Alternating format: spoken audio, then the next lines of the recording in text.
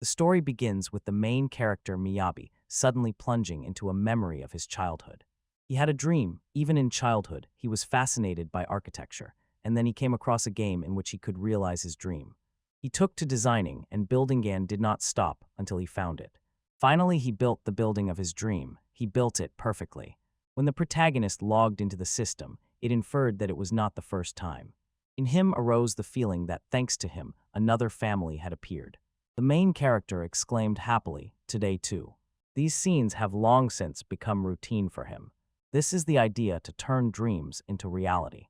Tell about the world of dreams. This VR world has become very popular in Japan, and even the most avid user will get real pleasure from its excitement. Battles are not everything. The possibilities of this world are not limited to fights. Here one can create objects and architectural structures. Artisans around the world were thrilled by the stunning freedom of action to which the main character devoted all his free time.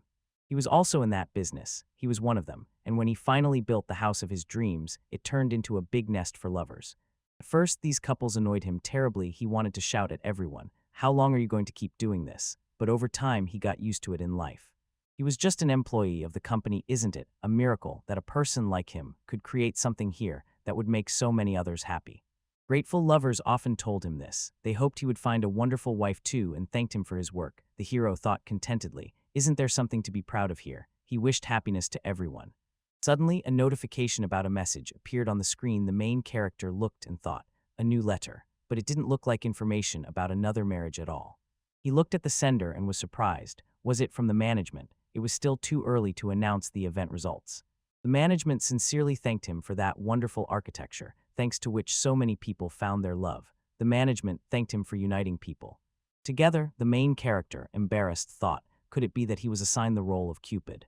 So is it normal when they praise him? The management wrote that they would like to invite him to a special server. As a sign of sincere gratitude, the main character froze in surprise a dedicated server. They needed his data, asked if he agreed. MC thought that if crafting was possible there, of course he agreed, and pressed the button that meant consent. And suddenly he felt as if he was falling somewhere. Soon he heard the voice of a girl who introduced herself as his goddess of love and wished him good luck.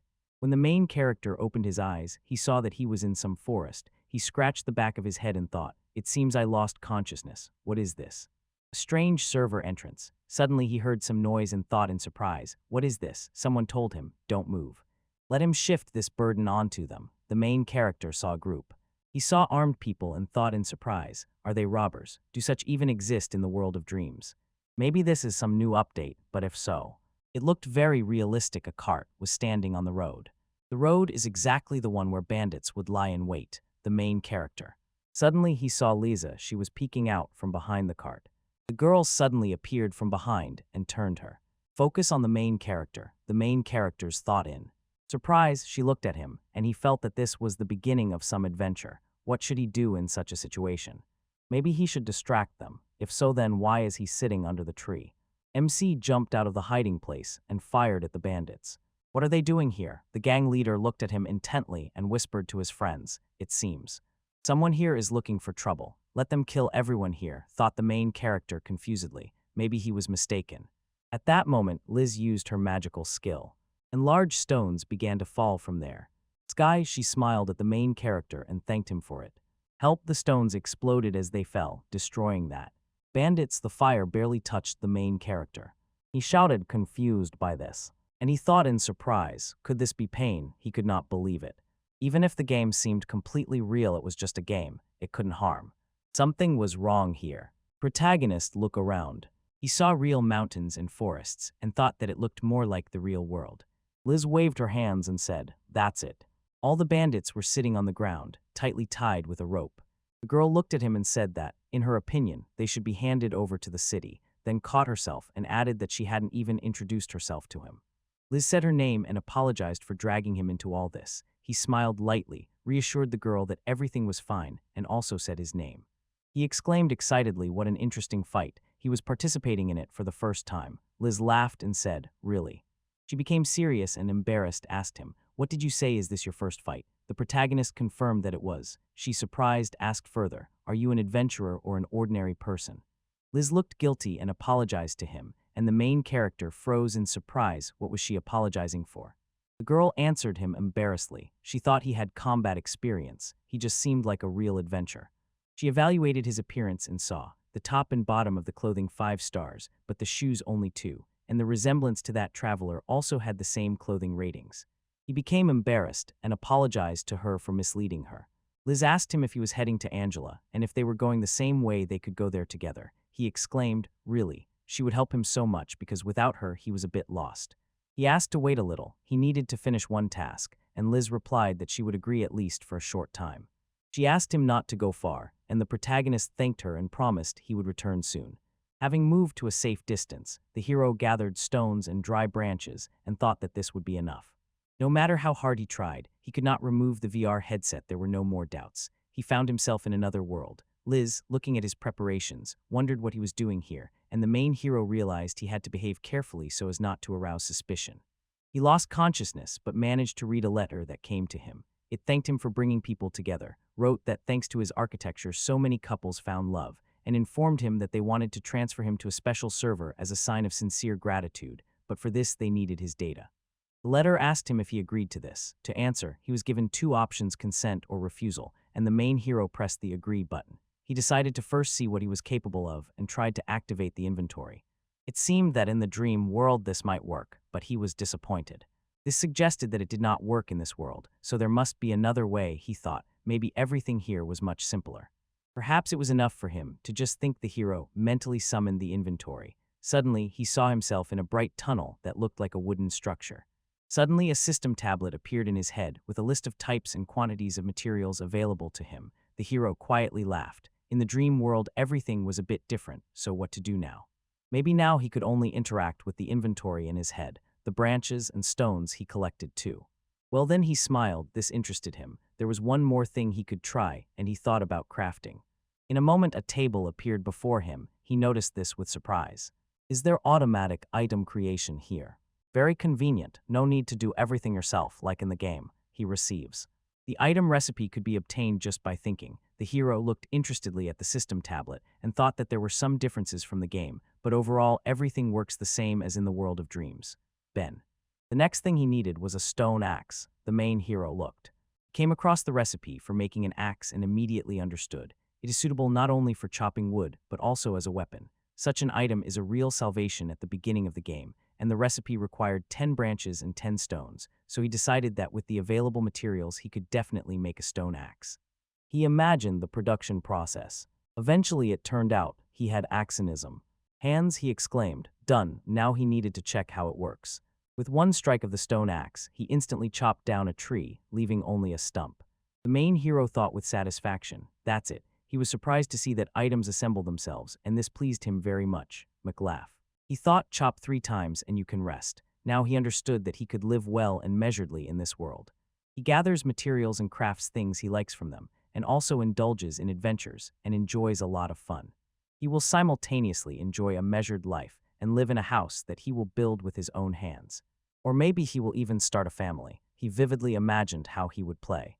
Finally, he will be able to play with his child. The main character exclaimed with joy. His dream will come true. Running to the place where he left Liz, he saw that she had already left, taking the criminals with her. He shouted to her and asked her to wait, but the girl replied that he was late and she would no longer wait. Suddenly she noticed something in his hands and exclaimed in surprise, "What is this stone axe? Why is he smiling like that?" The main character wanted to tell her everything.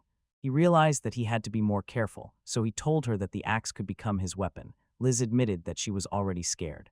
She noticed that he had nothing on him. Where did he get this? The main character thought that she was looking at him strangely. He told her that he just gathered branches and stones and made it. The girl again, with surprise, asked him, did it work? Does she understand that he is a craftsman? She knew that no one would go on a journey empty-handed, so he could use the inventory and everything else. The surprised main character asked her, can't she use the inventory? She replied that it was because she is a servant. One adventurer said that if he is engaged in such a business, he should at least hire one companion. The second replied that maybe he just doesn't have money for that, and Liz looked at them reproachfully.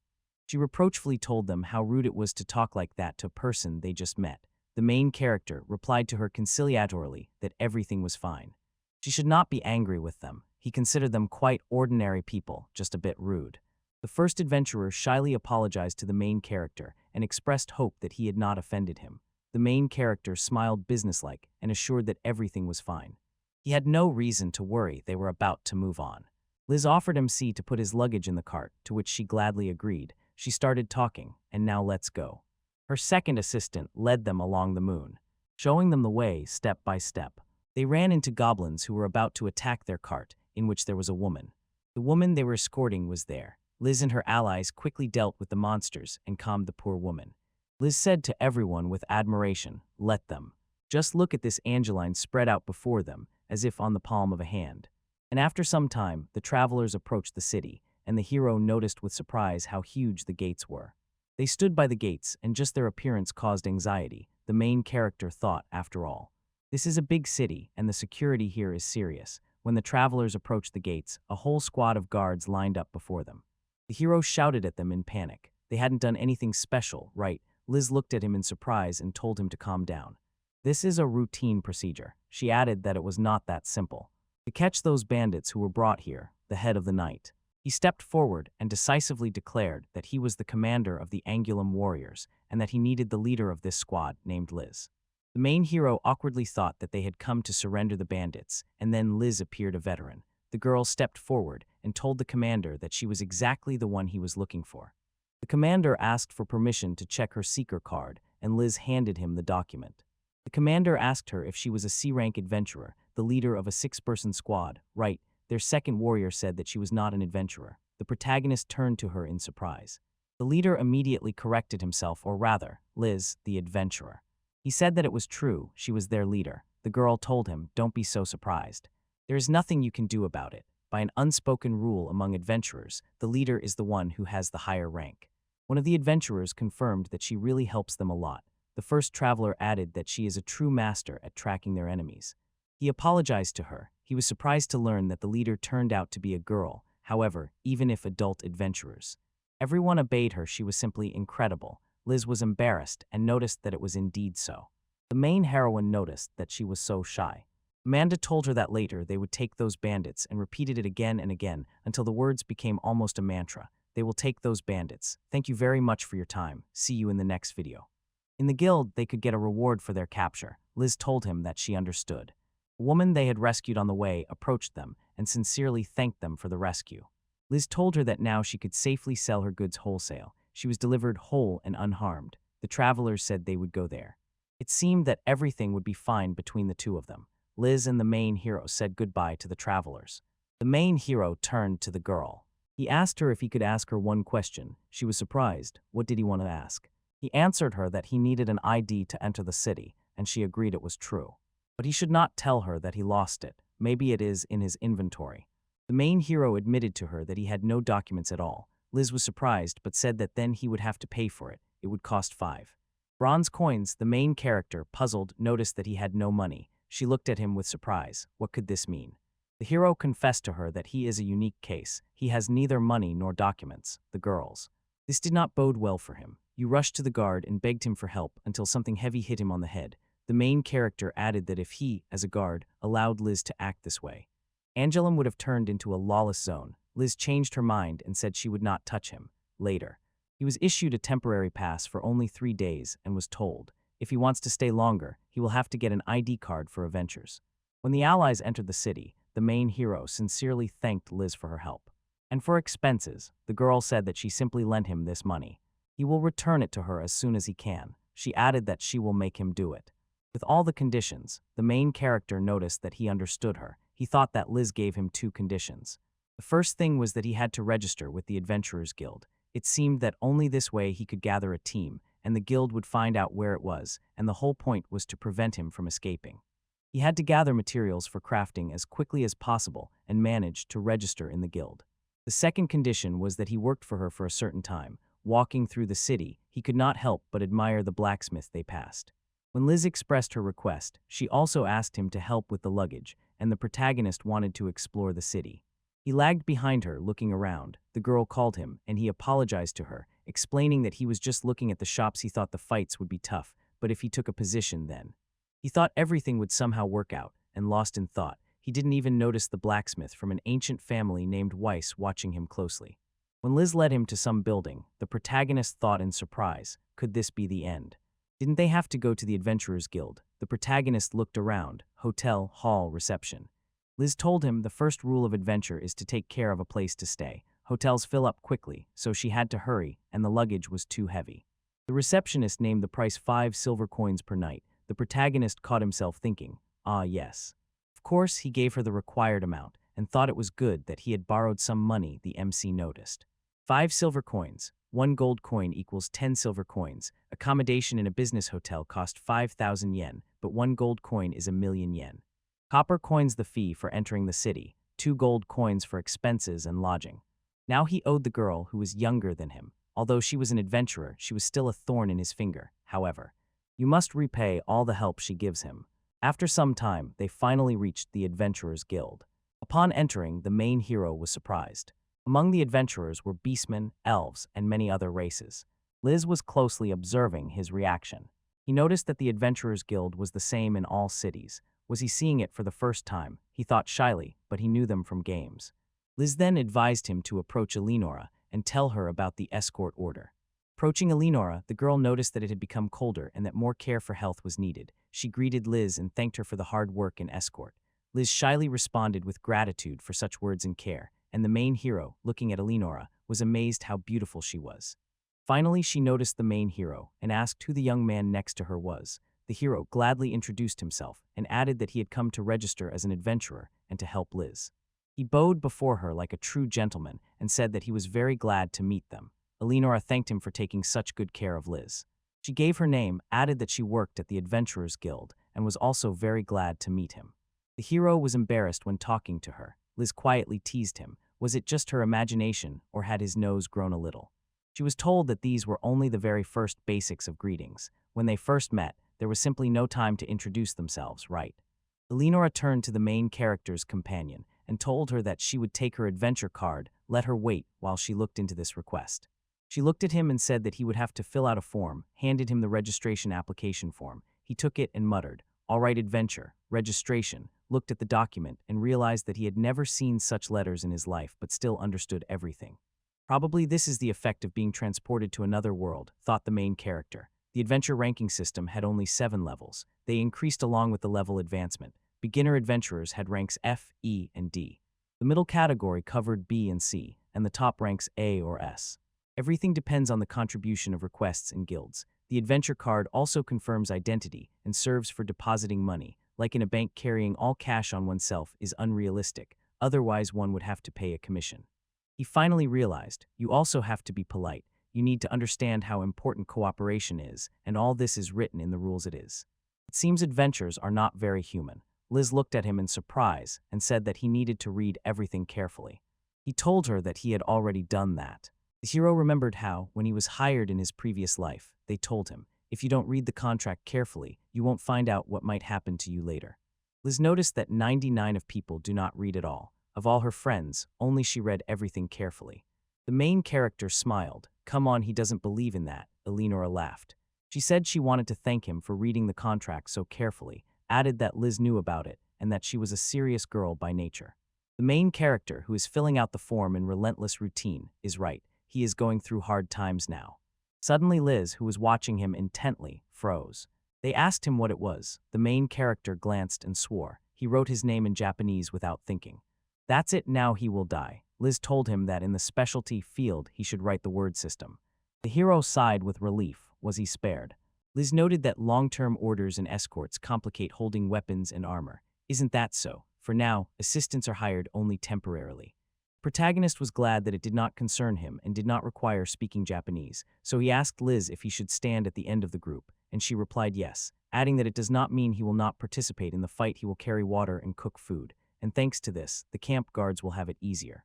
The hero asked her if it was too easy while everyone else was fighting. The girl objected, no, it is not. The longer the order, the more they will need it. Adventurers cannot do without their comfort zone, so help is simply necessary for them. The hero understood. His mission is to help others complete orders. Thanks to him, they will be able to relax, and this truly helps relieve work stress. He said she understood everything, and then he will register as an assistant. Liz said that was all she wanted to talk about today. She added that she had handed the documents to Ellen so she could join the group and he will be able to do the rest. She was too tired after this escort task, so she would go to sleep. The girl apologized to him for not being able to be nearby. The main character assured her that everything was fine. He also has. He has his own matters. She smiled and said that then he needs to try harder. Eleonora handed him the adventure card. She asked if he had a temporary permit. The main character asked her to wait a second. He activated the inventory and laughed. He handed the girl the temporary permit. She was surprised to see it. That he really was a craftsman, the main character. Smiling, for an artist, it was strange to register as an adventurer, wasn't it? Eleonora laughed, and noticing. You could say that, she added. Many people are registered in trade and production guilds. For example, the Adventurers Guild deals with escorting or hunting monsters, and usually unites swordsmen and mages. The Trade Guild is responsible for the distribution of goods and land management, mostly merchants. The Production Guild deals with manufacturing goods, architecture, construction, and road repair, and includes blacksmiths and craftsmen, which made the main character think with surprise. So there is a Production Guild here. Meanwhile, Eleonora continued speaking. It's not only about that they are often not accepted because they are physically not very strong, and the main character thought that sounded not very encouraging, but he would manage. The girl said that recently members of the Production Guild have increasingly taken on escort orders, and she hoped everything would be fine. Eleonora asked him, didn't he know that time doesn't pass in the inventory? The protagonist straightened up in surprise. What? He can make monsters drop priceless parts into the inventory, and this easily raises their purchase price, so don't forget about this when collecting. The hero thought the inventory will greatly ease his life. He won't have to worry about the condition. The materials were safe, and fresh meat will always find a buyer among adventurers, so the inspired hero replied to Eleonora that he would try and do everything to repay Liz as soon as possible. To start crafting, he first needs to gather materials. Now he can kill 2 birds with 1 stone, much better than wandering around the crafting guild, where he is unlikely to get anything. Better to spend some time in the Adventurers Guild. He asked Eleonora where he could get more materials, and the girl replied that the Eastern District is relatively safe. The hero thought he would work even without orders. After he prepared the materials on site, Eleonora showed him, and he returned to the city. And here he was surprised he couldn't to understand where his tavern was located. The main hero found himself among absolutely identical houses and was completely confused. Where everything was, he shouted desperately how many times he had already walked this street. Wherever he went, it was all the same. This is even too much for an ordinary Japanese man, the main hero muttered. He relaxed because he was with Liz. What was the name of that tavern? The hero noticed that the sun was already setting. Probably. Liz was worried. Suddenly a girl appeared in his path, and he was surprised. Guys, are you thinking about Swamin? MC glanced at the sword on her belt and immediately decided she is an adventurer. He turned sharply but saw no one. The hero thought, maybe ask her for help. He did not have. He had no special choice, so he approached Mel and asked her to show him how to get to the tavern. She pointed in a certain direction and said the tavern was right there. The protagonist remained confused. He had not yet said which hotel he was staying at, and she was not talking about her own hotel. Was that really so? Mel looked at him in surprise, and the protagonist noticed. She seemed puzzled what was with that expression on her face. Maybe he shouldn't have asked. After he muttered that he had no one to rely on except her right now, the protagonist apologized to her for scaring her. He added that he wasn't some weird rogue. Here was his adventurer card. Mel looked at his card and chuckled in surprise. An adventurer, then, Mel took it off. It's not a joke. I'm sorry. She told him that she was also a traveler, and the main character exclaimed, what a coincidence, when he looked at her card. His astonishment knew no bounds. Mel is a rank B adventurer. That little girl was of higher rank than Liz. Could it really be so? Really that strong? The main character looked at her attentively. Mel looked like a child with a naive gaze. He introduced himself to her and said that he was an F rank. Turned out that he was currently a lost traveler. The girl gave her name and said she would help him. The main character thanked her with a smile. He considered it true, of course, but when it was said so directly, it hurt him. Mel asked him to indicate exactly what he needed. The main character answered her after thinking a little. He recalled that he was near the East Gate, but he could not remember a small detail.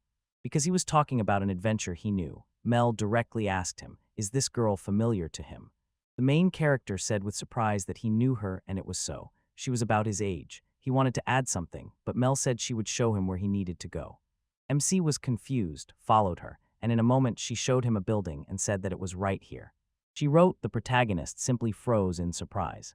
She even exclaimed in surprise, this is simply incredible, but how did she figure it out? Mel said she just thought a little. She added an inn where girls can safely stay. There is no other place near the East Gate. Since alcohol is prohibited, even low ranks can safely stay. The person who is in the right place is the person who is in the right place.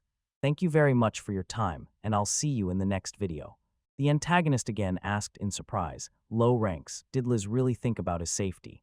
He told her that in any case, he was very grateful to her. She simply saved him.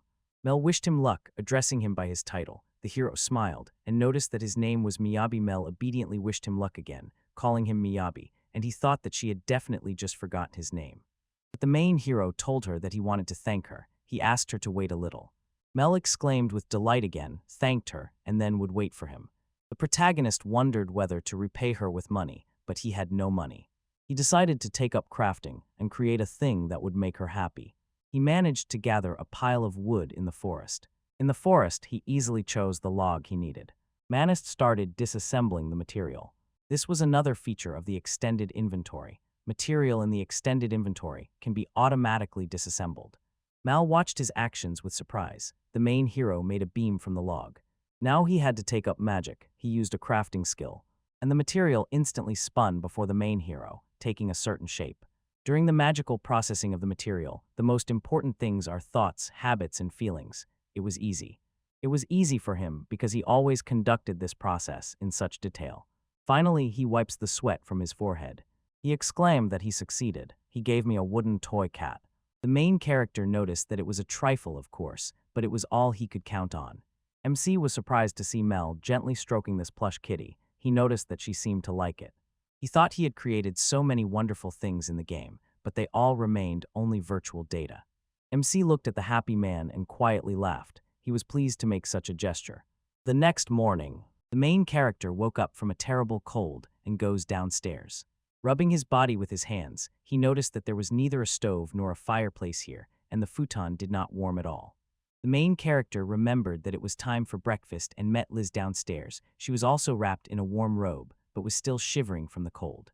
Turning back to the table a little later, he sincerely apologized to her for making her wait. While serving her food, he noted that she should be careful. The food was very hot, and when it touched her hands, he exclaimed in surprise, "Why were her hands so cold?" She told him that she was just quickly cold. The main character even felt a little sorry for her. Having tasted the hot dish, Liz sighed loudly and noticed that it was still better than that morning when they received the request for escort. She didn't even have time to eat. She added that there is not even a cold wind blowing here. There are days when she is so cold that she cannot even sleep. The protagonist smiled, but with sympathy can imagine what it is like. He noted that an extra blanket would definitely make her happy. She said that if he gave her his blanket, she would pay him 1 silver coin per night. The main character muttered that he would consider it robbery. Liz smiled and said that when he encounters a rainy morning, he will speak differently. Many complain that they cannot sleep because of the cold. The hero replied that he gladly believes her and suggested she look at the applications for accompaniment. The girl agreed to his proposal, and soon they reached the guild. The main character, seeing a large board with letters, asked in surprise what it was, and she replied that it was a bulletin board. Requests to the Guild of Adventures are also published here, so even orders from D-rank can be found. He told her that now he understood everything. The main character noticed how the secretary was posting new announcements on a separate board, while adventurers were peeking at her from around the corner. As soon as the secretary left, they rushed to the board in a crowd, pushing each other. The main character asked. Liz, stunned and surprised, whispered, "What is this?" The girl explained to him that this was a board with EF rank orders, and everyone was fighting for the best paid orders. The protagonist looked puzzled at the fallen man, lying near the board abandoned and left on the floor. Once getting up, the adventurer glanced at the empty board and passed by the protagonist, sighing that even the extra orders were taken, and the protagonist thought in surprise, "Wow, so this is what it's like to be an adventurer without a team. Does this mean he will become the same someday?" He looked at his companion and mentally begged her not to leave him. Meanwhile, Liz noticed with regret that this was terrible. Now all the application forms were mixed up, and it was impossible to figure out what was required of them.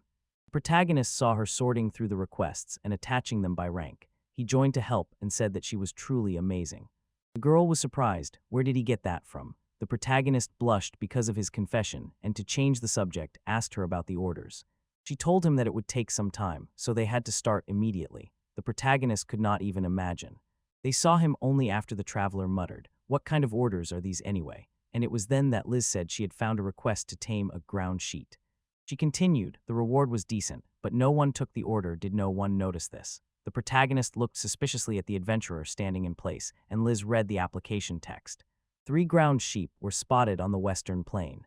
Several accidents occurred on the roads because of them. The people who turned to them asked to figure it out as soon as possible. She understood what it was about, and the main character, noticing her pensiveness and depression, asked if everything was all right. The task did not seem difficult, and she replied that everything was fine, just a little depressed. It would pass and he should not worry. The main character asked her, "This is free, right?" She thought and noted to herself that it was indeed so. When they arrived at the district, a traveler was standing nearby who came to place his order. The main character noticed how Liz suddenly looked at him, unfriendly again. The test suddenly flashed in his mind. Liz, a fan of Eleonora, Liz turned to him and irritably told him not to say that out loud, suddenly as if. When she was about to explode, she pressed her hands to his chest and calmed down. She quickly began to say that she was not a fan or something like that. And she lacked nothing in her. She means that it does not matter what she is wearing. She always looks mature and composed. Her hair smells so nice that it is a pleasure to talk to her. She did not mean anything like that at all. She just cannot help admiring her when her hair flows in the wind. She also said that she wants her to always be with her. The main character replied in surprise that it sounds like the wish of some middle-aged man. The girl exclaimed that it was not true. She just wants to be her younger sister, whom a caring older sister always sees off, and the main character said that it was quite disturbing. At that moment it was their turn. They approached the counter. Liz greeted Eleonora and, having placed the order, asked if she could take it. Eleonora whispered, "Finally, they have come." While taking the order, she wondered what was written there. Having read the statement, Eleanor asked again in surprise, "A campaign against ground sheep. This order will turn out to be quite labor-intensive. It will not be easy for them. They put a seal on it, didn't they?" The guild employee noted that, in her opinion, they themselves knew about it, but the reward for the order was increased because previously C-rank adventurers had already failed to deal with them. The girl warned them, "Be careful with the ground sheep." She added that this was not such a harmless request as it might have seemed. The protagonist listened to her with surprise. Or he returned to him and said that this was his first task, so let him try there. The protagonist replied to her that he would. He put her down. She smiled and said she hoped nothing would happen to them, wished them luck. The protagonist recalled Liz's words about how she wanted Eleanor to be by her side, so this is exactly what his ally was talking about. Now he understood her. When Eleonora gave him kind words and a smile, he was filled with inspiration and felt an incredible lightness in his soul. Liz irritably noticed that he was so calm in front of her idol, although he was completely unable to talk to people. She looked at his back and muttered, "Yes, in his soul he is 30. The protagonist chuckled upon hearing this. After all, he really was like that. At the end, the allies began to make a plan to fulfill the request. Rushing across the western plains, they sat down by a stream to rest a little, and Liz noticed that although he was a craftsman, he had real strength. They were coming from Angela Smith herself, and he was not tired at all. He caught her by surprise. The hero was surprised to realize that he was not tired at all. He told the girl that it was all because of his skill. The main hero could increase physical strength and remove fatigue, and there was nothing strange about it because he had worked on it for a long time. Liz exclaimed in surprise, "Wow, you won't find such mages with his skills," she continued. The girl admitted to him that making mages physically stronger than those who stood in the front rows was even harder. She did not say that she wanted to take a day off or anything like that. Sometimes she envied the adventures that others were capable of, but mostly she had come to terms with it. The hero, turning his face to the sun, noted that breaks were important for the safety of their journey, and Liz objected she was not tired at all. Now she understood those who wanted to finish everything as quickly as possible, and added that the city gates would close as soon as the sun set. Returning to that time would not be possible. They would have to spend the night in the camp, the hero thought gloomily. He often stayed late at work, and because of that missed the very last trains. He remembered how he had to walk home on foot. It was hard. Yesterday, that was his everyday life. He was so happy to be here. He cried and thanked everyone involved for sending him here. Of course, there are downsides, but at least there are no complaints from stupid clients. An annoying boss, his colleague, was a sweet girl, and he felt much lighter at heart. This is exactly the kind of healing people are looking for now. He shuddered when Liz tried to shout to him. She said they were already here. There was a sheep on the ground, and he tensed with surprise and exclaimed, "Where is it?" So that he would follow her, they approached the grass. There stood a ground sheep, calmly chewing grass, the protagonist. He, embarrassed, asked his ally, "What the hell is this? This earth sheep looks like a deer." Liz shouted that it was a deer and he was an idiot, the sheep was. Standing right behind the deer. The animal, sensing something was wrong, stamped its hoof and rushed to flee from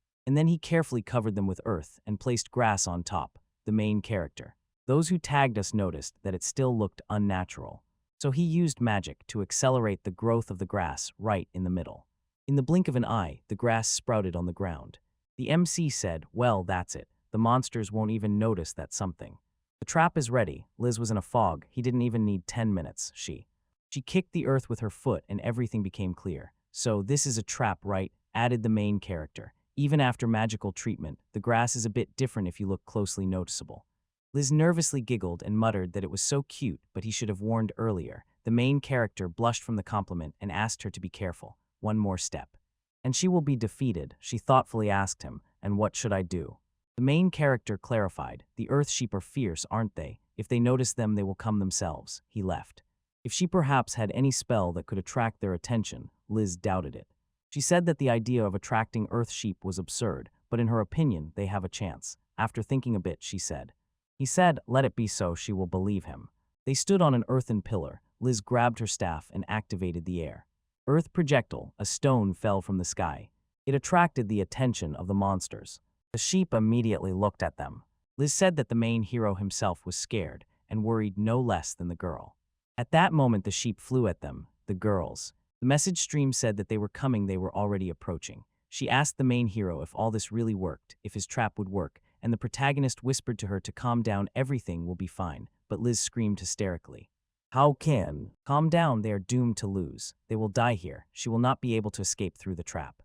The monsters approached them, and the girls screamed. She turned to all the gods and asked their forgiveness for having gotten involved with this main hero. Let them somehow help her, show. Allies screamed in fear and closed their eyes. Opening them, they saw that man was lying at the bottom of the trap. The heroine rejoiced and asked him to be silent. They will not fall, as if noticing nothing. Other sheep are also going to attack them, Liz asked the main hero fearfully, because the sheep did not know about the whole matter. They could, although it is impossible, right? The protagonist and he answered her with a smile, simple design, but where? The deeper the pit, the worse for the enemies, and everything else is just a show. The sheep suffered the same fate. They also ended up in the trap. The main hero looked at the monsters and said, "After all, they fell from such eyes. At such a height, they definitely could not act." Liz was trembling with fear. The hero told her that the sheep fell from such a height that now they are dead. She definitely will not be able to fight. When she looked at the monsters, it puzzled her. It can't be, this is just incredible. Thoughts swarmed in her head. Could he have dealt with these monsters so easily? Usually even one of them required a lot of effort. Time, where does he get such incredible crafting skills? The girl looked at him intently and thought, who is he? While she was thinking, he descended. Liz followed him, exclaimed the main hero. He was glad to see that she came down unharmed. She sharply cut him off. This is not at all what should be paid attention to. The girl said she needed to tell him something important. Maybe she should ask him something. Was he surprised? Something important. The hero jokingly noted that they had known each other for only 2 days, and Liz indignantly objected. This is not a confession of love. They wanted to tell him that those pits were no longer needed. Liz said she would go first, and that it's time to teach these worthless monsters a lesson. The girl grabbed her staff and activated the ice spike. The main hero was stunned to notice that he was getting bigger and bigger. The girl considered her opponent a wounded animal and thought simpler magic would be enough. Liz told him that was not the case. The earth sheep turned out to be incredibly resilient. She wanted to finish them off with one shot to avoid damaging the material. For this, it was better to enhance her power using. With a magical charge and a shout, she thrust the ice spear into the monster. Liz Grant noticed that this was indeed the end. She added that it was funny she had never before had to deliver the decisive blow so easily. The main character sincerely praised her for the work. The girl grabbed her head and started talking. Her head couldn't keep up with what was happening. The main character responded to her. Mastery is when you need to correctly apply your skills. She said that his skills were too strange. Meanwhile, the main character activated the inventory and transferred the monsters there. His ally froze in amazement. Did she see everything correctly? Did he really just put them into the inventory? The hero wisely decided you need to carry materials from monsters with you, right? The girl nodded in agreement, noting that it seemed like sabotage, but still He was stunned. He stuffed so much earth into his inventory. How did those huge earth sheep manage to fit in there? The heroine exclaimed in surprise. She herself had told him that materials could be carried in the inventory. She did not argue with that. She was tormented by the question of where he got such a huge supply. It seemed that her brain was about to explode. the main character suggested she take a break and handed her bread. Liz bit into it and said, with satisfaction shining on her face. She was so happy to be able to eat warm bread. The main character noticed that because of this he was very happy. How good it is that he bought it in advance and put it into long-term storage. These supplies turned out to be incredibly useful. The girl asked him how much more he could fit into the inventory, and the hero laughed and noticed that she seemed to like talking about the inventory. He added that he didn't know exactly how much space there was, but he thought that about one was occupied. Now Liz was shocked. So it was 99 empty. What could it be? Maybe she missed something. He whispered to her that the concept of level was a fiction, and the protagonist thoughtfully said that as soon as he used the skill, the inventory would expand by itself. For example, if he added something to the inventory every day, it would become bigger. He thought that in the dream world they naturally increased. In that VR world, you could make your inventory truly huge. Many considered it some kind of cheat. But for serious masters, it was a usual thing. Liz, the main heroine, giggled in surprise. The antagonist asked her what that meant. She replied to him that she was just thinking. In her imagination, craftsmen looked a little different. The girl.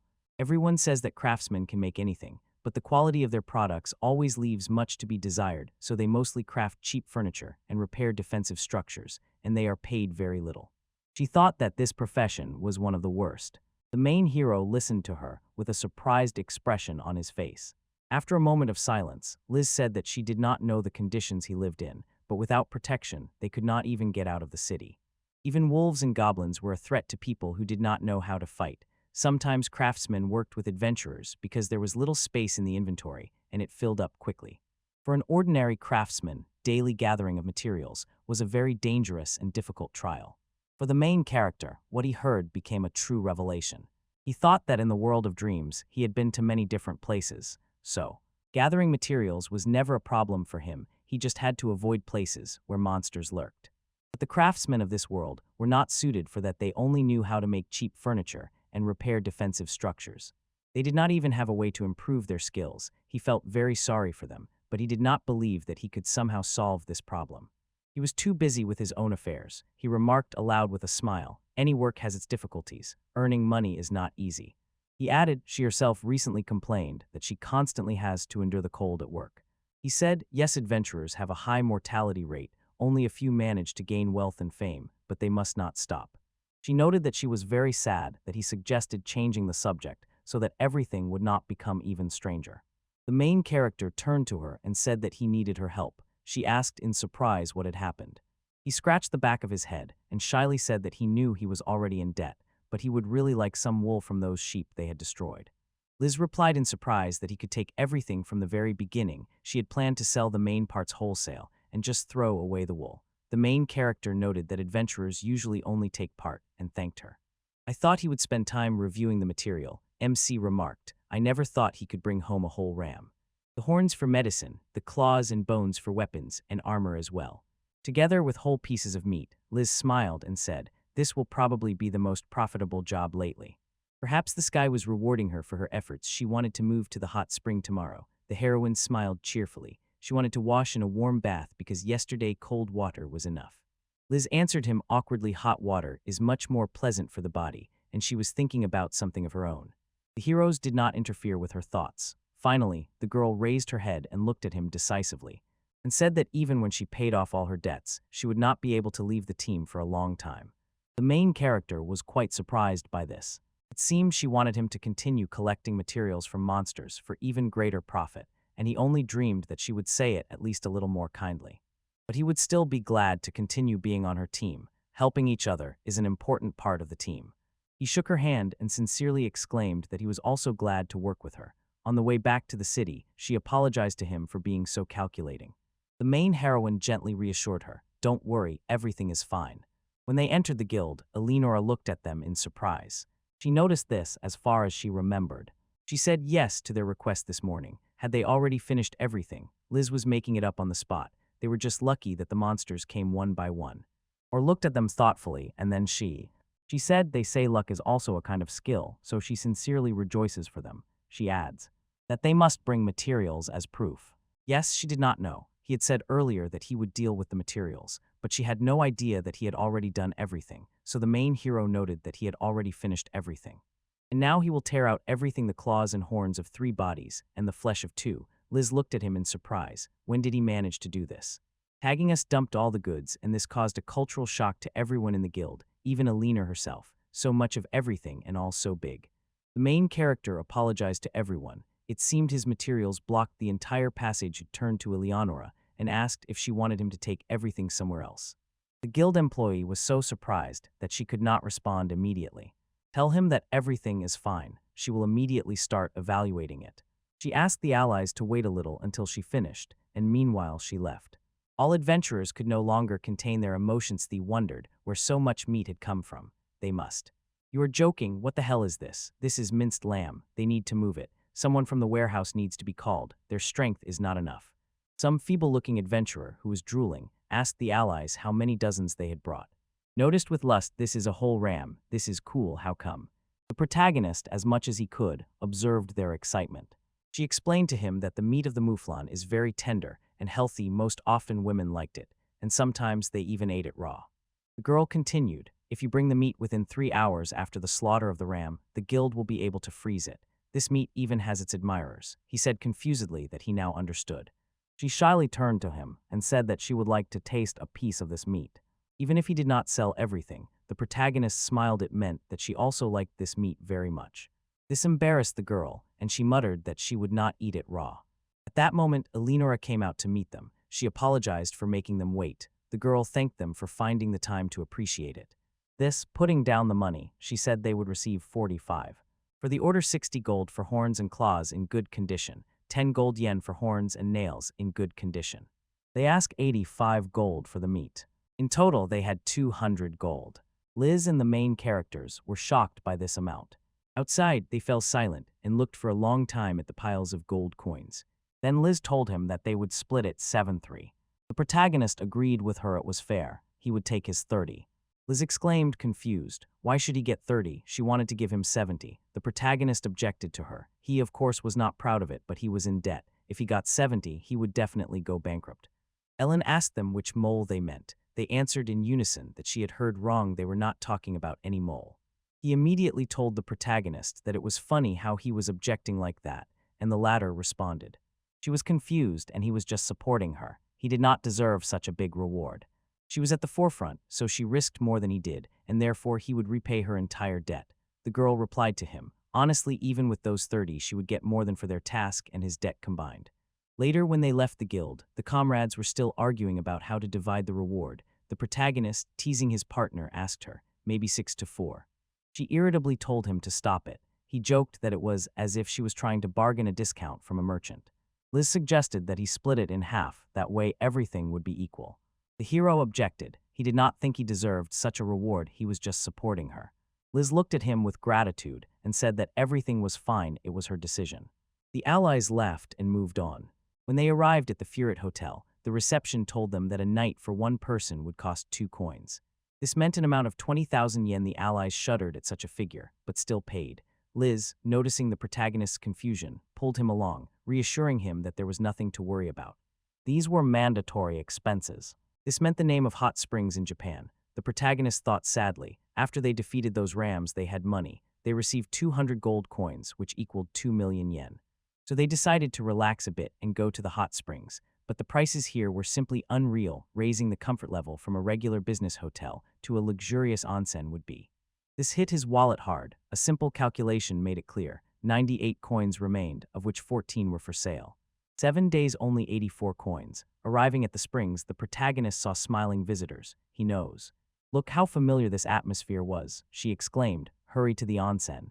But suddenly he decided it was better to go to the store for groceries. Does she need anything? She was surprised. What about the hot springs? She didn't want anything, but the protagonist did not let her refuse so easily. All right, she could stay and immerse herself in the warm water. Liz, hiding her joy at his offer, agreed. The protagonist waved his hand and left. She thought in surprise how much energy he had. While he was walking, she really decided to treat herself to some warm water. Meanwhile, the main character realized that something had to be done. Such tasks as yesterday's happen rarely, and the life of an adventurer is very harsh. So he urgently needed to restore the most important thing for life, food. In it, he didn't even remember that sweet and sour sauce. Just salt would be enough. Showing the seller the amount of the purchase plan, he asked how much it would cost.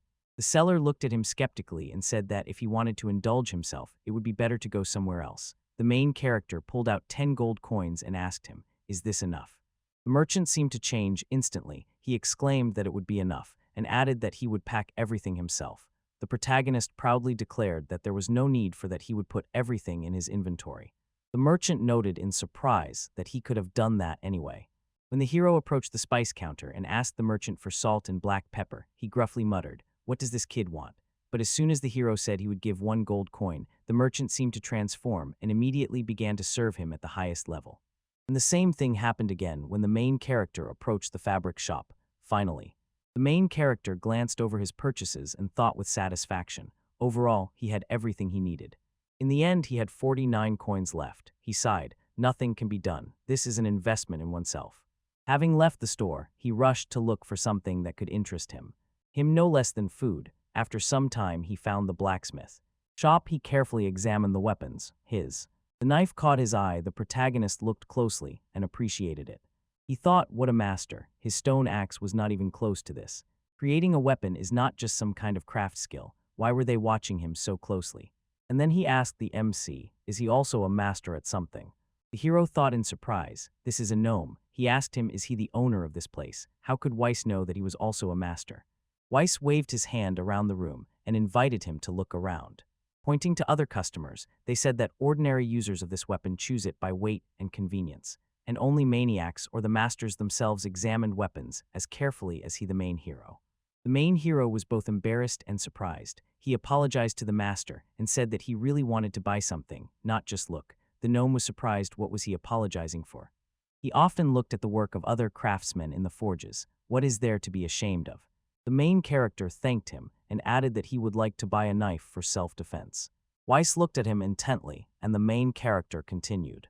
And also, could he sell him iron ore? Weiss asked in surprise, what is his name? MC introduced himself and added that he was not a sister craftsman. The gnome then thoughtfully noticed the traveling craftsman. After a short pause, the master addressed him and introduced himself Weiss, a hereditary blacksmith. He approached the main character because he passionately wanted to make a weapon that he truly liked. The master asked him to show what he had made before. Until recently, the hero was in shock, but he had nothing. For a moment, he felt that he did not want to create a weapon.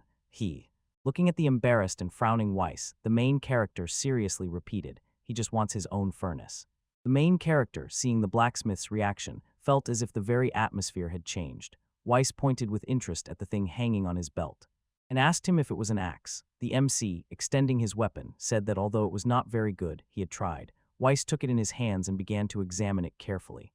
The main character, embarrassed, hoped to himself that the master would not drive him away for such work after all. He was a craftsman. Finally, the dwarf said that he was interested and called the main character to follow him. While the blacksmith led him, the main character did not take his eyes off the other blacksmiths who were working. Their work was simply boiling in their hands. Finally, they said, "Why, here it is." The main character saw many bucklers. He received all the necessary material and, stunned, exclaimed, "Is that all, or not?" The blacksmith noticed. Was he surprised? The hero admitted that it was the first time he had seen so much iron ore, and thought, in games you don't see real things. He said, all right, took 1 box of ore, and added that this should be more than enough. He asked him, how much does all this junk cost? This will cost him dearly. The blacksmith laughed loudly and remarked that he did not expect that someone who makes axes from stone would have money. And mentioning the adventurer is unnecessary. He already understands that they have no money. The hero, of course, was not against saving money, but did not want to offend the blacksmith, so he insisted that he would pay, and the blacksmith reassured him, don't worry and don't refuse while they are offering. He looked piercingly at the hero and added that if he makes a weapon from this ore, he must definitely show it to him. He is curious about what will come of it. The main hero thought, first I will work on the furnace, but how do I tell the master this? Finally, after thinking a little, the main hero answered him. He is confident it will not take much time. He will create a weapon that he will not be ashamed to show him. The hero decided to make the best knife for him.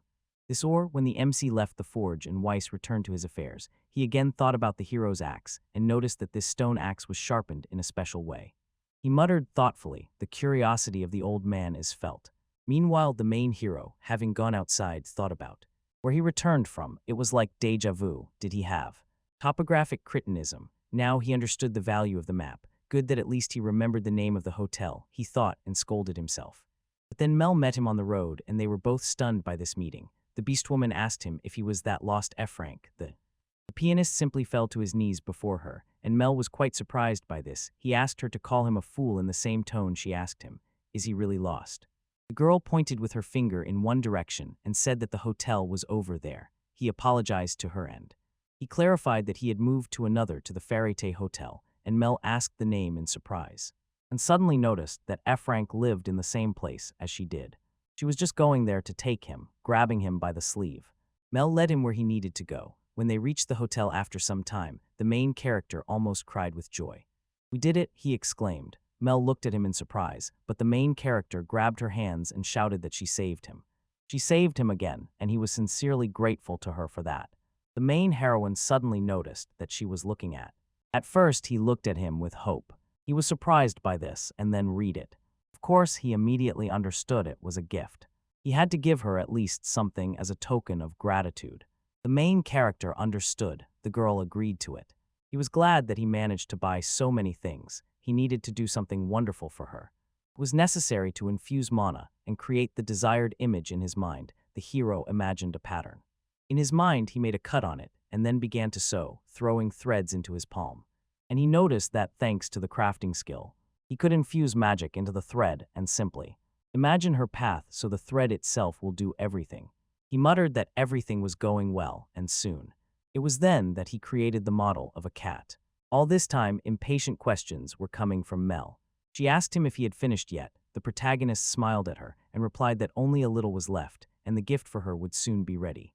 All present watched his work with interest, noting that only craftsmen were capable of such. In his imagination, he had grown up in this world.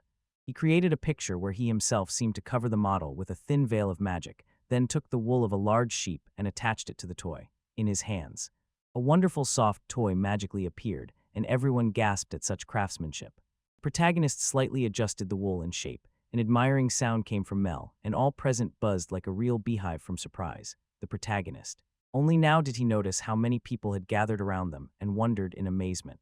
When did they become so many? They competed with each other to ask him if he was a tailor by any chance. He did it so well. The protagonist answered everyone that he was not a tailor by permission. Without hesitation, he crouched before Mel, handed her the toy, and thanked her once again for escorting him to the hotel. The beast woman pressed the gift to herself with trembling hands and thanked the protagonist in a shaky voice, addressing him by name. At first, the protagonist was surprised. At first she laughed, then with childlike spontaneity, replied that she did not remember, but now recalled his name Mel. The protagonist energetically clapped his hands, showing her that he liked it. He noticed. It seemed she really liked it. She carefully held the toy and gently stroked it, and the protagonist waved goodbye to her and hoped that Mel would not forget his name after this. At that moment, Liz called him. She was happy to see him again. The protagonist greeted her, and the girl asked him if He asked her in surprise if she had really been sitting in the hot springs all this time. She replied with a satisfied smile that yes, she had already been there 3 times. The girl added, smiling, that the springs were really too pleasant, and she smiled so tenderly, looking so beautiful and happy. The hero could not help but admire her, yet he pulled himself together. He should not fall in love with her, he just. Fool, the protagonist noticed that she somehow did not correspond to her age. Liz suggested that he also go there. He would.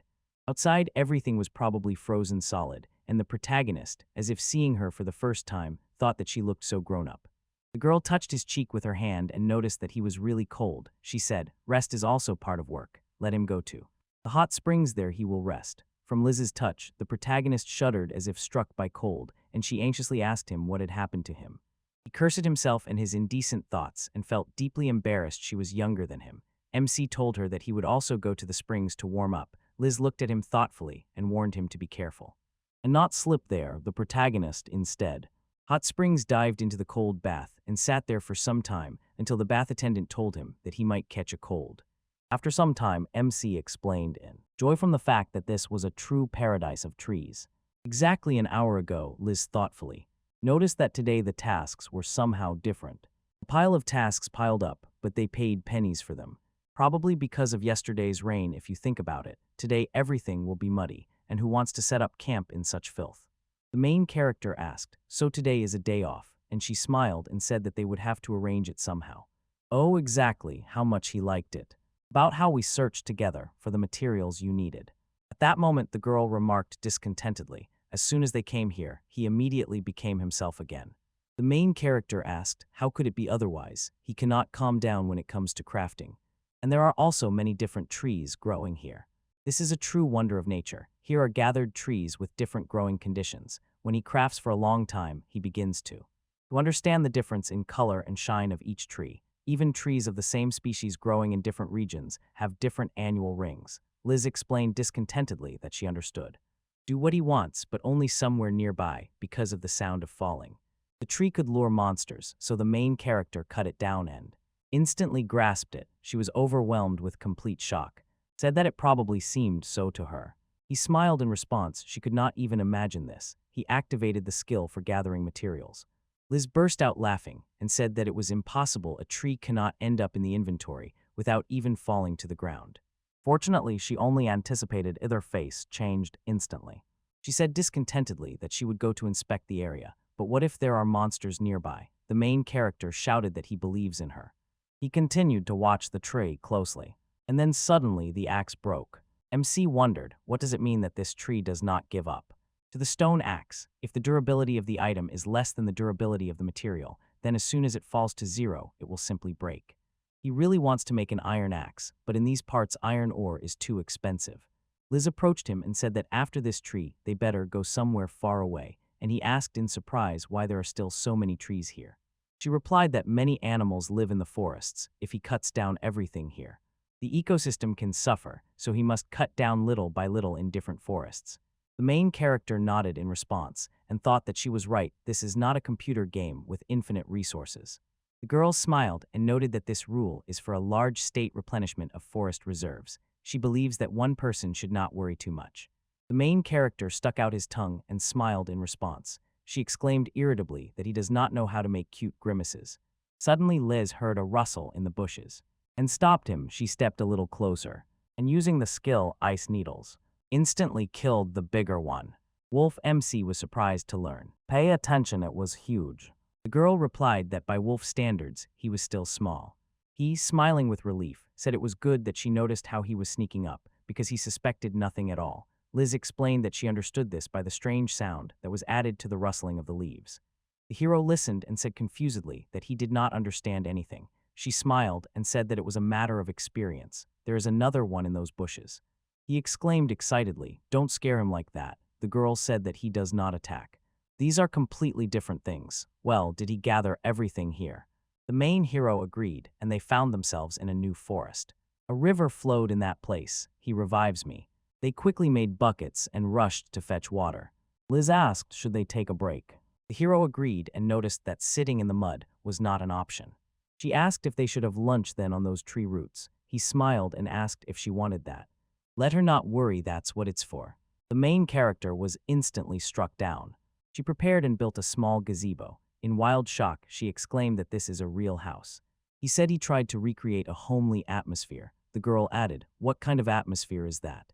She said this is a real house. Let him look around, there is untouched forest all around, and in the middle stands an exquisite house. Liz grabbed him with a sly smile and asked if he even understands what she is telling him. MC thought anxiously, yes, this is the real world. And why did he treat this so lightly? He brought a blanket and smiling, said it should help, otherwise she would catch a cold. She exclaimed irritably, that's not it. She had no idea that the craftsmen were completely senseless. She was upset about it, but the warm cushion on the chair somewhat softened the pain. It is so cozy here that she might not even notice the monsters. The protagonist replied that he does not want to die next to monsters, so she should be more careful. He realized that he could not sit like that any longer. It was time to start cooking. The main character made a stove and asked if only she could make a fire. Seeing Liz wrapped in a blanket and warming herself, he thought that he would have to try it himself. MC took a piece of wood and used it. The magical gift is fire. And then he thought that magic flows through these circles, which can grant any property, but an adverse effect may also arise. It all depends on the compatibility of material and properties. If you combine fire with wood, it will, of course, catch fire. He lit a piece of wood and placing it. He looked at the stove and remembered how he used to light it with matches, but now, it seemed, that was all over and he would have to stand in front of the stove and open the crafting scheme. Instantly, many system windows appeared in front of him. The person who was in charge of the operation was the person who was in charge of the operation. Instantly, many system windows appeared in front of him. The person who was in charge of the operation was the person who was in charge of the operation. Instantly, many system windows appeared in front of him. The person who was in charge of the operation. Instantly, many system windows appeared in front of him. The person who was in charge of the operation. Instantly, many system windows appeared in front of him. The person who was in charge of the operation. Instantly, many system windows appeared in front of him. The person who was in charge of the operation. Instantly, many system windows appeared in front of him. Instantly, many system windows appeared in front of him. Instantly, many system windows appeared in front of him. Instantly, many system windows appeared in front of him. Instantly, many system windows appeared in front of him. Instantly, many system windows appeared in front of him. Instantly, many system windows appeared in front of him. Instantly, many system windows appeared in front of him. Instantly, many system windows appeared in front of him. Instantly, many system windows appeared in front of him. Instantly, many system windows appeared in front of him. Instantly, many system windows appeared in front of him. Instantly, many system windows appeared in front of him. Instantly, many system windows appeared in front of him. Instantly, many system windows appeared in front of him. Thank you very much for joining us today, and thank you very much for joining us today, and thank you very much for joining us today, and thank you very much for joining us today. And thank you very much for joining us today, and thank you very much for joining us today, and thank you very much for joining us today, and thank you very much for joining us today. And thank you very much for joining us today, and thank you very much for joining us today, and thank you very much for joining us today, and thank you very much for joining us today. And thank you very much for joining us today, and thank you very much for joining us today, and thank you very much for joining us today, and thank you very much for joining us today. And thank you very much for joining us today.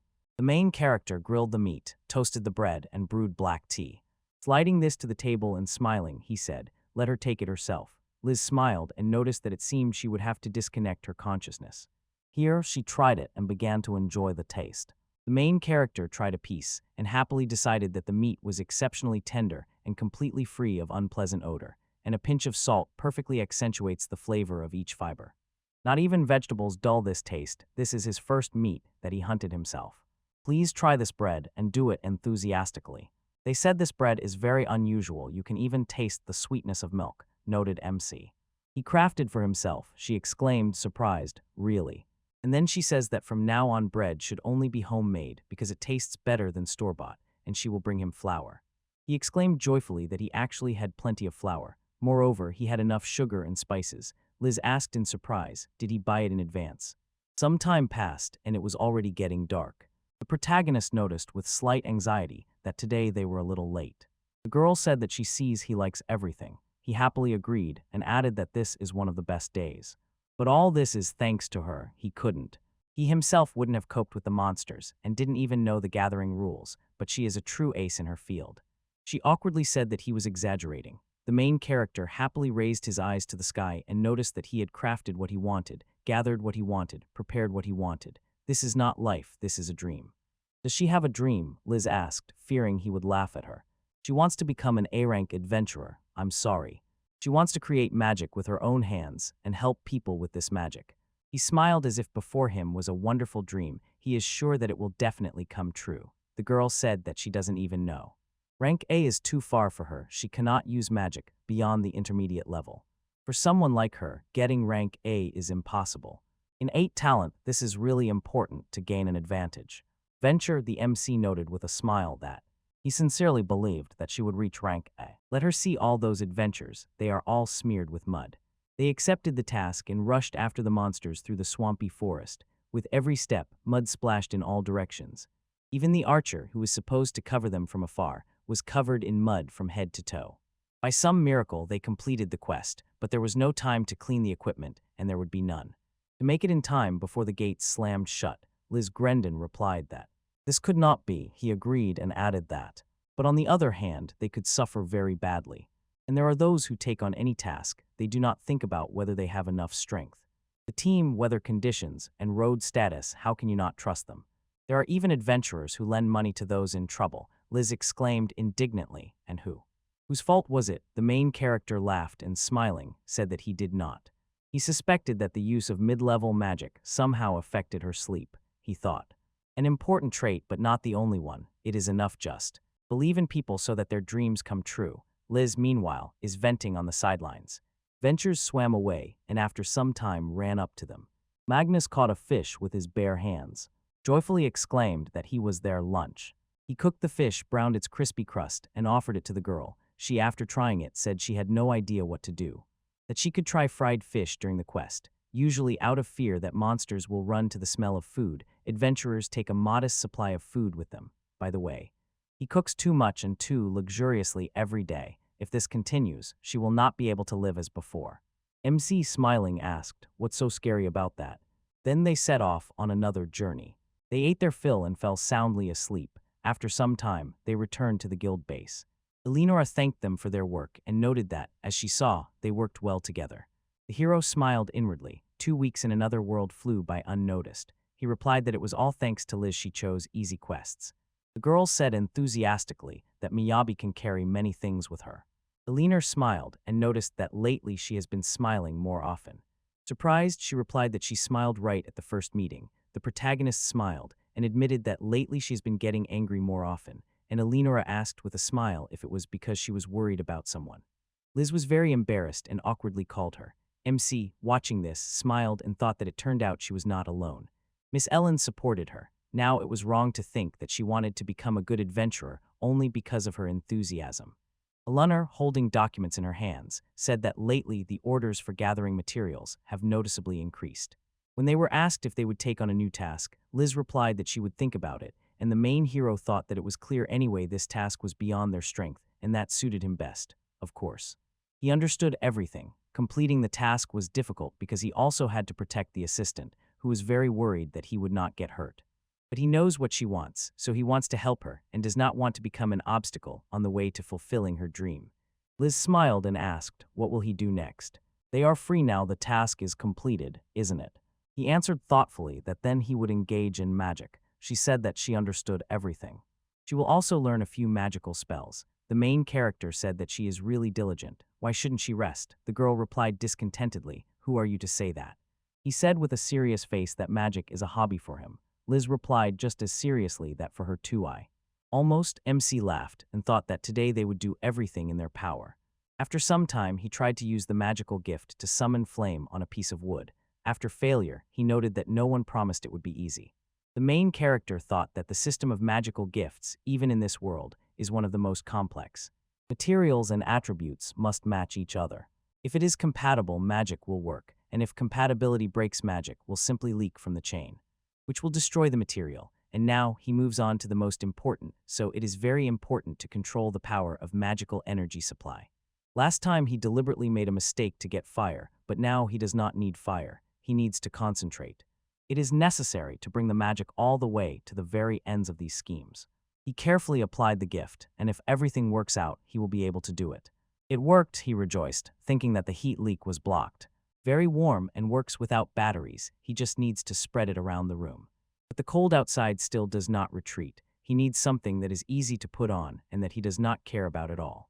Your fear during task execution, MC exclaimed cheerfully. Thermal underwear, a real body heater. He is a genius. He needs to show this to Liz as soon as possible. He approached her and asked to borrow her panties because he wanted to warm up. The girl waved him off with disgust. No, that's gross. The main character lay on the ground in despair and thought that getting her underwear was too difficult. He doesn't even wear underwear, but it would be better for him to put on a robe or any other clothes. Suddenly, a guard approached him and noticed that the gates were already closing. He went inside and thought that in such moments he always got lost, but not this time. After all, he learns from his mistakes. MC pulled out the city map and cheerfully thought, these are the eastern gates, the entrance should be here. He still needed to visit Mel. After some time, he met the girl herself and, smiling, said that he had been. It was not lost, so she should not be too surprised. The main character asked where she was going at such an hour. Maybe she had some mission, and the girl replied that she wanted to have. Her weapon was repaired. It was a bit dented. He took it and, a little embarrassed, asked him. The weapon barely held together. Durability was at 0, and magic was almost exhausted. Mel replied that it was unreliable magic. The protagonist asked confusedly how she could know that. He also wanted to repair his weapon, but he did not even know where to go. And then suddenly Weiss emitted a sound from the loudspeaker. The screen showed that she was at it again. He ordered her to bring the weapon before it completely broke. The man noticed him. Oh, this was the same one who had been here before. The main character introduced himself and admitted that he had not made a weapon for himself yet. He asked the master to look at his sword, and the master, frowning, asked were they acquainted. Malagrid hit her again, shouting that it was for the sword. Soon, already in the forge itself, Weiss said that he had a bunch of orders and she would have to wait. The girl replied that she wanted it right now. He noticed that she wanted a lot, he thinks. The crafting level increased. Will he now be able to use it? The material synthesis was completed. The main character was fully formed. Stunned, didn't Mr. Weiss himself want to ask him to restore it? No, he couldn't. The material could be lost. He enthusiastically noted that the sword was probably made of expensive material. Why did they take such a risk? The protagonist nervously thought that he didn't want to cause inconvenience. Imagine that he might never have such a unique opportunity again, and true craftsmanship is the ability to control magical energy. Everything is fine. Her sword wears out quickly, but she has money for a new one. He gladly asked if she would allow him to repair her sword. Mel, with a calm face, asked what he wanted as a gift. The blacksmith pointed to the dragon's fang and said that this was exactly what her sword was made of. Let him show him what he is capable of. The main character thought excitedly that this was real psychological pressure. He took the sword and thought, the algorithm resembles a magical gift. His hero ran the fang along the blade, when suddenly a pattern played on the blade, and he thought in surprise that the patterns had opened. The mating was successful. Now he needs to. He needs to push magic through dents and scratches. Unlike a magical gift, here he also has to tame magic in the materials. That's the whole difficulty, Weiss. Looking at this, someone noted that he should not forget to breathe. At least he should speak a little. If he manages to synthesize her sword, he will give a few dragon teeth. MC replied with a smile that it was very kind of him. Mel wished him luck and said that they should just move forward. After some time, he finished repairing the weapon, the black one. Maximit handed the sword to the girl and asked, "So how?" The protagonist, with a tired look, said that it needed to be inspected first before judging the sword. He gave 100 times more than he planned. And the deputy agreed and said that, overall, synthesis from quality material is not the craftsman's business. He replied that he had said so. Masters in this matter are much more experienced. The man laughed. Having given the fangs, he said that this was exactly what he promised. The main character exclaimed excitedly that he could not take them. There were too many fangs, and he had already spent one fang on the sword. Weiss said with a smile, usually 4 fangs are needed for this sword. After some time, the main character returned to Liz. He went to sleep and said that he was very tired today. In the morning they went outside, and he felt that his whole body ached. She replied that of course because he had fallen asleep right in the corridor, and then they approached the task board and began choosing a mission. The girl grabbed a sheet of paper and asked if he liked it. The main character thought that she was gathering materials again. He pointed to another sheet and asked what she thought about it. It was a task to explore Jasper's forest. Liz asked excitedly, "Is this an exploration?" These tasks can affect the positions of other tasks, and honestly, she had never taken on anything like this before. She thinks it's still too early for them. What if some dangerous monster suddenly appears? MC smiled and asked, "Is it all because of him?" Seeing her expression, he thought that it was indeed so. They said that during the task with that big sheep. She was always very cautious and ready for anything. At least everything ended well. Maybe that's why he is very skilled at gathering missions. But there are many bonuses from these missions. He smiled and thought that this is definitely true. The heroine said joyfully, "But if she wants to get a rank, wouldn't it be better for her to gain more experience? Does she remember that Eleonora said so?" If a monster appears during reconnaissance, just burrow underground and hide. It was a mole in a past life. Liz replied that if he says so, they can try, but warned him that it might be dangerous. The main character explained with a smile that it will definitely be difficult. She accepted the mission with a smile and said that she relied on him. Eleonora, having glanced over the task, asked, "Isn't this her first expedition?" Liz smiled and added that maybe they should try something new. The girl asked excitedly, "Did something happen?" And Eleonora replied that the team that went there has not returned yet. After some time, they arrived. "I live right in this place, MC. Around, pay attention." Surprisingly, it was completely calm here. Half a day passed and they did not encounter a single monster. Liz replied that it was strange. "In this forest, I did not meet anyone. It is home to a rich ecosystem, full of life. It's spread to the northeast of Angel. Some monsters live here, usually this forest. Once this place was passionately loved by adventurers. They came here to gather medicinal herbs, but after the disappearance of that group, entering here was forbidden. Monsters and humans are natural enemies. What does he think will happen if humans disappear from their environment?" They replied that, of course, their numbers would increase. Liz said she understood everything. They reproduce faster and run faster. They came from neighboring forests. There should be many of them here. That is exactly why this quest arose. Research quest in the Emerald Forest. Packs of Gala wolves suddenly appeared in the Crayon Meadows. Their main home is usually the Emerald Forest, and this quest was created to find out if some ecological disaster had occurred in the forest. Protagonists noticed monsters actively flee even from places where they could live well. Can't we just take this into account and remember it? She smiled and agreed, then asked, didn't he want her to get rank A later? For some time, they rented a room. The innkeeper said they would have to pay 5 silver coins for breakfast. Not included, MC lie down on the bed and they happily noticed that they had worked well. He thought that there was nothing strange about that piece of wood they took from there. All the ones they saw were small animals.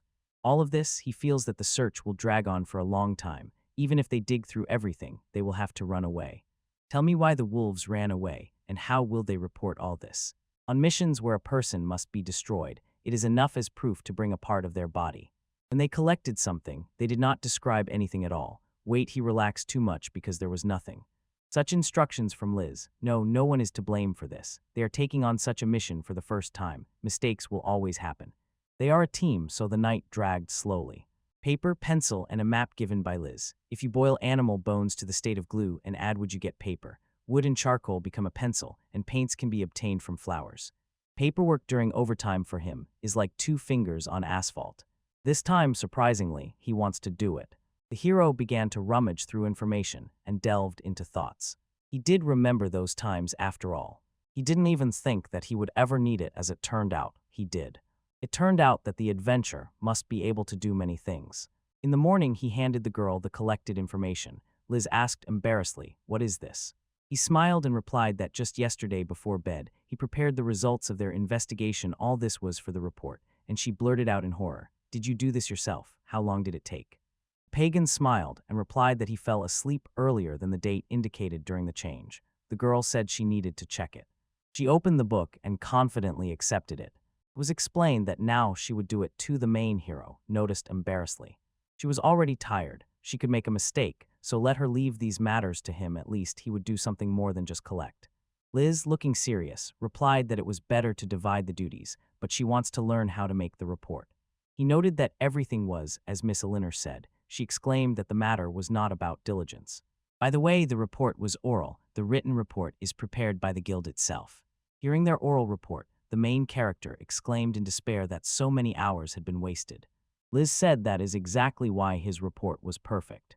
And the colored highlights are very easy to read. There is even something here that she did not notice.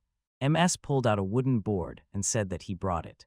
This is something like a backing. It is convenient to put paper on it with this thing. You can take notes on the go. The girl asks joyfully, "Is it true?" And if she finds someone's trail will, the main character record everything down to the last detail. He exclaimed joyfully that he would be able to sleep at night. This is complete comfort. I will show everyone that the traveler Liz conducts research flawlessly. So some time has passed, 5 days of intense research. They approached the river and saw a fire on the shore. The girl asked confusedly, "Who left this here? Others are still not allowed into the forest." MC smiled and guessed that it could have been the same adventurers who disappeared. They might have settled somewhere nearby, and she replied excitedly that she did not know. She could not believe that they just left smoldering embers and left. To prevent a fire, they needed to be doused with water and covered with earth. So they did not have time. Probably something happened. Let her observe from the side for now. The main character agreed, and added that the time had come, the time when he should create something that. He thought to create bushes, he would have to fast and, using magic, fall into the leaves and that. In a moment, he skillfully crafted a camouflage shelter. The antagonist smiled, pointed to a pillow, and said that he made it from goat wool. Now they could secretly observe the other side and do it with all conveniences. Liz felt that she was scaring herself by no longer being surprised by anything. He said she should at least be allowed to be surprised a little. After that, they began to watch the fight. When it got dark, the host fell asleep. The girl woke him up and said that someone is approaching. Suddenly, a huge black orc. Behind them, they decisively said that it was of C rank. Monster, he thought that these tracks belonged to another animal.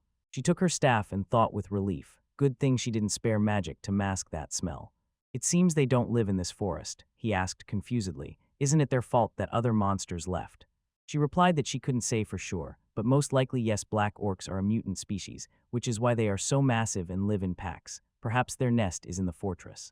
We need to inform the guild immediately. It's time to catch up with them. After some time, they finally reached the settlement of the black orcs. The protagonist, observing from the bushes, noticed that there were very many of them. Liz agreed irritably and said, "Who would have thought there were so many of them? Indeed, there are more than we expected." But the matter is not only in their number. When their herd grows, more and more high-ranking orcs are born with correspondingly higher intelligence, and for this, adventurers of rank A are needed, the protagonist noted with fear. This is too dangerous. They need to return and tell all the guilds. Liz, are you sure? She replied, "That's exactly what I want, but monsters have too fast a life cycle. If everything works out in a few days, everything will change. That's exactly what has been happening in recent days. It will take about 3 days to gather the squad for extermination, and then it will be too late. Let him forgive her, because of her, he is now in danger." The main character exclaimed passionately that there must be a way out of this situation. Liz smiled and agreed, and later they entered the cave of the Black Matter. The main character, filling out the report, thought that now he knows the general structure of the cave. It seems Liz's plan will work, but he doesn't think they are that smart. The girl herself remarked enthusiastically, "It happened incredibly fast. She could hardly believe that they managed to create such a huge underground space." He replied that he never thought the dungeon would be so cold. Liz said briskly that they somehow had to hold out until morning and allow him to press his knees. The main character handed her a hot water bottle and said she would manage. Who would have thought that he would allow her to spend the night in such a dark place? Let her look at it carefully. He smiled and began to build a small house, believing that a cozy space starts with the foundation. He installed smoothly curved beams and columns. This material is also often used to decorate the ceiling and walls. It is supposed to give magical light in the center. A beautiful glowing tree will replace the lighting. Its warm light fills the entire room. And finally, what he wanted to do for Frozen, Liz, the main heroine, gave the little piece magical light. He crafted it from wood and thought that it would be warm and safe even underground, a dream come true, so he ended up creating a small house with a dungeon. There was a dining room and a bedroom, glowing logs, a heating system, and a sink. He thought that even Liz, who was used to handicrafts, would be surprised by this. The girl, seeing this, exclaimed in wild delight that it was simply luxury. He built a whole house in such a short time. MC was puzzled. She was not surprised at all that the tree was glowing, although he was doing everything in a row, as if it were a sale of charms. He said he made the floor warm. She noticed that even without a hot spring, her hands and feet seemed to float, and she could relax as if in heaven. The main character sadly thought that secretly he endowed the floor with warmth. Suddenly, Liz exploded and shouted that it was cool. She had never been in such a cozy place as here. She even forgot that a black oak stood beneath them. If she had brought a pillow, she could have sweetly fallen asleep here. He smiled and said he did not want to sleep on the floor, so he prepared something. He led her into the bedroom and exclaimed that this was for her. It was a fluffy wool bag. She enthusiastically said that it was cool and very soft, like the embrace of a futon, so just perfect for this cold season. But let him not fall asleep, okay? She will never fall asleep. The main character thought that she was in a good mood. He left the room, smiled, and said he understood she was comfortable, but she should not sleep too long. The girl replied that she was still an adventurer of the C rank, so she would not oversleep. Her body woke up by itself. Later during the day, MC came to wake her up. In a sleepy delirium, she called him father and asked to sleep a little longer. He asked again, puzzled. What Liz's father, blushing, answered, "Supposedly let them just forget about it." The protagonist emphasized that she needs to go wash up. Already after some time he noticed it was already dawn. Was she ready? Liz, having gathered herself, answered. With a serious expression on her face, she made it clear, now that she had slept well, it was time to start. At that very moment, one of the black orcs went on the night shift and came out of the cave. Right onto the street, the scene falls. He screamed fiercely. In his speech it sounded, it was her. She released the skill Ice Rift and lunged at him, monster. They are immediately thrown into the attack and tried to strike. She dodged and jumped up towards the main hero. He said happily that she did a great job. She managed the work, but next time you need to be more careful with the retreat time. The hero thought that the tactic Liz proposed worked perfectly. The code name Tactic Mole, he remembers. He recalled how the girls said that due to the difference in strength, a frontal attack was not an option. If they just went out like that,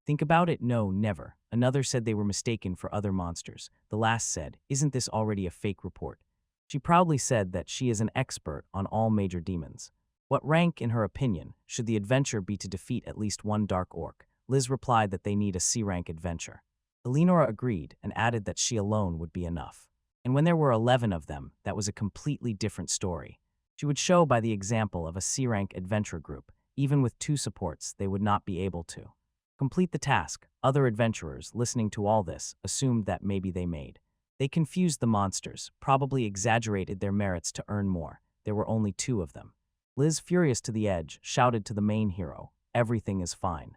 They sold meat wholesale. He pulled all the carcasses from the warehouse and threw them right on the table.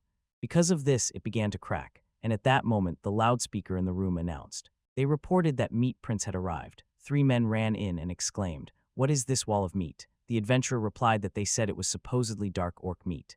Let them please verify the truth of this fact. They examined the meat and said, "This is definitely it, just excellent quality."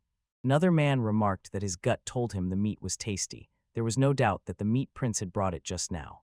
The adventurers present murmured among themselves, "Isn't that the Meat Prince from the Meat Kingdom? They heard he has endless supplies of meat as befits a meat prince. Maybe he sells in bulk too." Agonist, noticing their glances, asked excitedly if they were talking about him, and Eleanor smiled and replied that they were calling for him ever since he brought meat from the land. Sheep, he is a man with 2 nicknames. He is so popular that he is becoming a myth. Liz approached and whispered something in her ear, then she happily came forward. The main character said that he needed to give that much. It's rare to meet a supporter with such a nickname. Does the Meat Prince agree with her? MC exclaimed in horror that mole sounds 100 times better. After some time, Eleanor came to the warehouse and said that it turned out this really was dark orc meat. The leader of the adventurer group replied that he had confirmed it. Every piece of this pile of meat is dark orc meat. But how did they manage to make the meat so perfect? There isn't even a single cut here. Eleanor noted that this is truly a divine creation. She thought that the main character had another dimension for storage and clever combat techniques, and in reports, he was skillful no worse than royal officials. So who is he anyway? Even the employees say so. She managed to hold her position. At first, this matter went unnoticed, but this time they will not be able to hide it. They picked them up. Later, Eleanor approached them and asked, "Do you have time?" asked MC. "What happened?" She explained that the people upstairs want to talk to them about their report. They were invited by the guild master himself. They got scared and tormented themselves with the question, what could they have done? They went inside and plopped down on the sofa. The main character remembers how Liz said that she was terribly happy and impatiently waiting for the black orc barbecue. And their meat is first class. You can get rich on that. You notice that she really loves money and she is worth it. He has nothing, but he still dreams of getting rich instantly. The girl notices that he spends money strangely fast. Why didn't they save up this time? At that moment, the main characters froze in horror and thought that they should just be given the reward and that's it. What could they do? Zion is a comrade in the Guild of Adventures. The master introduced himself and immediately said, "Let's get to work." The report tells about Liz and her research in the Emerald Forest. Did any of the comrades in Adventures or other people lend her a helping hand? The hero blinked confusedly, suspecting them of foul play, and the girl shouted anxiously that no one helped her. "We just participated in the battles." He looked at Eleonora confusedly and thought that Liz was not capable of that. Everything was clear to him. They made a huge fuss. Rumors spread throughout the guild. Even Eleonora is confused. Moreover, he knows them only from reports. Their successes do not correspond to their rank, so it is not surprising that he has questions for them. Zion said with a serious face that investigation requests for the guild are extremely important, more important than defense issues, assistance, and other tasks. This is for those with rank C and above. The main hero thought he needed to prove no one helped them, but what exact proof? The man asked sternly. Spread a rumor so that no one dares to lie to him. Liz with a serious face drew her sword and replied that these were the things they had given to the guild and that they were found in the orc settlement. Swearing by the sword of the fallen warrior, Zion grabbed it and immediately. He said he believed them, so they could go. Let Eleanor check the details about the missing. He wanted to return the items to their owners. The girl agreed and asked, "Is there anything else?" He wondered if they had another opinion. He took into account the report, the guild case, and everything he was told. He has nothing against Liz. She is responsible and skilled. But they usually be careful in this matter. These are her stats. MC stood stunned and wondered what he had done for them to see Liz's adventure profile. Zion said that from the first days and still now, clients and guild representatives constantly gave her high ratings. The freshness of the meat and everything else is verified. Buying elsewhere is hardly possible, and you can't make a report about that love story. Without entering the forest, they need to prove that their version is more complicated than proving that they are not lying. Liz replied that she decided so only because she was able to verify. Zion pointed to the report and said that these pages explain everything in detail, and here is a thank you letter from her client. He sincerely believed that her achievements were entirely deserved. But attacking the black orcs was unwise and too risky. The girl replied that if only it were just. If it were her, she wouldn't even have thought about it, but Miyabi was nearby, and the guildmaster said what it means he is the vanguard. Liz took responsibility for the attack, right, but she said he was only an assistant. The girl explained that everyone has their own role. The protagonist nervously said that she is the heart of the group. Liz got angry and declared that Miyabi definitely killed two of them. He nervously explained that he was just doing his job as an assistant, and Zion, confused, asked what was going on. The girls shut him up and confidently stated that the main character cannot objectively evaluate himself. Let him say it directly. Miyabi is a walking warehouse, and also the meat of the black oak. In a matter of minutes, he digs large pits under the guise of support and for soil storage. He not only keeps food fresh, but can also dig large pits again in a few minutes. He also has a pile of firewood, and the warehouse is probably bigger than that of the production guild. Even Angulum might envy it. The man, with a thoughtful look, asked if other things could also be stored there. Liz replied that he heard her correctly, although she herself thought he wasn't listening to her at all. The man turned to Eleonora and, with suspicion in his voice, asked, "Isn't this some kind of special storage for meat?" She replied that people said. So the main character nervously apologized and said that his extended storage also has other materials, to which the guildmaster immediately responded that this is impossible. All right, they need to take all the materials that he doesn't need. They are needed after some time. Take them to Eleonora's warehouse. Liz left the office and thanked him. She was glad that he believed her. Zion replied that she never gave him any reason. So that no one could doubt her, she grabbed the staff. "Mr. Father a little," she asked. Did he know him? The man put his hand on her. He put his hand on her shoulder and said, "Like father, like daughter. She is a very serious girl and has grown up so much." In the warehouse, the main character noticed that it was quite spacious, and Eleonora replied that it was not as big as the guild's production warehouse. He might not know this, but the main income of an adventurer is individual orders. Everything she collected here was just a pleasant bonus. He asked if she had 1 or 2 adventures. The girl said that she started working here after her team broke up, and 3 years have passed since then. She has been traveling as an adventurer for a long time, so she knows how hard it is to get these materials. The root of the tusk is easy to damage, right? Does he have a talent for this? The main character enthusiastically replied that he has nothing like that, it's just dexterity. He thought he couldn't tell her about his skills, MCC. He said that Liz is not here, so he needs to talk to her about something. He wanted to ask her, could she give his pay for the investigation to the family of the sword owner? Pay for this job is probably very large even if divided. Each would get 100 gold coins. She need not worry. He will get his share from the sale of the materials. Eleanor replied that it is not worth thinking that way. Does he give away his money every time someone dies? The protagonist smiled and said he does not know.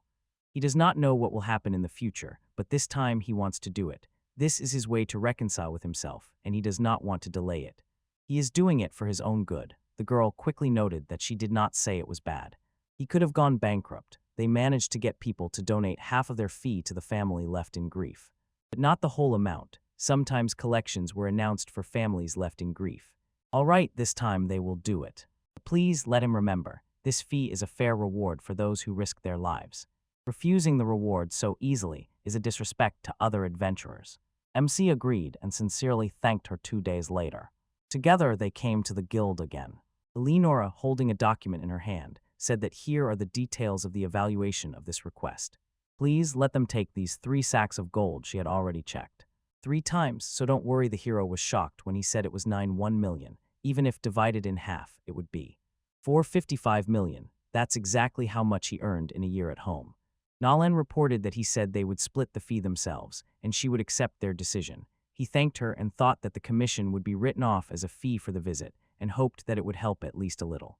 The girl added with a smile that they decided to promote Miyabi to the rank of adventurer. Now he is a D-class adventurer, and she kept repeating again and again, "Thank you very much for being with us today."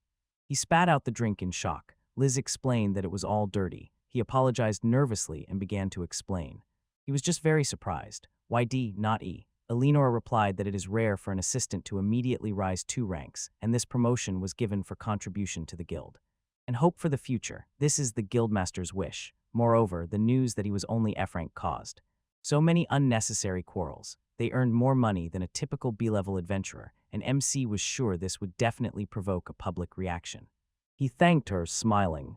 Eleonora noticed that it would be better for both the guild and the guild itself if he remained their supporter. The main character thought that he believed she was lying, but he was still satisfied. They approached the exit and he said he would count on her then. The girl called Liz and said, she said that she wants to clarify something, and as always, she will give half of her salary.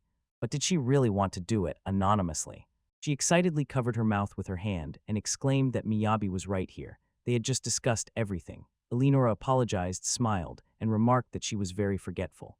The main heroine, hearing this, suddenly wondered whether she would give half. Eleanor, as always, noted that there are people who give half of their fee. But was it Liz? She agreed and added, let him do as always after some. This time they left the guild building. Liz said she knew it looked terrible, but it didn't matter because it was. Money, MC replied with a smile, as if he had said nothing at all. Everything is already decided, right? And they did an excellent job with their first serious task. First, they had to deal with the black orcs, and then the guildmaster called them. He thought it was all over Noah's if they had finally managed everything. They needed to do something. The girl asked if he wanted to gather materials once more.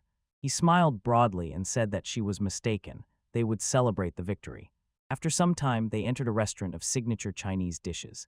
Liz, embarrassed, noticed that the interior was not at all as usual. The main character seated her at the table and replied that she should not worry about trifles.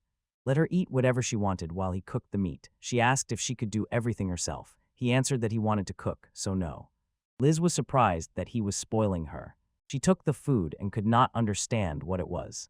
She had never seen such bread. The girl tried it and exclaimed. And surprised there was something inside.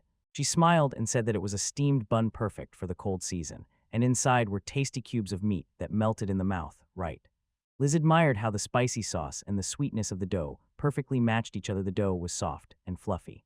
Not like milk buns, meaty and sweet. It melted, He was touched. What else did he have? He agreed. And with one motion, he turned the board, sharply pushing the food toward her. Lizzie. She exclaimed in surprise that she didn't understand why the table was so strange it was spinning. The protagonist noted that this was Chinese cuisine in all its glory. She joyfully exclaimed that she had no idea what he was talking about, but it was funny. He angrily pointed at her to stop spinning it. Suddenly, Mel approached them and said she had sensed my scent. Liz saw her call her name and be afraid. The protagonist, puzzled, asked how she knew his name. She replied that Mel was a rank B adventurer. How does he recognize her after some time? The three settled at the table and began lively conversation. Liz asked if he had accidentally met her. Mel, while eating, noticed that Miyabi kept getting lost. MC replied that back then everything was different.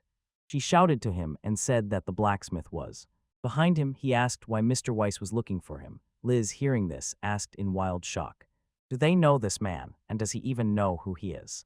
The protagonist asked with a smile, is this good blacksmith head of the forge? After some time, they found themselves right in front of the blacksmith himself. He asked in surprise why they were together. The girl, smiling, explained that they were on the same team. Weiss asked if she would allow him to take him away for a short time. She smiled and agreed, adding that they did not need to hurry, and the blacksmith noted that she was, as always, very kind to him. MC Weiss. He looked at this and wondered why they spoke as if they were old acquaintances. Puzzled, he asked, what is going on here? Who is Mr. Wool? Why is someone talking about Liz? They said that this was a blacksmith nicknamed Black Iron, the most famous master of his time, recognized even by kings. He is also her adoptive father. The main character heard this and froze in complete shock. Weiss smiled and said he did not know they worked together. He confusedly wondered what had happened to her real father. Had something happened to him? Yes, something had happened. He was not even allowed to ask. The blacksmith said he had called him here because of the anger of the lords. He was entrusted with reviving the inhabitants of Duke Burdany. Why shouldn't he take part in this? As explained at Wild Shock, is this about the same mythology? Thirdly, MC enthusiastically noted that he is just a guy from the street. That's too much responsibility. Wise replied that he was assigned to select workers. The girl excites him. He was surprised. It was wonderful that he was offered this job. He could have connections. He screamed in horror that she already had hidden intentions. She said that, as a leader, she ordered him, that their team put all his efforts into it. The hero calmed down and with a stone face replied that he would do everything he could. After some time, they finally reached the west coast. Angulum district. He thought that behind that gentle rise lay an aristocratic quarter. In the middle of the city rose the palace of Duke Berdini. They finally reached the palace itself. The main hero was stunned and could not believe they were really here. He looked at it and again did not know what to do, then added, "Thank you very much for your time. See you in the next video. Bye bye. Looking at others, he thought that everyone brought a change of clothes. Maybe he should have too. He was called to the last moment, so he doesn't think they will wait. I expect nothing from him, but this is a great opportunity to see a pro in action. It's not every day you get to see an aristocrat's estate he is burning with impatience to start. MCBG. Walk along the palace courtyard paths and seeing a plant, you notice that everything around has withered. Duke Trens Verdini approached him and, smiling, explained that this is a shepherd's rose. It's a fairy tale. Flower with many petals, its native homeland, countries with a warm climate. In the north of Anguluma, it completely disappeared. There was no suitable environment, and he stood in complete confusion. Who is this? Weiss noticed him and said that he came too early. Translated. He replied that sitting in the room when an old friend came to visit is not very polite. The main character thought it was the Duke. After some time in the palace, Liz noticed that he knew absolutely nothing about this place, and so that he wouldn't embarrass himself in front of the Lord, decided to teach him well. At least he had heard of Lord Angulum, right? The hero replied that he seemed to have heard, but was not sure if it was the same person. The girl explained that Marquis Verdini was one of the 5 great marquises of the Kingdom of Fortia, a powerful noble family that ruled the northern territory of Angulum, and now Marcus Trens was no longer with us. He was one of the most influential and successful among all the heads of the family. He also graduated from the Royal School of Magic with the highest noble rank and was surprised himself to be so smart. Liz added that in Angulum, 3 main guilds are allowed to operate freely, but the nobility, to raise their prestige, can impose restrictions on the guilds. They say in Angelomi they allowed them to encourage free trade among the lords. As long as he has a title, he can take any assignments, and those who have money can buy anything they want. That's why she became an adventurer in the city. MC noticed what that means. He cares about his people. Liz agreed and asked him. Later he added that there are rumors supposedly he is a bit strange. In the hall he suddenly realized that he was starting to get a little nervous. The girl said that he was a bit strange, but he himself considers himself quite friendly. But are those the students? The main character looked around and saw people he did not recognize. After some time, Trens himself appeared in the hall and, apologizing for the trouble, introduced himself. He shook hands with the deputy and said that it was a great honor for him to work with him. The man replied that everything would be in the best order. He promised. The Duke smiled and looked at the protagonist, who was excitedly wondering why he was being looked at that way. Of course not. People said that the palace might look luxurious from the outside, but it hadn't been restored for 200 years. The building was much more dilapidated than it seemed. He wanted the facade to remain the same, but inside let everything be arranged to suit the new era. They had to overcome the old era and move forward. Let them believe in their craftsmen. But don't stop thinking independently. Everyone should strive to create something new. And he wanted future generations to be proud of this house, the protagonist thought respectfully. They say he was a good man, cared about the comfort of the craftsmen. Shafar. Vaughn told them that they would live in this small room during construction. At that moment someone rudely shouted at the protagonist and pressed a hammer to his head. Sid sat in front of him and asked, "So, is this the stranger who joined them?" MC wanted to answer, but that guy interrupted him and shouted, "Let him listen carefully. He himself doesn't know what he thought, but is he the one who will become his successor? He has Sid, an iron heart. Let the stranger remember that." The protagonist looked at him with a stunned face. He understood nothing at all. He told the guy that he understood him and would remember everything. Surprisingly, he had a second name, Hank Grind, and he noted that he gave it to himself. He introduced himself to the main character, gave his name, and added that he is Sida's brother. The main character apologized to him for appearing so suddenly, promising to try not to disturb them. Jenk laughed and said that no one would complain about the leader's decision. Weiss shouted loudly to his workers, "Get ready. Now is not the time to relax. They will work side by side with their comrades. Give them the plans in advance, and we will go through each one like a link." The workers responded in unison, "We will do everything." He decisively ordered everyone to get to work. Everyone rushed to carry out this order. MC smiled and thought that he should try it too. The blacksmith asked how he could help, so Weiss handed him a pen and paper and told him to take it. He was surprised and asked what it was. The blacksmith told him that they had no plans for this part, so he would have to do it himself. He himself was quite surprised. He replied, yes, he had to repeat it. The protagonist was outraged. How did he imagine they would build something without plans? Weiss awkwardly admitted that they simply couldn't come up with a good design for this part, so he decided to entrust it to him. The main character exclaimed irritably. Now he would have to start construction right away. He thought that this man was trying to frame him and he was doing it much earlier than he expected. So from today this is on his shoulders. Because of this man and the big bathhouse, Karen came out of the bathhouse. He stood behind the blacksmith and asked the main character to take care of him. The main character was completely stunned at thought. Will everything be all right with him? The blacksmith left and MC thought anxiously what is wrong with him. He took the resume. He ran away from responsibility and looked at Karen. And I noticed that this guy seemed like a good guy. He looks like an owl and from the side even. But the main problem is the bathtub. He will have to come up with a design for something. On the other hand, the main character had a thought. Isn't this a great opportunity for him? The infrastructure itself does not need to be changed. It only needs to be updated, and the main thing is what is inside. This meant that he could create anything he wanted and did not have to worry about the budget at all. Karen was constantly trying to get his attention. The main character noticed the department. He approached him and asked if he had called him. Karen was confused by his address, the main character. He noticed that he had not introduced himself yet. He told him his name. Karen said his name, stammering. Suddenly, he gasped and said he had bitten his tongue. The main character, with a kind face, thought that must have hurt. C turned to him and said, they are both craftsmen, right? Then they need to work together. Karen could not believe her luck. The main character continued. Probably he already understood that the design had to be invented first. Could he start disassembling? Then he would join him. The hero noticed the irritated face of his colleague and thought, why the hell is he angry, though he is easy to work with? MC went to Trends to offer him his version. Trends replied to him, this hall should be decorated in a traditional Elvish-Polish style, and this one too. He kept insisting that it would be incredible to have a rock cave in a real dwarvish style.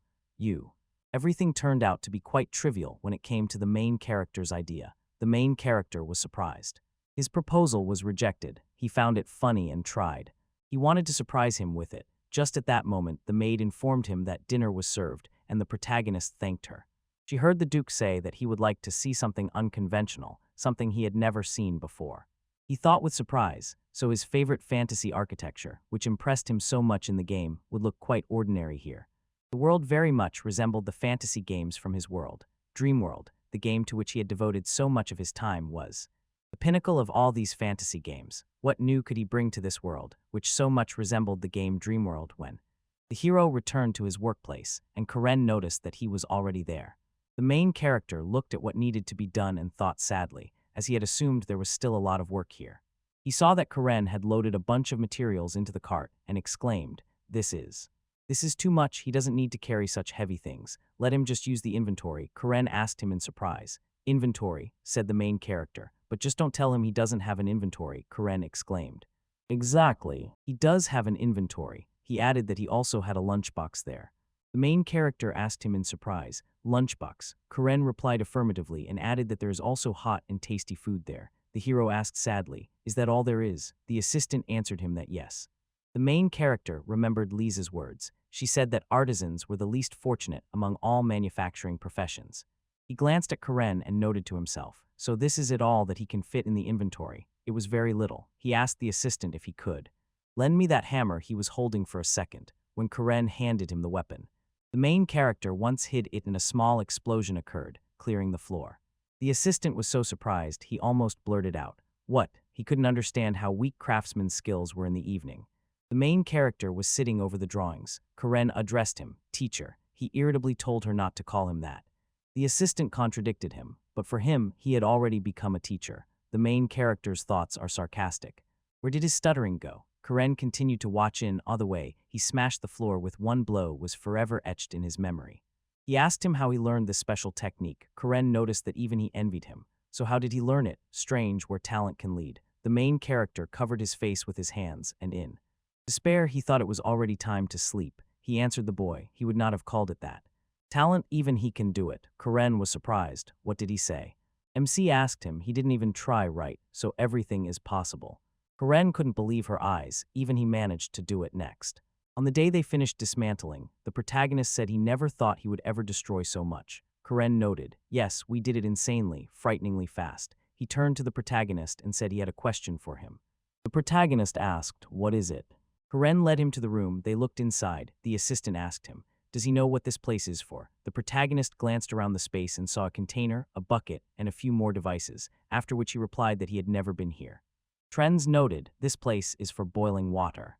The protagonist jumped at his unexpected appearance. He did not expect to see him here at all. The Duke continued, "Here they boil water and carry it to the neighboring bathhouse."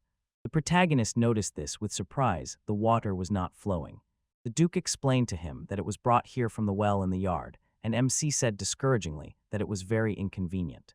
The friends replied to him, usually he entrusted this to someone who had fire magic, carried the water, and boiled it with fire. But he became too old and left. He continued, "The work is simple, but finding a new worker is very difficult," and the protagonist felt that this was a real problem. The Duke turned back to him and asked, "Any good ideas?" He smiled thoughtfully and said, "Then he will wait here." The hero exclaimed that he would bring him a chair right now, in a moment. When the main hero shared his idea with him, he asked the Duke what he thought about it. It turned out that this design was a tribute to one of the architects of Game Dream World. It would fit this world perfectly. The Duke, looking at the drawings, asked him, "Did you decide to base it on the architecture of the Elven Makalini dynasty? Does such a thing even exist here?" After some time, Waste informed the Duke about the completed work. "That is almost all he can say for today." Trends replied to him that he was glad everything was going well and according to plan, except. In the large bathhouse, Weiss smiled and said that it would take a lot of time, then added that it would be boring if everything went so easily. The Duke noticed how cruel he had been. They had already agreed on the final design of the large bathhouse during their presentation. The blacksmith said yes to him. If everything else fails, they will use it, but something whispered to him that he himself did not mind. The blacksmith glanced slightly at the Duke. Trends, smiling awkwardly, said that it was all because of his bad habit. If he sees an opportunity, he will definitely want to take advantage of it. Why? He laughed and remarked that his thirst for something new had not faded at all. He does not change. As soon as Maximif gets involved in the matter, the same happens to him. Sometimes not even the client's desire can stop him. Although he is called a master, he is still a novice who wants to see where the talent of this young man will lead.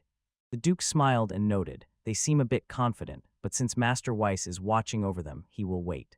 Meanwhile, the main character sat over the drawings, thinking that he had a few interesting ideas, and Karen watched his work with surprise.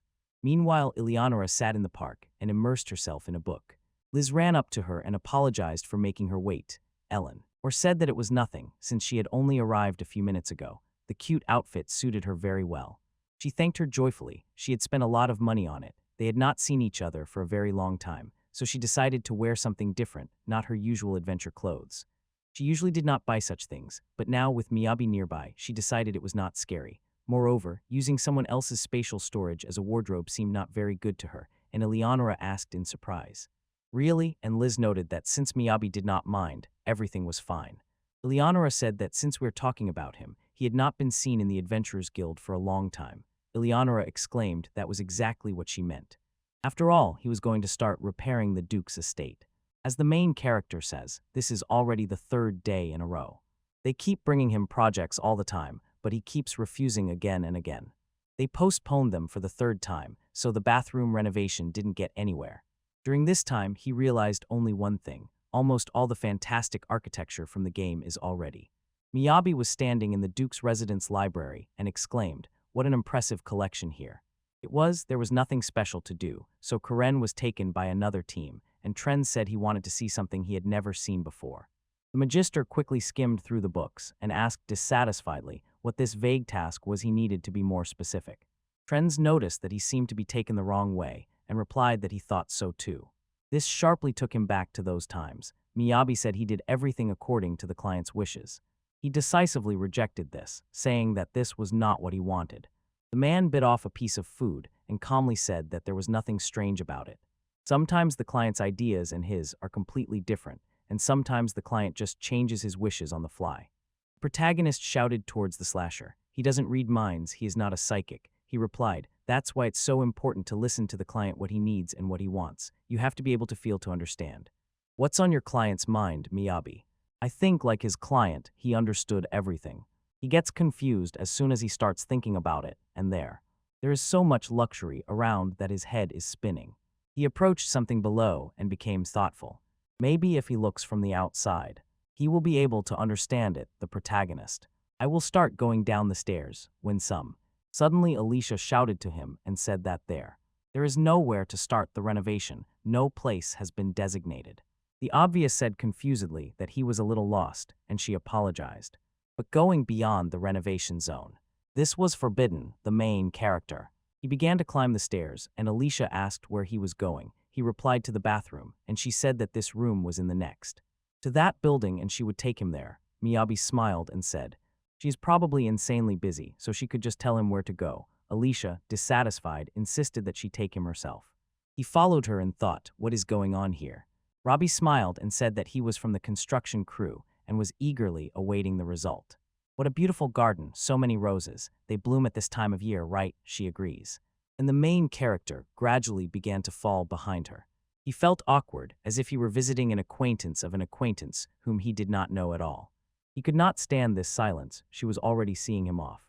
I will notice them and grind that bare smell. So tasty, she deceived him from the very beginning. After all, no one will come to help, they will come to protect them. I will just call her and ask what she is doing here. She cannot. He approached him and said that he is everywhere. Miyabi noticed this. Those were his words. Shafin called Mel and asked, "Who is this gentleman?" Mel asked, pointing at him. She approached him and said that she would introduce them. It was Miyabi, Frank. Wonderfully lost lately in the D rank. He looked at her and thought, here she is, the girl who played with Mel. Expensive fabric, soft voice, refined manners. Shafin asked, is he an adventurer? She completely forgot to introduce herself, and her name is Shiffin. The main character smiled and thought, well, of course she is the daughter of Trends. She found herself a friend to play with. He asked, what are they? What are you doing here? Shiffin said, nothing special. They were just playing with dolls. The main character asked suspiciously, what happened to that little bear? She replied that they played so much that they accidentally dropped Mr. Bear right in the middle. Mel noticed that they were washing him while playing, Alicia. She could have just said that they could call her. Shafin smiled and asked her not to say that. If you're already making such a grimace, you could at least do the laundry yourself. He looked at him inquisitively and asked, what are you doing here? Lost. Miyabi awkwardly replied that getting lost in the manor meant a lot. The problems didn't disappear, even though he walked around a bit. Mr. Weiss asked him to help here with the reconstruction. I think this can no longer be called just help. He was entrusted with the plans for the entire bathhouse, but so far nothing is working out. Shafin wanted to ask something, but at the last moment changed her mind. He is still so young and already responsible. The whole bathhouse finds this incredible. She probably finds it hard to compete with her father. She can't. We can't wait to see their new beautiful bathhouse. So they can't help in any way, only support. I will smile and think, this is also not bad in its own way. Vaughn turned to Mel and said that they would go to see Mr. Bear. A little later they washed the toy and chiffon. She thought that Dad was incredibly busy, but still always found time to take a bath. The phone is so fluffy that it seems even Mr. Bear is pleased. The main character looked at them and thought that everything here was so magnificent that it simply dazzled. Eyes and things he had never seen before. Suddenly he jumped up from the chair and grabbed everything from the table to take him to the Duke's room. After some time he sat in the Trend's office and spoke. After talking, Karen met him and asked joyfully, did everyone really agree? Exclaimed Miyabi with cries of joy. Tears of joy glistened in his eyes. They were finally given permission. He apologized for making them wait. And there they stood on the starting line. Karen looked at the main hero and thought how wonderful it was. He actually managed to make a drawing that the Duke approved. He asked how to master secret techniques. He also wanted to become a craftsman, even if he suddenly spoke like that, he said he could do it himself. The main character asked confusedly, did he really say that? Karen asked him to teach him, and he was ready for anything. He was tired of being a burden, and me and him repeated many times. Mr. Weiss took him to the workshop. He is only a little better than others at magic, but in everything else he fails. He just watches others work, so it annoys him. Miyabi looked at his serious expression and pondered. The first craftsman, not counting himself, whom he met in this world when he first came here. He did not want to think about others at all, but maybe he could help somehow, at least the child standing in front of him. He admitted that he could not give any guarantees and asked if that was acceptable to him. Karen happily hugged him, and they began to train. The main character said he wanted him to show what he could create.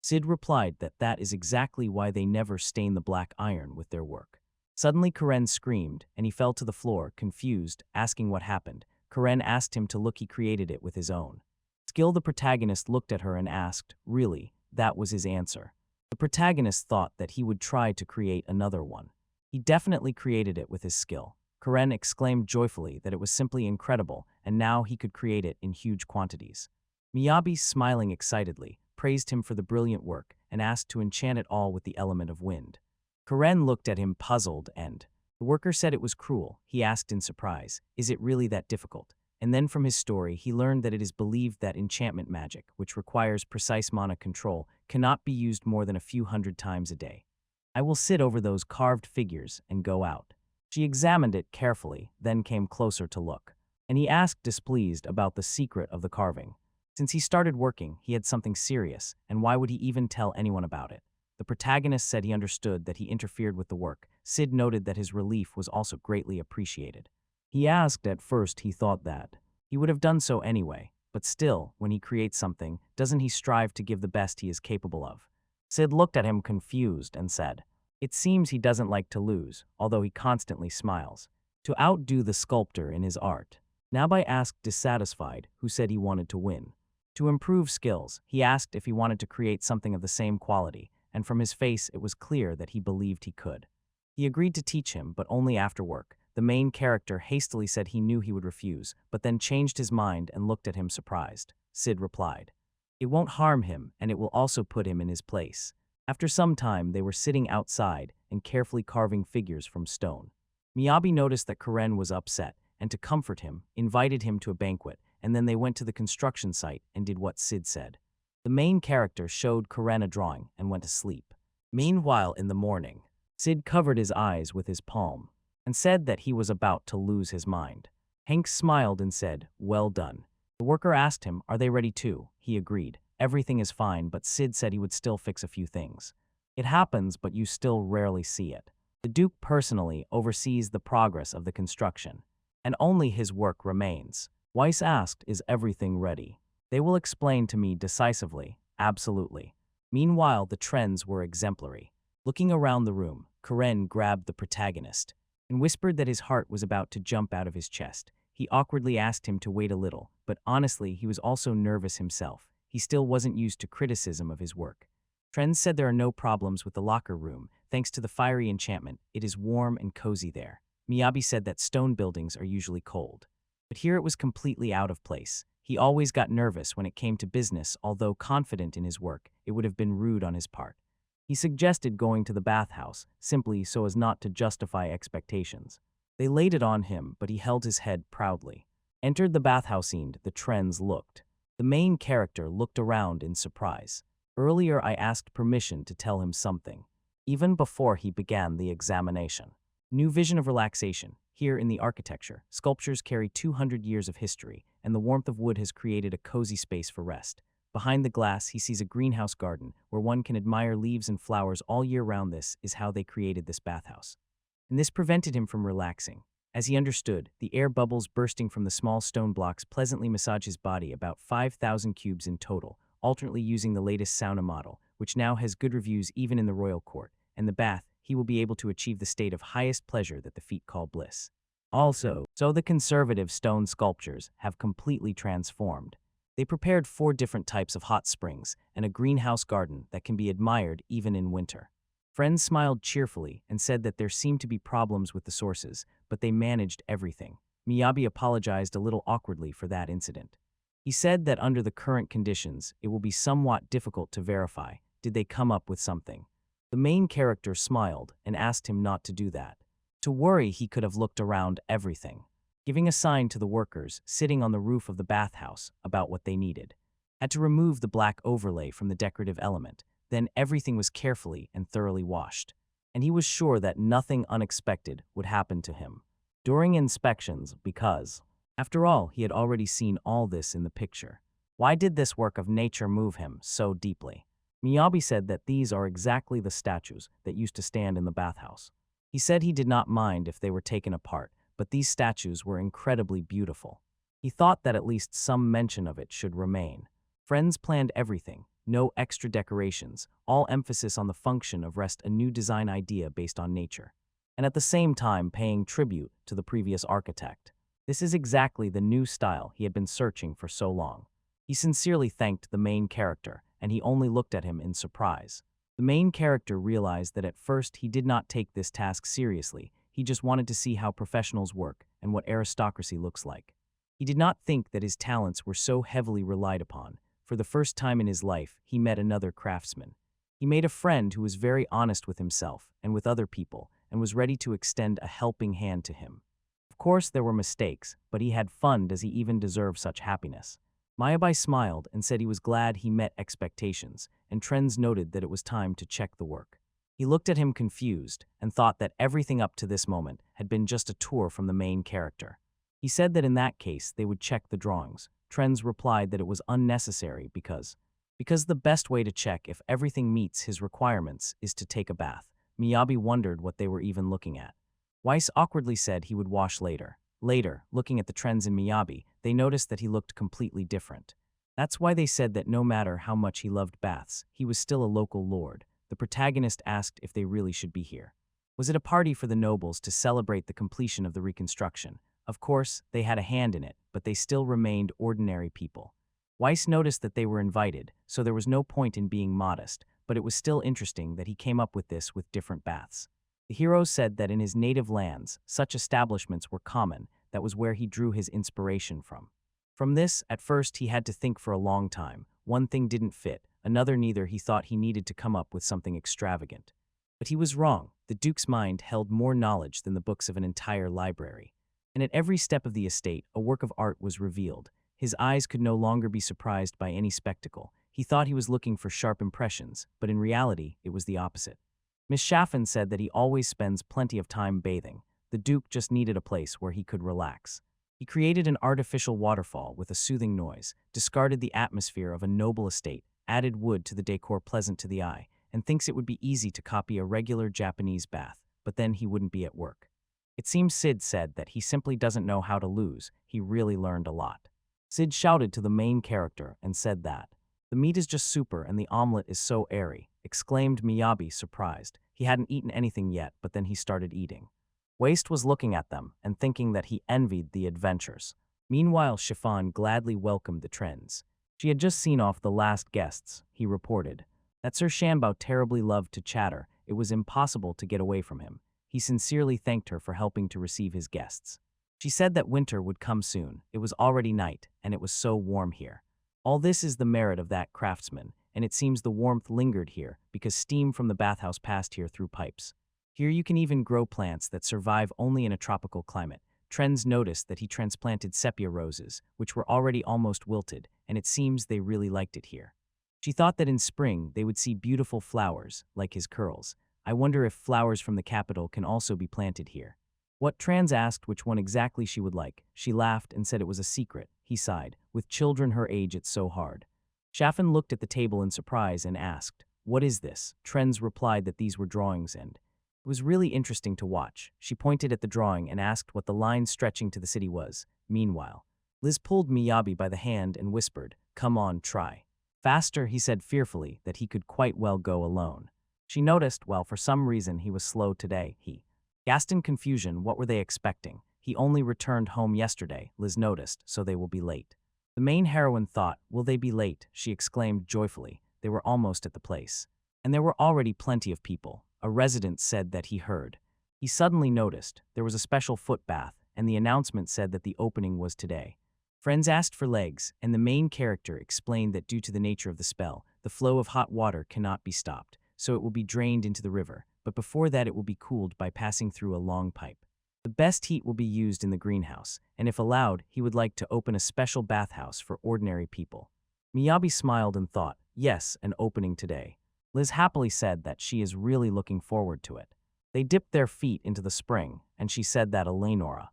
He asked her to tell him to come in when they return. Liz said she didn't know, but after some time unexpectedly gave the exact date and time. They were sitting in Zion's office. They looked at each other, confused, Eleonora Paul. And Zion said, it turned out that he was working without the permission of the Guild of Adventurers and the Guild of Producers, Miyabi said awkwardly. But he never thought it would turn out this way. Liz awkwardly admitted that she also didn't think, gave permission herself, and then apologized to Miyabi. Zion said that, in a certain sense, they are victims here, and that they should be more careful in the future. It seemed everything should go smoothly. They had already exposed the source of all problems, Mr. Weiss, who was known for doing things his own way, he asked. Ask them not to forget what he said, but he called them from another matter, Liz asked, surprised. But the other, he replied, was their personal order, and that they are now hurrying to meet the client. Under such circumstances, after some time they arrived at the palace in Trend. Liz and Miyabi looked at him fearfully, and he whispered, "Do all people see lords so often?" Liz said angrily, "Of course not. Who does he take nobles for?" She said that he might have connections, but not that many. Zion, apparently dissatisfied, pushed them forward and sharply asked how they behaved before the lord. Liz said that she was an adventurer, and it was an honor for her to meet him. Trends asked without formalities, and they immediately relaxed. Recently, he simply froze in admiration of the craftsman Miyabi's talent. But Master Weiss said that by his main profession, he was an adventurer and wanted to see his comrades. Liz said, embarrassed, that compared to him, she was quite ordinary. Trends noted that there was no need to be modest. He learned about all their achievements, but could not deny they lacked experience in communicating with nobles. He placed the protection of his daughter on their shoulders during a 600-kilometer journey from the capital. Miyabi thought with surprise that this was a perfect chance for Liz. Liz said decisively that she would be honest with him, but that would not be enough for escort and protection. Both the mage and the craftsman had their limits. Besides herself, she needed at least 2 more close combat fighters and 1 more shooter. She hardly understood the selection of adventurers, so they would accept those he hired. Trans noticed that, as he heard, she was really very attentive. How were they supposed to cope with such news? The selection of performers was already completed, and there was a squad of adventurers of rank A, and 1 adventurer of rank B. He thought that was enough. In other words, their presence was already. Success group of A-rank adventurers, Redcliffe and the factory of B-rank adventurers. The only thing they wanted from them in this group was to show him that they could be useful. They said that Gu, the goddess of luck, always wore a single lock of hair, and whether they could catch her depended only on them. Liz wondered if they had been entrusted to escort and protect the Duke's daughter, Shafen. And their goal was the Royal Academy of Magic in the capital. They had already assembled a squad of high-class guards, but they were simply superfluous, so they were given a separate. The task is something very vague, just to show that they could be useful. Meanwhile, Liz sadly headed towards the entrance to the guild, and Miyabi looked at her and pondered. Since they left the lord's estate, she said, something was bothering him, and he asked if she wanted to take on this order, because supposedly they could still refuse. Liz looked at him inquisitively and said, no way. She did not expect that they would ever get such an opportunity again. She was just worried about something. She noticed Eleonora and said that. The mistress called them to her, and Eleonora warmly greeted them. They had to settle a few formalities that stood right before them. She ordered them to follow her. She greeted them. After all, not everyone is lucky enough to receive a personal order from the Duke. And they still continued to surprise them. Liz said that if anyone was surprised here, it was Miyabi, not her. Is it really so rare to receive assignments from the Duke? Eleonora said that the nobility usually hires only adventurers of rank B and above, and if they do not have a known, impeccable reputation and serious achievements, they won't even look at them. The very fact that a nobleman approached them would immediately add prestige among adventurers. Miyabi indicated that this was exactly why she mentioned connections. Liz said sadly that, in her opinion, this was more of a test than an order to check whether they were even worthy of receiving work from the nobility. Eleonora asked if the Duke said that, and she replied that he only said that they must prove their usefulness, if they succeed. If they do not prove their worth this time, no one will take them next time. The commission said he didn't even name the departure date or the size of the entire caravan. Did he remember? She decided that this was also a test. Would he trust careless people who can't plan anything? The main heroine thought she was exaggerating. The Duke did not seem like a person who would treat them that way. Liz smiled sarcastically and said, "Oh, how sweet." He was naive, and Eleonora noted that it was even sweet. Miyabi asked discontentedly why he was ashamed of their reaction. As they said, aristocrats were different both in mind and views.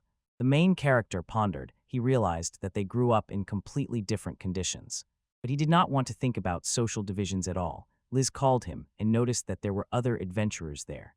They looked at them with surprise, and she, with fear in her voice, asked him, not a step from the spot, then hid behind his back. In that particular area, enterprises passed by. Tagonist said in surprise, They simply radiated power. She was all sweaty. What happened? Liz, in horror, asked him to wait a little when. Suddenly Laura heard her name, and at that moment, they were behind her. She looked at the joyful Laura, and feeling fear, she rushed into her embrace. Dora began to ask where she had been, and how she lived, what a beautiful girl had grown up. Dora said joyfully, what nonsense to think that they almost lost their muse. He asked her not to be shy and to hug tightly as a sign of reunion. Tank took off his helmet, and Liz apologized. Go and apologize to Miyabi for not telling him right away. Redcliffe is her longtime acquaintance. This is Laura. Healer, Tyson, Tank, and Dor. Swordsman, this is Redcliffe, the same A-rank adventure group they will have to work with. Laura happily said that she is beautiful, and Miyabi thought it sounded like the language of elves. What dialect did he notice? They asked Helen. Miss Laura is talking about the typical elvish dialect. Later, they found themselves in the lounge, right by the door. It was to ask this young man. Eleanor introduced himself to Miyabi and added that he and Liz formed a team where he plays the support role. They looked at him confused and asked in unison, support. Laura asked him not to tell her that they are going together. Eleonora noticed there were only them in the group. Aura suddenly fell to the floor and exclaimed, how could this happen? She did not remember raising her to be such a bad girl, and Liz noted with displeasure that she herself did not remember raising her. Tyson said that if he were looking for a serious relationship, he would, with tears in his eyes, be ready to give him their girl. The protagonists thought, isn't this support for the usual role of the craftsman in the group? Dorothy shouted to him and asked if he had. Within him smoldered the determination to protect Liz, even at the cost of his own life. The protagonist awkwardly asked if they knew he existed. That was the true meaning of support. He repeated his question and thought that the only answers could be yes or yes. But what a question. He admitted that he really did not understand what it means to be determined in protection. Liz is a talented adventurer and much stronger than him, and he wants to make her adventures as comfortable as possible, and he can do that. Dort asked sharply and loudly, did he really say that Liz would be happier with him? Don't tell anyone else about them, exclaimed Miyabi, frightened that he had not said this. Dorit, calm down, we'll see each other next time. They said they accept his declaration of war. They say this on this journey they will check whether he is worthy of Liza or not. He asked to consider them as their lovers. He will try to arrange a real, comfortable adventure for them, and if he succeeds, they will bless their relationship. The heroes looked at them confused and asked how it happened, and Eleanor asked to get to the point. After some time, Waste said that she contacted those troublesome guys again. Lisa said that she had avoided them for so long, asked why exactly because of such an important order, and then thanked him for fixing her staff. Maya Viest and Redcliffe rank adventurers, right? Do they always behave like that? Lisa noticed that all three were experienced adventurers. They had a great reputation and skills to match, but they only went crazy around her. Her biological father was also in Radcliffe. When she was little, they played with her during breaks between missions, then their care for her did not seem strange. Until 8 years ago, when her father died during a mission. This man is black and white iron. Adoptive father, Miyabi thought that this was exactly how he imagined it. They say that after his death, they simply went crazy from excessive care, and it was incredibly difficult. They became completely inadequate, so he had to adopt her and hide her from them. Liz noticed because he was only supposed to craft this staff for his father. Liz lightly tapped her on the head and asked her not to talk nonsense. She caused him much more trouble since she became an adventurer and only visited home for repairs. Liz smiled awkwardly, apologized, and thanked him for putting up with her. But the main character looked at them and felt they were so friendly and there was nothing strange about it. Although they were adoptive father and daughter, there was still some invisible wall between them. So what did she finally decide about the escort order? She wanted to travel with Redcliffe, right? Lai replied that she would carry out this order because it would be foolish not to do so. There is a chance, but personal emotions might be the only obstacle. They told everything that happened at the meeting. Weiss thoughtfully asked, declaration of war, is he worthy of Liz? Or maybe not, that's all. There is a 90% chance that they consider themselves a couple, she of course exclaims discontentedly. If they never resolve this misunderstanding, there will definitely be more problems. Miyabi asked if she hadn't noticed it. Then the problems had already started, and in general he just said that his role was support, didn't he? He felt that they were not listening to him at all. Liz smiled and said, he is naive. If they had understood what they were told, she wouldn't have run away from them. The main character said that it turned out they were backed into a corner. And something needs to be done about it. He thought a little, then cheerfully pretended that he had an idea. Liz discontentedly noticed that he had just come up with the worst possible idea. He asked discontentedly, why immediately the worst? All right, he was still silent. He answered, and it was clear from his face, she cannot be adequate. The antagonist exclaimed joyfully that he had come up with a wonderful method. They will resolve the misunderstanding without saying a word. She asked in surprise how he managed that. He said that if words are powerless, they will make them understand everything with their bodies. She remarked, this is the worst of all possible ideas. The girl whispered, they say Redcliffe. Cliff is in the city now, and they even went to the guild. Someone asked, is it true she is their fan? It's a pity that today she is on the second shift could have seen them, a leaner thought. Adventurers who 8 years ago ended the fierce monsters in the capital and became heroes overnight. There was no one who did not speak of them with respect, Laura, Tyson, and Dora. He approached her and asked if they could talk a little about Liz. A leaner thought awkwardly, have they really become like that? After some time, they were about to set off to another city. The main character shouted to Mel and asked. If that was all she had with her, Mel offered him her back. She said pack it and added that she relies on him. Redcliffe appeared behind their backs. Dort said that he is a bit. It overdid it with those things. She told us she had two, and then Tyson put his. A big backpack, Liz asked indignantly. What kind of decorations are those on her head? A disgusting way to speak. Asked about the door. Didn't he say that? Thank you. Be like her. Liz angrily noted that her patients also have their limits. He poked at the backpack and said this is the first test you need to think about luggage, and then he ordered me, Abby, to carry these things. Of course the hero smiled and thought, if he can endure them, didn't he decide to provoke them with this nickname? He approached their backpacks and began. In the inventory, Doherty from. What he really put into all this. In the inventory, Laura said directly, the rumors were not exaggerated. Completely, Liz shouted to them. Asked angrily, isn't that too much luggage for such high-ranking adventurers? Abby still has plenty of space in her inventory luckily, because otherwise they would have had to load an entire car. And then ask them to think it over. They appointed her as the group leader, so now let them try themselves. The main character shouted to Liz, we're here. Trends and Chiffon appeared before them. After that, she rushed towards them. She said that she is the leader of the group fulfilling the escort request. She will try to deliver her to the capital and take responsibility for the 2-week journey, and Trends smiled and noted that this is Alicia, the maid traveling again with his daughter. Zion approached Liz and said he could see that she was nervous. The mission, in which rank adventurers traveled with her, was a valuable chance to gain experience as a group leader, and he was eagerly awaiting a good report.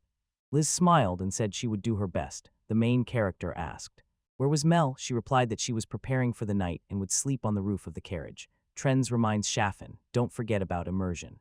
And so they set off. Meanwhile, the first day of the game began. Escort mission. They stopped in the forest, and Laura happily said that the view was simply incredible. They arrived just in time, so it was time for lunch. Dort agreed and said that it was time for the second trial. Cooking is also the assistant's job. In a few minutes, the next step was to arrange a place for lunch. They and everyone else looked at it in surprise. Liz asked, isn't this different from usual? Miyabi replied that he thought usually it wouldn't be enough for such a number of people.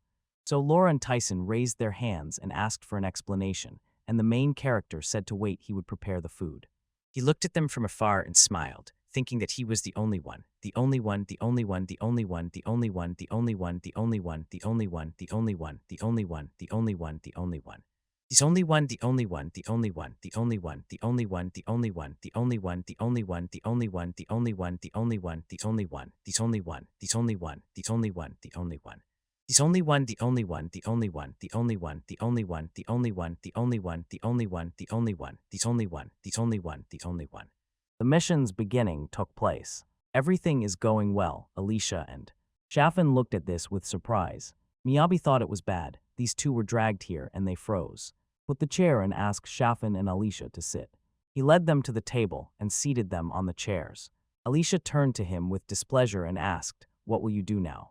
Why did he seat her too? After all, she was a servant, he asked in surprise too. She could eat, Fawn called her with a smile and asked to entrust everything to Miyabi. Dorothy inhaled the scent, looked at the dish and was surprised. You ask, isn't this a tender creamy stew, so unexpected? Was this also in the inventory?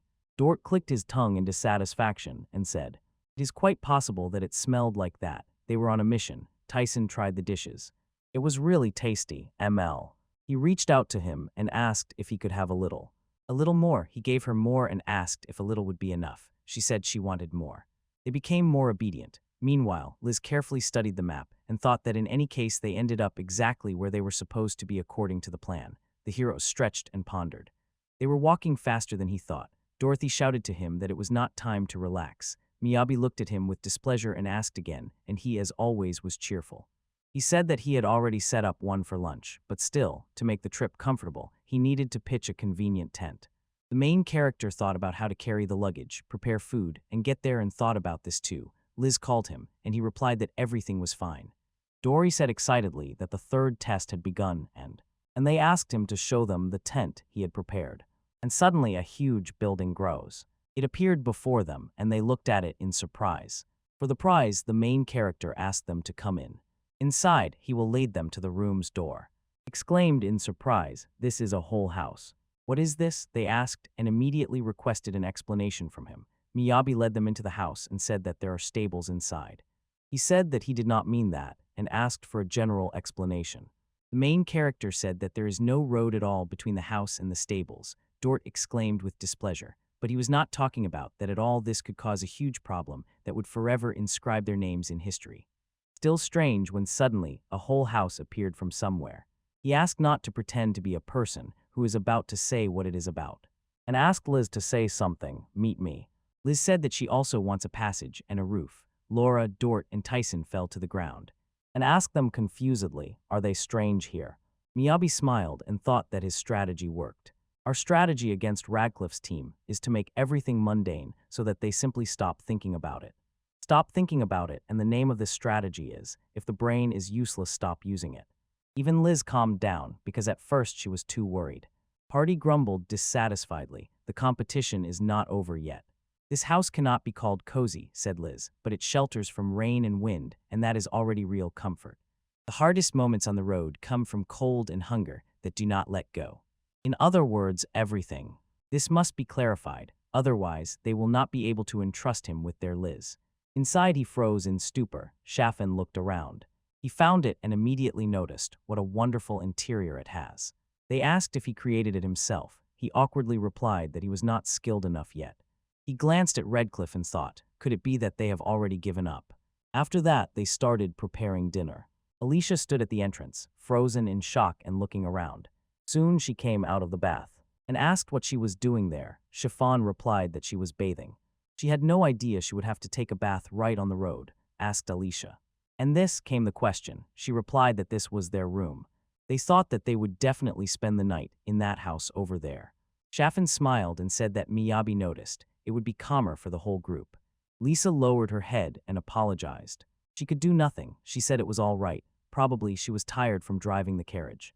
Alicia clenched her palm into a fist and said sadly, but she was a servant. Only she was so miserable. Shafen said that such a thing had never happened. The time when she considered her work bad. So many years have passed since she began to serve. She hugged her tightly and said that she felt good. Long journeys exhaust the body to the bones. Even though she is an aristocrat, it changes nothing. Alicia lay down and thought, at least this won't get wrinkled, and the bed here felt softer than in the estate. She could do nothing. Although Melody said everything was fine, she could not allow herself to indulge. Tomorrow she will definitely return to her former self and become the perfect maid again. The night passed. The second day came. The main character went outside and said, saying what a downpour, suddenly mellowed. Suddenly something appeared right in front of his face and scared him. He asked if he could. If there was something strange, it was that the boys from Redcliffe snored so loudly that it even drowned out the sound of the rain. Liz peeked out from behind the corner and said that the departure time had changed. They will wait until the rain subsides a bit, Miyabi asked. Such a heavy downpour, is the road okay? Liz remarked, that's exactly what I was thinking about, the way. The weather in these parts is tricky and changeable. If the rain eases by noon, they will set off. If not, they will stop for another night. He approached the table and asked what it was. He replied that it was just. She said that she had guarded so hard on watch and now wants a reward. The main character asked again if she meant that she needed something. Hearty, in a couple of minutes he had already prepared the dish and said that it was for lunch. Well, all right. Mel looked at the food with admiration and began to eat. He asked joyfully, it looked very tasty. Could she have some too? He asked with surprise. Isn't it hard for? After breakfast, she asked, what becomes heavy after it? Breakfast, he asked if it was time for. Them to wake Radcliffe, they went to wake them, and began knocking on the door. Lizzie asked if he hadn't overdone it with that house. Said he really thought they would oversleep, but not this. Suddenly the door behind them opened, and Alicia appeared at the exit. The main character sincerely wished her good morning. She asked what time it was. He replied that the rain was delaying their departure, so everything was fine. Radcliffe also overslept. So breakfast was already waiting for them in the dining room. But first, shouldn't they change clothes and freshen up a bit? Alicia shyly looked at him and remembered that she was in pajamas and her hair was tousled after sleep. Slam the door. Liz said it was a bad move because the maids worry a lot about how they look. Soon Alicia changed clothes and apologized. After the recent disgrace, she was eager to regain her honor and asked to be entrusted with cooking or some other household chores. Miyabi said that fortunately, nothing terrible happened, so everything is fine. Alicia noticed these were her regrets and green chiffon. And everyone felt she has the strongest sense of responsibility in the world. They caused them trouble and asked to be entrusted with something. Alicia bowed her head forward and asked to be taken care of. The main character looked out the window and thought that the rain would not stop. In the end, they stayed in this place for a whole day. And speaking of Radcliffe, Dort, Laura and Tyson, now it's our turn. They knelt down and said that they are real. I am truly sorry we're wrong about everything. According to Miyabi, when they woke up after lunch, their heads hung down for quite a long time. Laura said it was not a futon, but a monster. Meanwhile, they settled at the table and began to eat. Doherty took off his hat and said that this soup was simply monstrously delicious. You don't even need to chew the meat, just falls apart. Tyson noted that the orcs' dishes are in their perfect form. The main character thought that after this ramen, they seemed to come back to life. They quickly get used to this, and in this they are somewhat similar to it. Miyabi stepped out of the house and shielded his face from the blinding sun. It seemed as if they could move on further. He approached Mal and called her to the table. She went out into the living room and wished them good morning, the main heroine. Zaganist said in surprise that she came earlier today and then added, of course. She cannot afford to oversleep twice in a row. He answered exactly as a professional maid should. When it came to grind and noted, she became incredibly serious yesterday. She even lay down on the floor so as not to oversleep. The main character looked at her and thought that earlier. She seemed much stricter. Alicia asked with displeasure if it was time for them to start preparing breakfast. He smiled, and there was something incredibly cute in that smile. Meanwhile, about her in the palace, George met Zion and exclaimed, "Wow, what people, what an incredible meeting." He looked at him and thought, for some time he absolutely did not want to meet with him. Long time no see, and again apologized for the inconvenience due to repairs. George, as always, explained it with a self-satisfied smile. Of course, it was a waste of time and effort. Zion decided that this craftsman was a bad master to the core. He didn't even know the manners typical of guild members. It could even. Good to put him on the blacklist. He himself admitted that he was inattentive, and then asked for leniency, saying that he had already been scolded enough. Gorgie snorted, self-satisfied, and left. Unexpectedly, Trends appeared behind Zion and noted that no matter what he was like, Georgie still hated craftsmen. How quickly he came, he wanted to show him something. They entered the bathhouse and saw him begin to raise his gaze. Looking around in surprise, he asked, "Is that him?" Trans smiled broadly and asked happily, "Cool, isn't it?" They marked it so suddenly that it was hard to believe after all. Such work would not lose even to professionals. The friends agreed and asked, "Doesn't it seem very strange to him?" Although he is a craftsman who makes only simple, low-quality products, he still managed to create something that can compare with the works of promising professionals. He even had inventory in another dimension, and it was through it that he was able to establish connections with the houses of 5 great dukes. Will he then be able to look into his past for him? For some time, the Trends asked Zion to figure it out. Find traces of the adventurous Miyabi for him as well. Angulum, according to the main character, the distance from the capital is approximately 590 kilometers, and they are the ones who will have to cover this distance in 2 weeks. He walked tirelessly from morning till evening. I am learning to cope with difficulties. But why is it raining? Again, the 6th day has come. A request for accompaniment, and Liz was sitting at the table carefully, with her head immersed in the maps of the area. The little deer asked excitedly, "Will they come to capital late?" "Right," Liz replied, who threw. Due to the changeable weather, the arrival may be delayed by several days. Shaffin noted how inconvenient this was. Miyabi asked if they would miss their classes, and she replied that this was not the case at all. But she lagged behind in her studies. After all, she was just a carefree girl.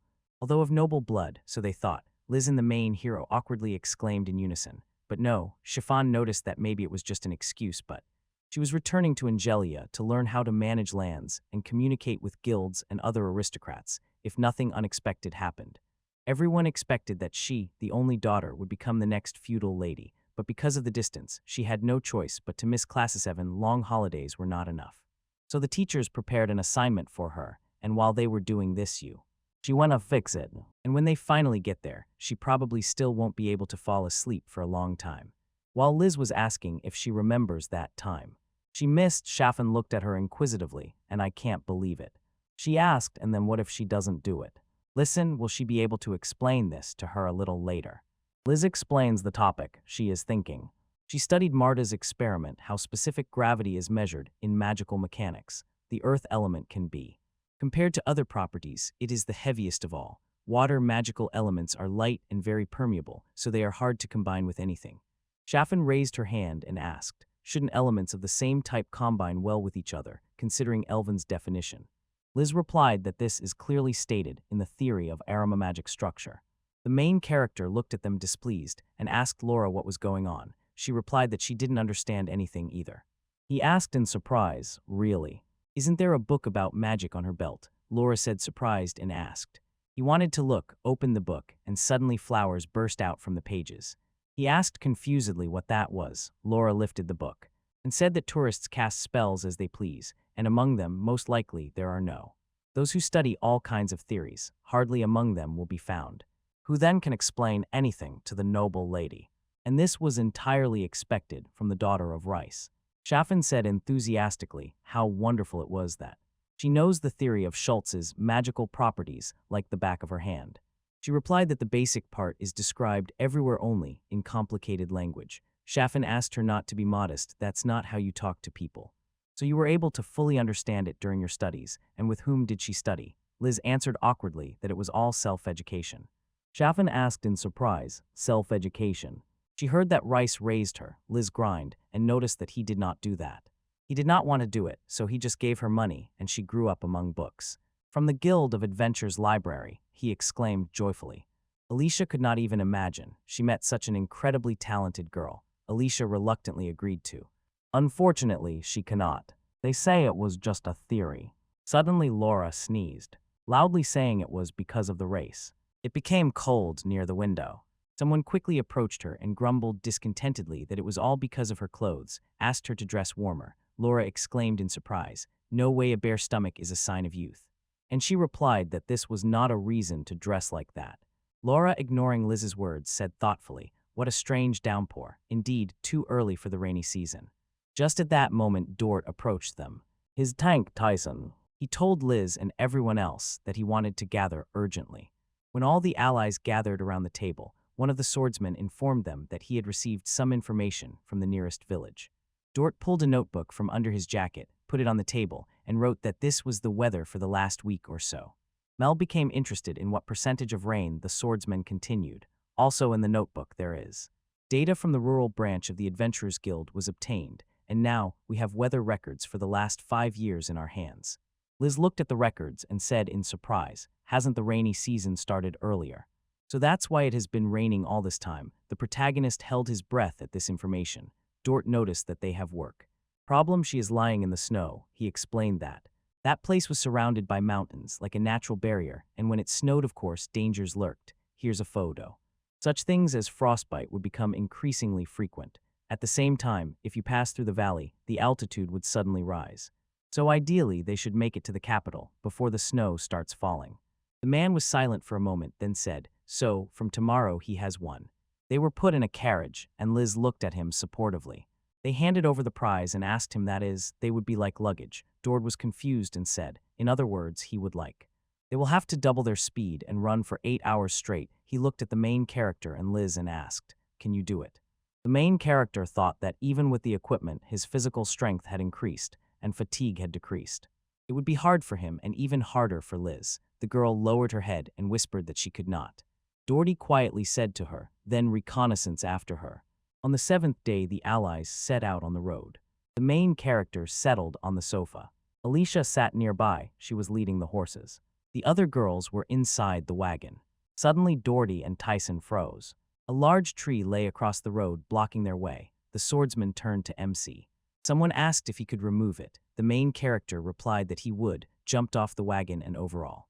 It took him no more than a few seconds. The road was clear. Dork noticed this with surprise. It was wonderful. He added together with the main character that any road would become smooth and even. After some time, the allies stopped for the night. Laura approached the main character and said that she would like to quickly change into something that would not take much time, the main character. The antagonist easily fulfilled her request. After some time, when everyone had already gone to sleep, Liz told the main character that he was so good. Everyone in Redcliffe relies on him. The main character asked her, really? The main character noted that she was also skilled in reconnaissance. They added that Laura simply showered her with praise, because to accurately determine distances and numbers, one must be very skilled in mathematics. The protagonist closed his eyes and said that this was not an indicator. Does the fact that an adventurer of rank A just praised her prove anything? Or did he realize that Liz did not? Answering him, the main character sat up in bed and called the girl by name, but there was only silence in response. He thought she had already fallen asleep or something like that. In fact, Liz was only pretending to sleep. She was tormented by sad thoughts. She realized that the main character had really succeeded, and it was no wonder that everyone admired him, because hardly anyone could repeat what he was capable of. That is his special value. But what use is it at all? Meanwhile, Sid was watching an interesting scene. Karen was crawling on the ground. He was muttering something about 150 cup of earth, 200 branches, and 150 rubles. He kicked him. Karen fell and screamed in front of everyone. Right? Sid exclaimed confusedly. What was he doing? What is he doing during the war? During working hours, he looked very suspicious. He started doing warm-up exercises, so I asked him if he was training. Using the equipment, Karen replied that he was indeed doing that. He added that on the very last day of construction, the teacher gave him a special schedule that he himself used, and Karen was very proud of it. Of course. The teacher lied. In fact, he was doing even more, but had already taken a step closer to his teacher. Sid looked more closely at what Karen was doing and noticed that the protagonist's the inventory turned out not to be so scattered. The crafter noticed that he was simply a monster, and he really wanted to go with him to the mine. Sid finished the sentence for him, but suddenly it turned out that he had already left the city. Karen replied that it was true. Wise told them about it a week ago. What his teacher was doing now. Meanwhile, the protagonist was on the road. He anxiously asked Liz if she was okay. The girl asked him with a half-smile in slight surprise, "What's wrong?" He told her that yesterday she looked so tired. She noticed this embarrassedly. Really, her body was completely rested because she was sitting here. The hero laughed and took up the reins again, turning the carriage onto the road. He thought that she just had a terrible aura. Dordas suggested hurting her. But she understood this was necessary to get there safe and sound. The situation seemed to nod back at her. Before setting off, she went to the library and gathered all the information about the route and the monsters there, and as always, was ready to take responsibility.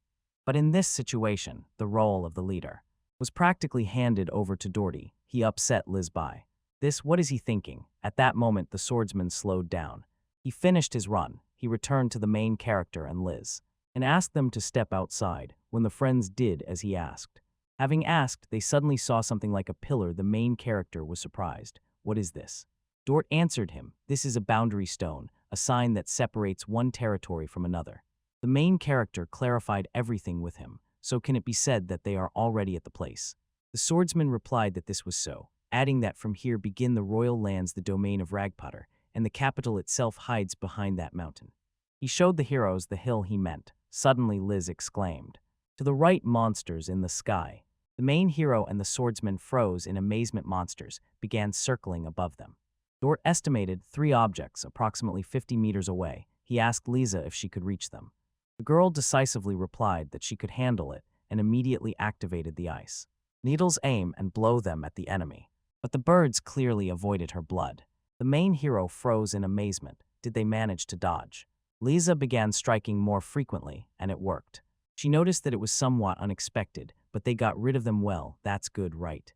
Liza, who was just getting into the carriage, the thing she had recently used, these are first-level ice needles, right? The girl replied with surprise that yes. Chaffin said she thought so. It's just strange. Ice needles are simple ice magic that turns ice into needles and makes to fly, but what she saw recently looked as if the trajectory had changed. In the middle, she asked Liz why. The girl replied that the explanation would be a bit long. Long, in simple words, it is the use of magical manipulations. And to master this, one would have to train for a long time on distant targets. Shafen again addressed her encouragingly. Prize manipulation, and then she understood everything. The girls looked intently at each other, and Liz noticed with surprise that the pupils of Shifen were divided into 4 parts. She asked her in surprise, is this what she thinks? If she is interested, she could teach her how to do it. Shafen gladly agreed to her offer. The allies sat back in their seats and gained speed. Dort noted a wonderful pace. If they keep this rhythm, they will reach the place in 5 days. He raised his eyes and hoped it would be wonderful if the sky remained clear. By that time, when it got dark, the allies. To rest, Shafen placed a stump on the ground. She placed the target behind on the ground and began honing Liz's technique. After some time, she was overwhelmed with surprise. It's difficult. She constantly encounters obstacles. Liz told her that this is unavoidable. She extended a tea to the girl in the dessert and gently asked her to take it. They watched with admiration. Did the main heroine bake this cookie? Liz told her yes. They prepared them as a snack during the break. She, with a coaxing smile, noted that she heard about it from her father and therefore always intended to stay. She was ready, yet it seemed as if she forgot that they were on the road. If it rains. There are crossings here. If you study, there is a chalkboard. She added that she never ceases to be amazed. The girl asked Liz how she met the main hero, and Liz smiled and said that he got lost in the forest near Angela. She led him to the city. He had no money, so going with the flow, they joined into one team. That's how they met. Shafen asked her in surprise, does this mean before meeting the main hero? She worked alone, Liz said. She is a sorceress who usually operates behind the lines. Perhaps it seemed strange. She asked her ally how skilled she was in handling magic. Shafen answered her awkwardly when in her opinion, she only got in the way of everyone. The girl added during training, priority was given only to high-level magic. He spoke warmly to her and said that she had great magical power. Everything was decided by talent, and she, Liz, was born almost without magic. She knew that to use magic, 3 things were needed: a method of creating magic, called theory, the ability to control it at will, and the energy that generates it, magical power. They say the most important thing is to have magical power. Unlike skills and knowledge gained through experience, it is present in a person from birth. Everyone has it differently, and it can really grow if it is constantly used. It slowly but surely increases. Like muscles under constant tension, she honed control over magic to use that tiny bit of magical power more effectively.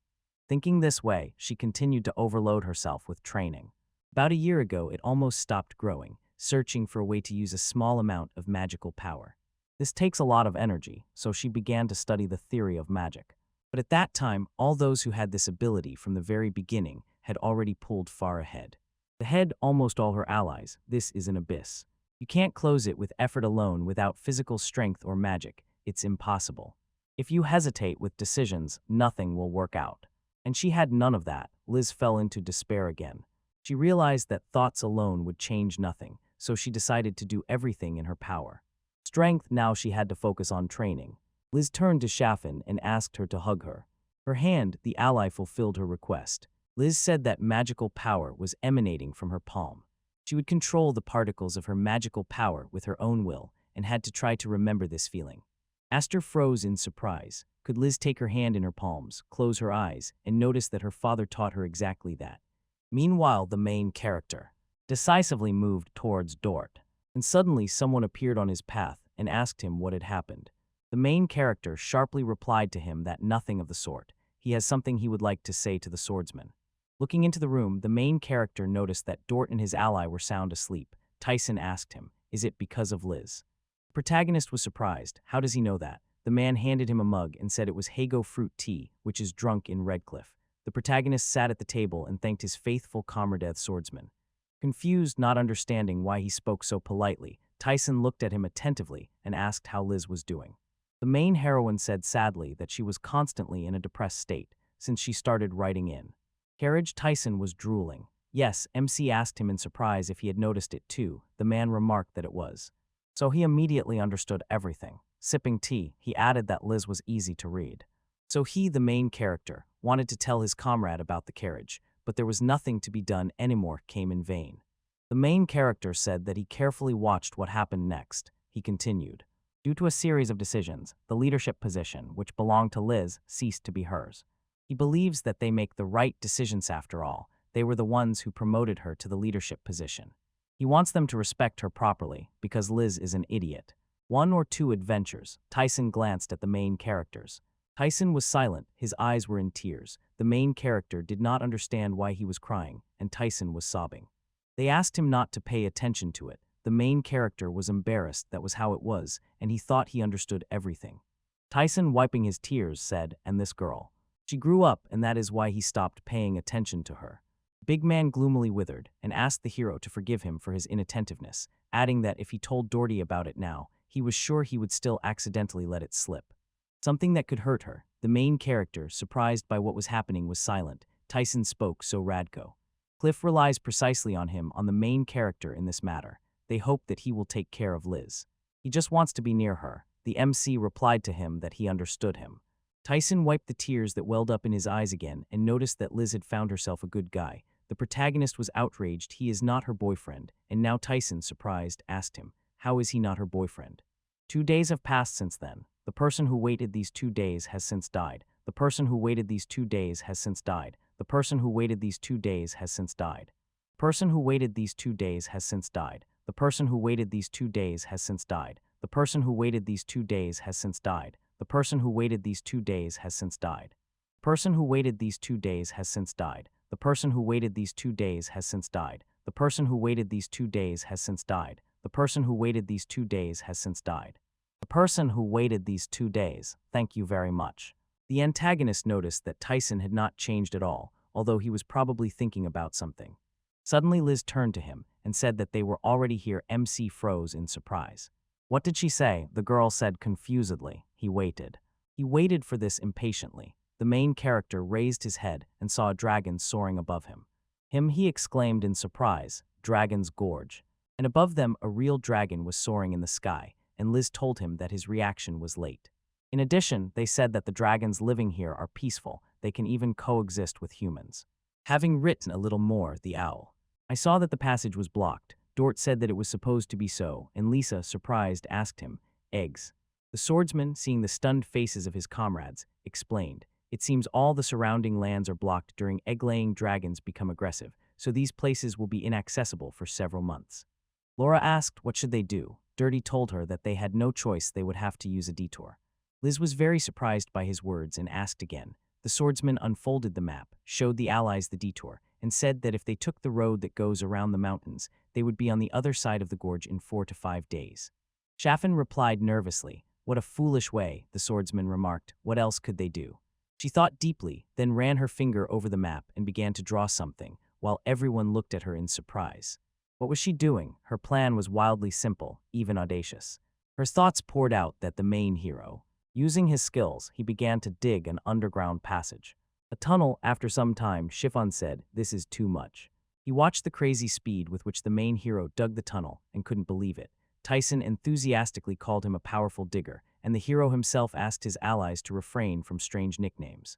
Suddenly the main hero froze and exclaimed in surprise. Dort immediately rushed to him, huge. Before them opened a huge cave with giant icy and rocky ledges and icicles. From one wall, like a waterfall, water poured and a small lake formed on the floor. Dirty froze in amazement. In the stalactite grotto, he and the protagonist crept as far as they could and found themselves at the very edge of a huge cliff. The swordsman noted that there was no way forward. The main hero suggested to him to retreat a little and dig a passage in another place. At that moment, he suddenly realized some sound was coming from above. He raised his head and he saw with horror that some gigantic bubble was hanging over him. He didn't have time. He didn't even have time to think when Mal appeared nearby and cut the bubble in half. Dort, who came to her aid, exclaimed, "Wonderful," and Liz thought with fear, "We're not trapped, right?" Looking around, she said with horror, "This can't be." Monsters began crawling out of the crowd. "Facts of the cave," exclaimed Dort. "This is a colony of slimes, monsters, boo. They are starting to appear more and more strongly. Soon they filled almost the entire cave from top to bottom, but they protect." Agonist suddenly felt someone push him. It was Dort. A threat in the form of slime appeared over the hero, and the swordsman instantly rushed to help and cut the bubble. The hero thought in surprise, "This is definitely a slime colony." As last time in the dungeon, he was desperately bustling about. He began looking for escape routes. He ran up to the cliff. He tried to drive away these thoughts. There was water below, even if it wasn't there. At that moment, they could end up underground. Mel threw him away, saying that he was bothering her. The girl desperately fought the monsters, like everyone else. Everyone else, the main hero, was. Liz caught them. The slimes began attacking Mel. Shooting their slime directly at her, they surrounded her. He looked at her, Mel no, but still managed them. They talked about the escape route. Liz is firmly holding the staff at the ready, looked at her with surprise. Looking ahead, she noticed that the passage was also filled with slimes. Mel, looking angrily at the monsters ahead, decisively said that they were. The retreat path will be cleared. She rushed into the very thick of the monsters. Smashing them left and right, the girls strengthened her characteristic and looked ahead new opponents. Preparing to attack her, activating her skill, Mel began wildly darting on the ground and in the air. There, beating the ubiquitous monsters, she dealt with another pile of slimes and stopped to recover her strength. Liz carefully stared at the opponents and thought that slimes are magical creatures and their gimmick is acid. Attack, they move quite slowly and their weak spot is the core. If there is only one slime, then it is not. It would not be a threat if not for this enclosed space. What should they do? Leave the cart. They need to give Shafani a chance to escape, Liz thought sadly, because everyone she personally proposed this album. Allies are making their way through the mountains. At this moment, one of the landslides. They released slime on her, but the door too. He covered it with his hand. The hand was burned by acid, Liz said anxiously, but the swordsman told him, hand. He assured her that he was fine. After all, Laura was with them. Stepping forward, Laura shouted to everyone, don't run away. She activated the healing circle. A magical circle appeared around the allies, and the wound from the car door on his hand instantly began to heal. Before the eyes of the stunned spectators, she thought with surprise, the wounded hand has recovered. Magic of such effect requires a lot of magical power. Healing magic is out of the question. Liz looked at Laura with admiration. She used this magic so easily. It was the very same well-known scent of elven magical energy. She suddenly stood up. She could not relax. We would not have thought that thanks to Lori her mistake was corrected. The fact that her friends suffered because of her is an unchanging truth. So she will also come in handy. As if all the others would also rush into battle. She felt the earth tremble beneath her feet and begin to crack. The girl thought in surprise, did the earth rise? At that moment, all the fragments began to swirl. As if caught in a strong gust of wind, Doherty appeared beside her. He activated his magical ability and spoke. To turn all the monsters to ashes. At that moment, flames burst out and began to devour them. She could not believe her eyes. She thought with surprise, this is the power of rank A. She did not. They did not even approach them. All the monsters were burned, the main thing. A character who clearly does not hide his admiration. He said, wow, they all evaporated, not a single one left, and added that since they were all gone, now it was his turn. Laura approached him from behind, placed her hand on his shoulder, and irritably said it was still too early. And it was then that slimes finally began to appear again. The protagonist indignantly could not believe it was impossible. They could not have killed them all. Laura decided to live. She looked at her attentively and asked, do you know how your father fought with Liz? He looked at Laura confusedly, not at all. Understanding what she was talking about, the healer took her hand and examined it closely. Liz said with surprise that she felt as if something was flowing into her. Could it be Laura's magical power? Liz looked at the picture given to her by the healer, and Reyes, Liz's father, addressed Laura with the idea that he had invented a magical property that would suit her. She replied how annoying he was, as if she had asked for it, and when Reyes showed what exactly he had invented, she exclaimed in surprise. Control of magical power. Liz's father joked and wondered if she would learn it intuitively. Laura was indignant, saying it was complete nonsense, and that he should forgive her. She had just wasted his time. Then he took her hand and told her that this fighting style required precise control of magic. After some time, when he took her hand and told her that this fighting style required precise control of magic. After some time, when he took her hand and told her that this fighting style required precise control of magic. When Laura entered his office, she saw him at the table where he was experimenting with something. The girl asked, studying again, but still, he would not be able to use advanced magic, and Reyes told her that he would not be able to. But apparently she would succeed. Handing Liz these photos, Laura repeated the same thing to her about knowledge of magic. She advised her to imagine that slimes could slip through any crack, and Laura asked, would they break through the passage? Isn't it possible to come up with a better way, for example, to choose from those options she hadn't even thought of? Liz looked embarrassed at the healer and fell silent, then replied to her that she had. It's time to put an end to this. If monsters crawl out of cracks, then all cracks should be sealed. There was so much water here, and she hadn't even suspected such an option before. Laura smiled approvingly at her. Liz thought, I see, the principle here is the same as when they trained with Chiffon. that evening during training, influencing the magical particles left after magic activation. To control the trajectory, according to theory, magic cannot be directed at any stage, neither during creation nor during activation. In other words, with words she could attack using Laura's magical power. The difficulty of control, of course, is incomparable, but she simply must do it. Liz felt her body fill with energy and determination. She focused and activated advanced magic, thanks to this eye. In the cave, the facts were sealed, and the existing slimes were subdued. Then Liz applied full freezing. Everything around suddenly lit up. A cold wind blew, freezing the monsters. She turned them into ice, and everyone froze in shock. "Dort," whispered Liz's father in complete silence. Her name sounded with surprise. The girl looked around confusedly, and not immediately, but gradually realized that she had succeeded. The monsters were finally stopped. When everyone more or less recovered from the surprise, the main character expressed admiration. It was cool. Slimes, stream, and water. Everything was frozen. Dorda noticed that they really spent a lot of time on the slimes. He thought about it, but still it bore fruit. The main character looked at him with understanding. Suddenly he sat down and asked the swordsman, "Is this?" In the light not far ahead, he noticed something like a dim glow. The swordsman crouched nearby, looked in the direction the hero pointed, and said it looked exactly like that. Probably water was seeping from outside. The main character eagerly asked him if they could get out there, and Doherty turned to him and said that the speed on the ice drops sharply, so it is better for him to dig deeper. That way they will get out faster. The main character did not dismiss his idea. He immediately created a metal sheet and asked the allies. "Look at this." He explained to them that he would cut parts from the metal sheet, process them a little, then sharpen the bottom surface. Start mass production, and he did it. Every word of his was accompanied by a visual gesture. The hero made several hand movements and created. He tore the blades off the skates and glued them to the soles of his boots, and did the same with the boots of his allies. Everyone immediately appreciated the advantage of this and happily began to glide on the ice, shouting with delight. The main character laughed, looking at his comrades, then shouted that with their help they would get there very quickly. He shouted, his body trembled, and he barely stood on his feet. If it weren't for Liz, he would have fallen on the ice. She, in the silence, asked him why he couldn't even stand properly on them. At that moment, Doherty felt they would definitely speed up, but what about the cart? The main character said that he also attached runners to it, so there was no need to worry. The swordsman. "And they better get out of here as soon as possible." Suddenly, cap. A sound rang out. The swordsman tensed. What was that? Liz said that everyone saw how the slimes gradually thawed, as they were like jelly. They thought faster than liquids. Everyone shouted with excitement. Someone shouted foolishly, and she was saying this. Now the allies are panicking, trying to escape from here.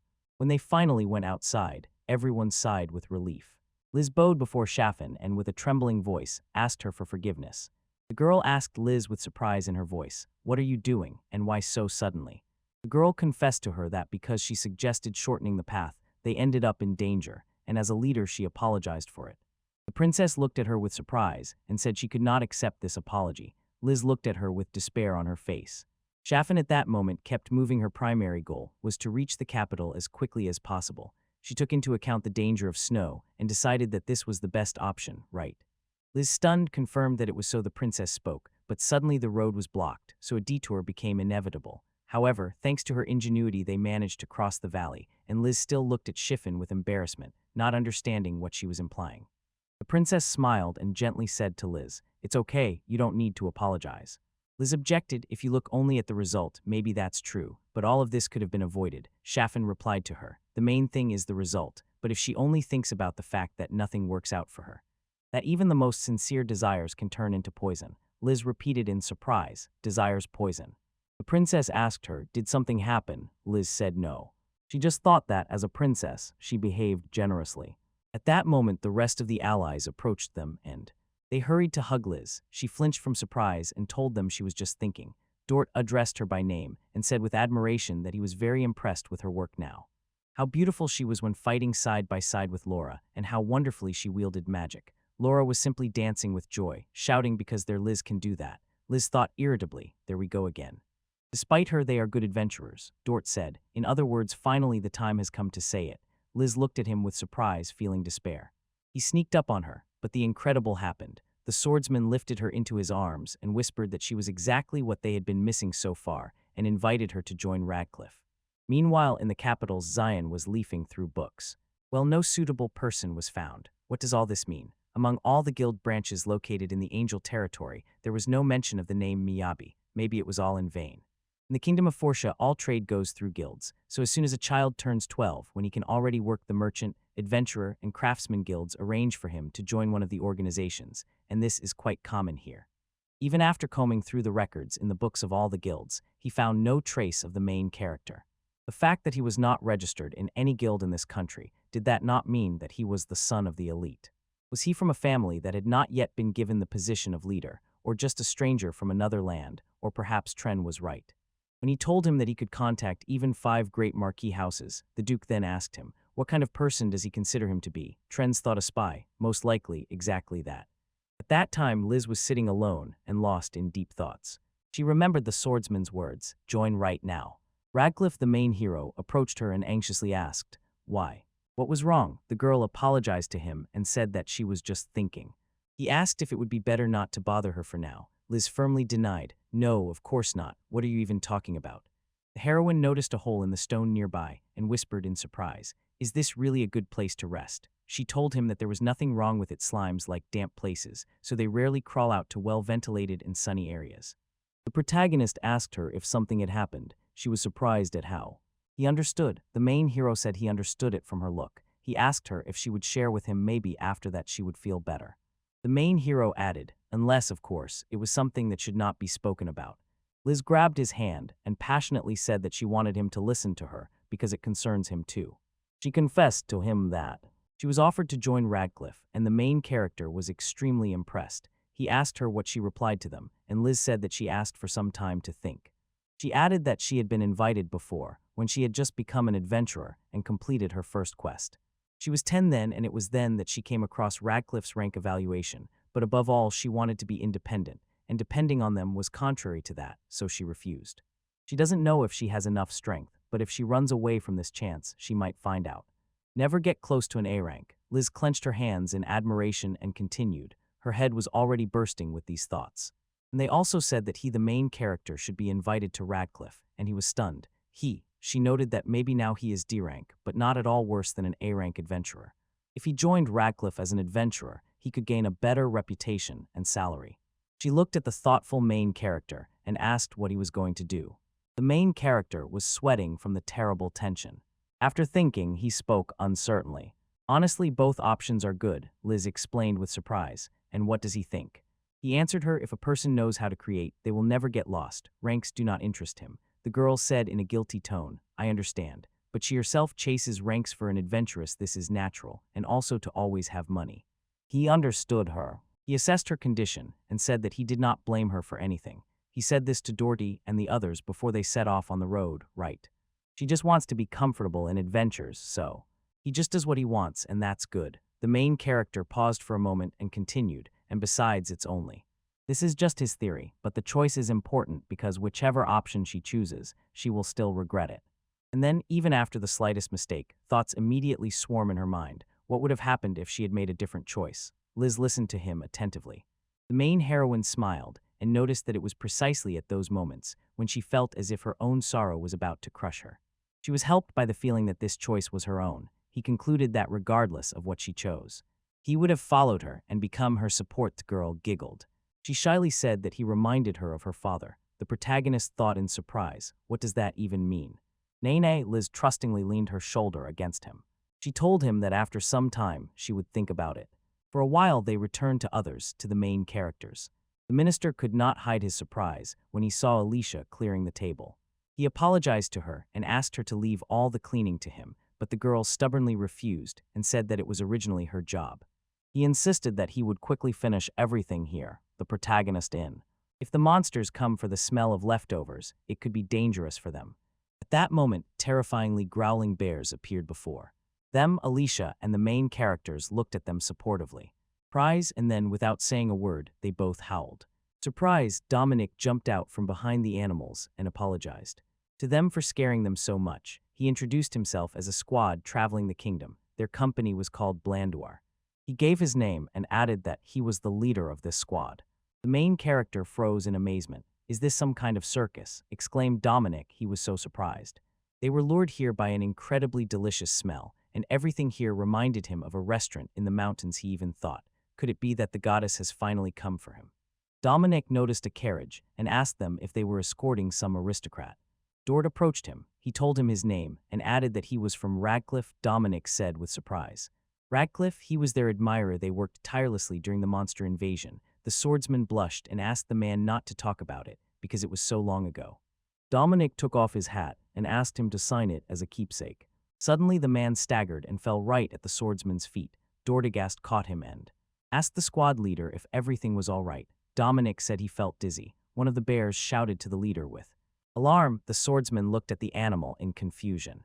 He pointed to the road and with curiosity in his voice, asked Dominic if they were not from the Targu territory. Dominic replied that they wanted to arrange the next show in Angel, but apparently that had become impossible, and then the bear wondered if they could perhaps try to rely on that. Peter told him that, in his opinion, if they waited a little, they would get there. Dominic turned back to his allies. He apologized to them for disturbing him and asked if they could share some food with them. The leader and all his subordinates fell to the ground in a deep bow. Dominic said that during their journey the rain did not stop for a moment, so all their things got soaked to the bone, and all the food spoiled before they even noticed. He said sadly that they had not eaten for 4 days. This will be enough for them, and a little more and they will be able to replenish their supplies. In the village, in Dragon's Gorge, let it be so for them. Be kind and help them with something. They grimly reported that the dragon's cave was closed due to the egg-laying season, so they would not reach the village without a detour. Dominic exclaimed in surprise. Detour. He heard that this route takes 4 to 5 days. That's too long, Liz returned to. They approached the swordsman and asked him if he could lead them back to the village by the same road they came back to the village. Not far from there, the swordsman decisively rejected her proposal. He said that there were still plenty of slimes there, and they would not be able to guard so many people. They could not consider them more important than their mission. Liz had to agree with him, but she really wanted to help them somehow.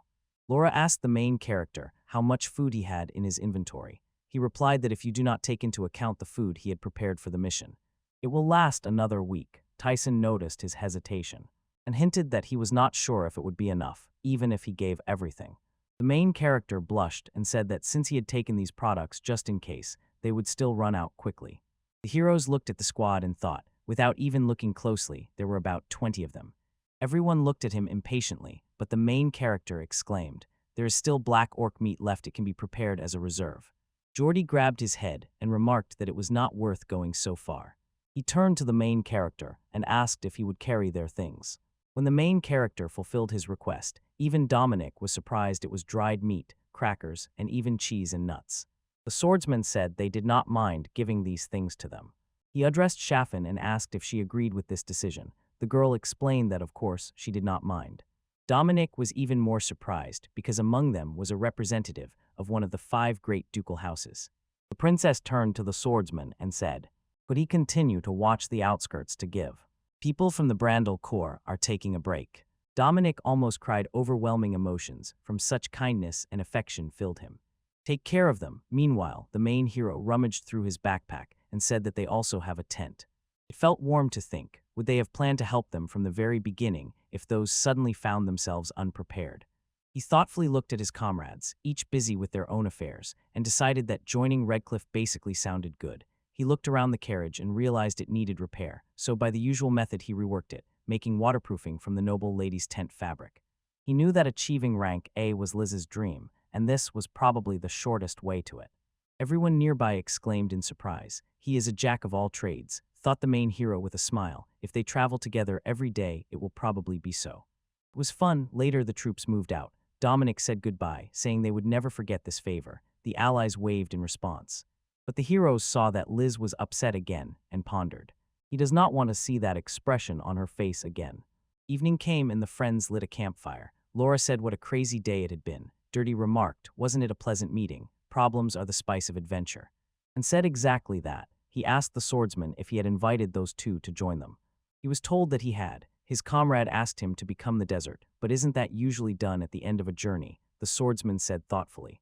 Maybe because of the main character. He wouldn't say that he was very brave, but the guy was good. He never thought he would need a craftsman assistant in the team, but if they talked about it, he would want this guy to join their group. Laura noticed that Liz also struggled. Although she worked in the rear, she would. He was alone all the time, and although the main character is insanely cool, in the end he turns out to be an assistant, so they will have a full team. Dorda picked her up, and there is no doubt about Liz's luck. She did an excellent job as a leader in this task for the noble family, so this time she can definitely join Redcliffe without any shame. Tyson asked him hopefully, can she really join? The swordsman noticed that 3 of them had decided. This isn't it, said Tyson. Of course it is. But when he finally saw them and talked to the main character, he changed his mind. Tyson lay. He is silent for some time, then addresses his allies. He is firmly against Liz joining their group. His comrades looked at him in surprise. Dort, surprised, addressed him by name. Laura asked him in surprise why so suddenly, and explained to them, 8 years ago, it was they who took Liz's father. After that, they swore to do everything so that only smiles would follow her in life. The swordsman thoughtfully said that all this was true, and told them both of them how close. Mostly they watched over Lisa, and the allies assured him that they never took their eyes off her. Eyes off her, he noticed that he didn't ask for that. When he told them about this, he meant her facial expression. The allies looked at him in surprise. Doherty asked again. Facial expression. Tyson's side is heavy. He was silent for a moment, then said he always thought Lisa would be happy. She gladly joined Redcliffe, but as soon as she is near them, the smile disappears completely. The swordsman. Laura looked at him confused. What is he even saying? Doherty said distrustfully, pressing against him in a friendly way. What did he catch? Stop making things up. Laura also pressed against Tyson and jokingly exclaimed, could it be that he is already blind? Tyson still seriously asked them and allowed them to tell when exactly during this trip they saw Liz smile. The allies realized that they had not paid any attention to this at all. It was necessary to remember that he had not even properly seen her when Tyson told him that he had appointed her leader. Let them support her well, and when Liz asked him, does this mean that she and the protagonist just baggage for them, and when she was worried about his hand, wounded by slime, and when he invited her to their group and all this. The events confused him so much that he could no longer say what expression was on her face. Everyone fell silent. The swordsman was terribly embarrassed. He was tormented by shame, and even when they went to sleep, he could not fall asleep. They comforted him. He lived with the hope that Liz was smiling. She was definitely smiling. It was already late at night, but this kind of. He could not fall asleep. He went outside and thought that Tyson was such a pessimist that wasn't Liz smiling. Later he noticed the main character and Liz. Dort froze in place and began to watch them. The main character told her that she looked fresh today. She smiled and replied probably because he had slept well. The swordsman noticed this with pleasure. Oh, isn't she smiling? Liz noticed him and shouted, what are you doing here? It was the 11th day of fulfilling the escort order, and he stood confused, not knowing what to answer her. They moved on the way the swordsman counted how, approaching the capital, they increasingly met carts. He absent-mindedly looked at their cart and noticed that it was undamaged. There were still 20 kilometers left to the halt. Starlings, is it raining nearby? Goodbye again, and suddenly the carriage stopped. They asked the main character in surprise, what happened? He smiled and said he was a little cold, so he put on a coat. The swordsman remarked that his gear was indeed a wonderful thing. MC asked him if it was possible to stop the horses, even a little. The swordsman gave his consent to the main character. Warm pillows were handed to the girls. The girls were very surprised. He noticed that since they entered the mountains, it had become colder, and apologized to them for noticing it so late, and Chaffin replied in surprise that it was nothing. This usually happens in the mountains. Protagonist.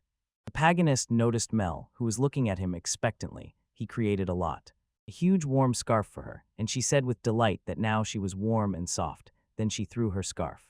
In a burst of gratitude, someone pushed the main character and shoved him out of the carriage, and Liz laughed heartily at this incident. Tyson gladly noticed, Liz is smiling, isn't she? She replied to him with a satisfied smile that she was. He added, at least they will be able to warm her, Liz. Wrapped in a scarf up to the very top of her head, she did not look happy at all. The swordsman, noticing this, exclaimed, warm, she answered him. To be honest, she was even hot, she asked them indignantly. Why not give Laura warm clothes? The healer was lazily sprawling on the bench, and the hero, looking at her half-covered body, was trembling even more from the cold. He asked if he should bring her a jacket, and she replied that she forgot to take it out of the backpack. Close your eyes and ask her to stop these strange antics already. Meanwhile, Dort was confused, he thought. It's just a coincidence. Today it is definitely a coincidence. Wasn't Liz smiling since childhood? And they must protect her smile. The allies set off further on the road. Day after some time they stop. Before them, white mountains. When snow began to fall from the sky, the main character was surprised. Was it snow? The swordsman and Tyson, smiling, climbed higher and looked at that place. Dirty thought. with surprise how much snow had fallen in just a few hours, but the protagonist said that today they would stop here. He said he would set up a tent now. The swordsman stopped him and said that they needed to continue the journey.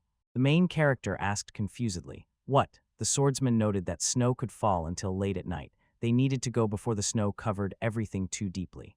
In 3 hours, they would be on the slope near the capital, where snow would not be a big obstacle. Considering the safety of tomorrow's journey, they had to take care of their own safety on their own. Liz got out of the carriage, asked the swordsman to be quiet, and said that, in her opinion, they should still stop here. She added that not only ordinary snow and cold exhausted them terribly, but also the frozen ground would be an obstacle. At night it was hard to see, and monsters were active. The girl firmly warned everyone that there were too many dangers here. Laura exclaimed in surprise. Was she really worried about them? Liz irritably noted that she was concerned about the horses and chiffon. The swordsman thought that Liz knew perfectly well he hated last-minute changes of plans. But if they set off tomorrow on the snowy roads, it would take much more time. So what will they do then? Liz replied to him, let her surrender now. The firmness in her voice left no doubt his reasoning was correct. But how could he have forgotten that they had the main hero? After all, the allies did it. As Liz said, it was the 12th day when the swordsman came out of the tent in the morning, he froze in surprise. There was no snow ahead, and Mel was fussing with a snowman. He turned to the allies in surprise. What was that? Liz replied that since they managed to pass through the stone, they could try the same with the snow. They would have moved if only they cleared the snow from the road. But now is not the best time to clear snow from the road. The antagonist led the squad. They could not escape, but today they had every chance to reach the capital, the girl noted. This time she was definitely not mistaken, right? The swordsman agreed with her. He added that this way they both could save strength and move on, without problems. He was silent for a moment, and then said that, in his opinion, it was a good decision. The man looked at Liz and saw that she was smiling. The girl quietly thanked God that he approved her. Liz saw off the main character and said, "Do your best there." He replied, "Leave it to me." Liz smiled. What would they think about it? Was it because he praised her? No, rather because he approves it. Having learned about her decision, he went to Tyson. Laura, he told them directly that he wanted to talk to them alone. The swordsman told them that the ascent was Radcliffe's heart. He's who managed well on his own, the wild Laura, and Tyson, who joined them a little. Then they were all connected by the ascent. When he left, Liz became their link. Reference, they were so foolish and no longer noticed her herself. Only now did they notice it, although they saw her smile.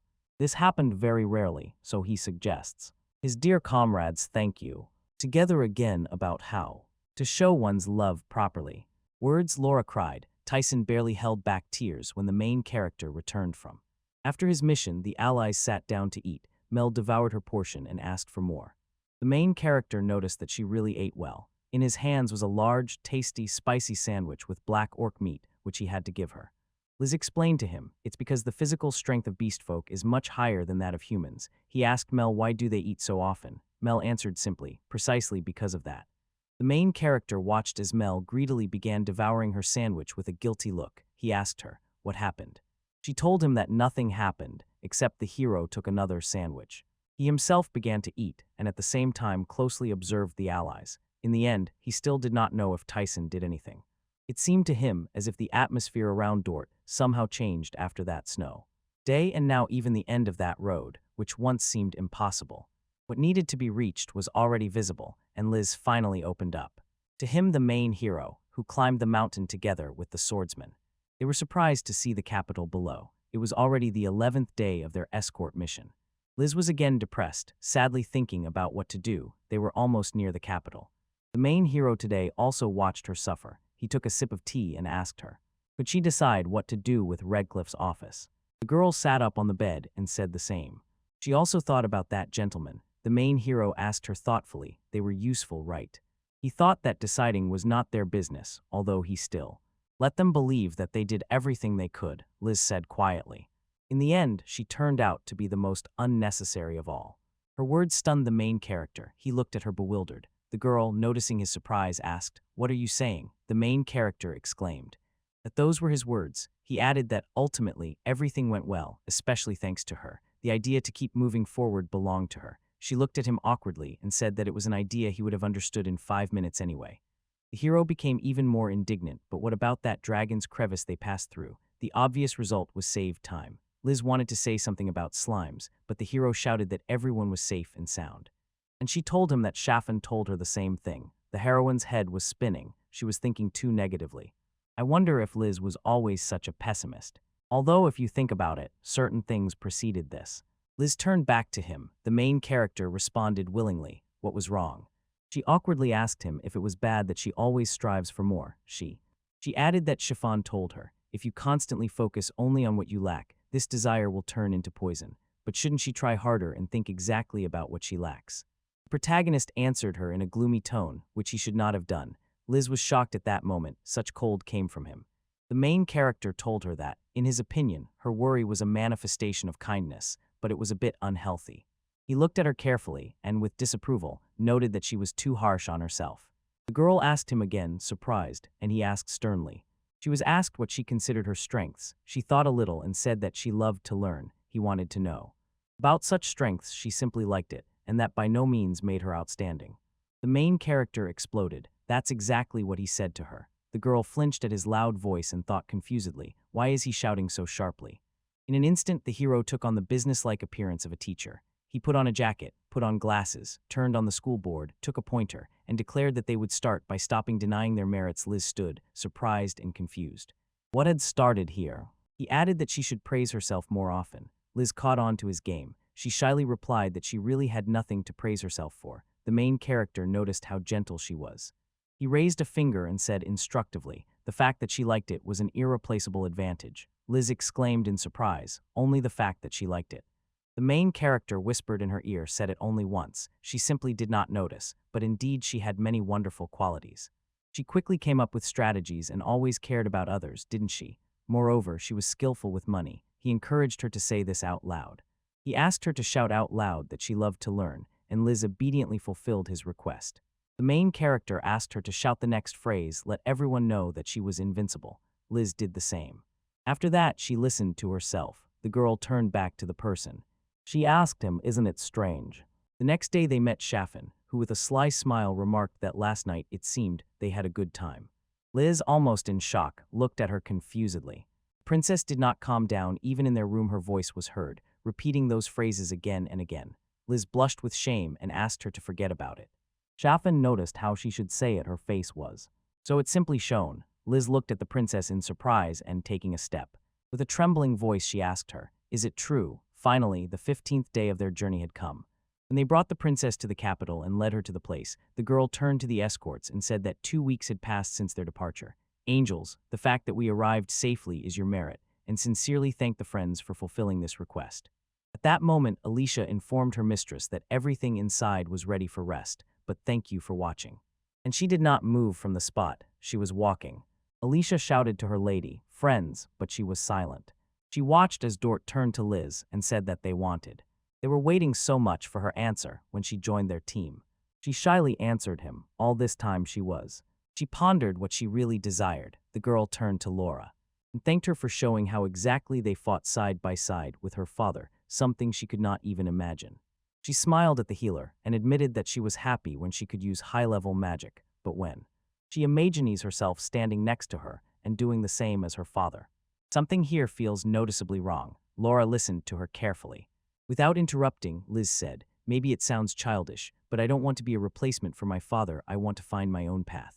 She wanted to make different people happy with her magic and really wanted to be recognized. She took the main character's hand in her palms and exclaimed that she did not join Radcliffe. The main heroine did not even expect this from her. He told her that it looked strange and people might misunderstand them. Liz let go of his hand and apologized guiltily. She was just excited. To their surprise, Dorothy suddenly laughed. He adjusted his hat, nodded as if to say he understood everything, and added that from here they would part ways. The main hero. The antagonist and Liz looked at him in surprise. What was it all so simple and without unnecessary words? The travelers turned around and left. The swordsman said they had already passed the information to the Adventurers Guild. No need to worry. They neither overestimated nor underestimated the assessments, and probably soon a report would also arrive from Lady Chiffon. Well then, whether there will be more requests from the nobility, probably in the end, the Duke of Trends will decide everything.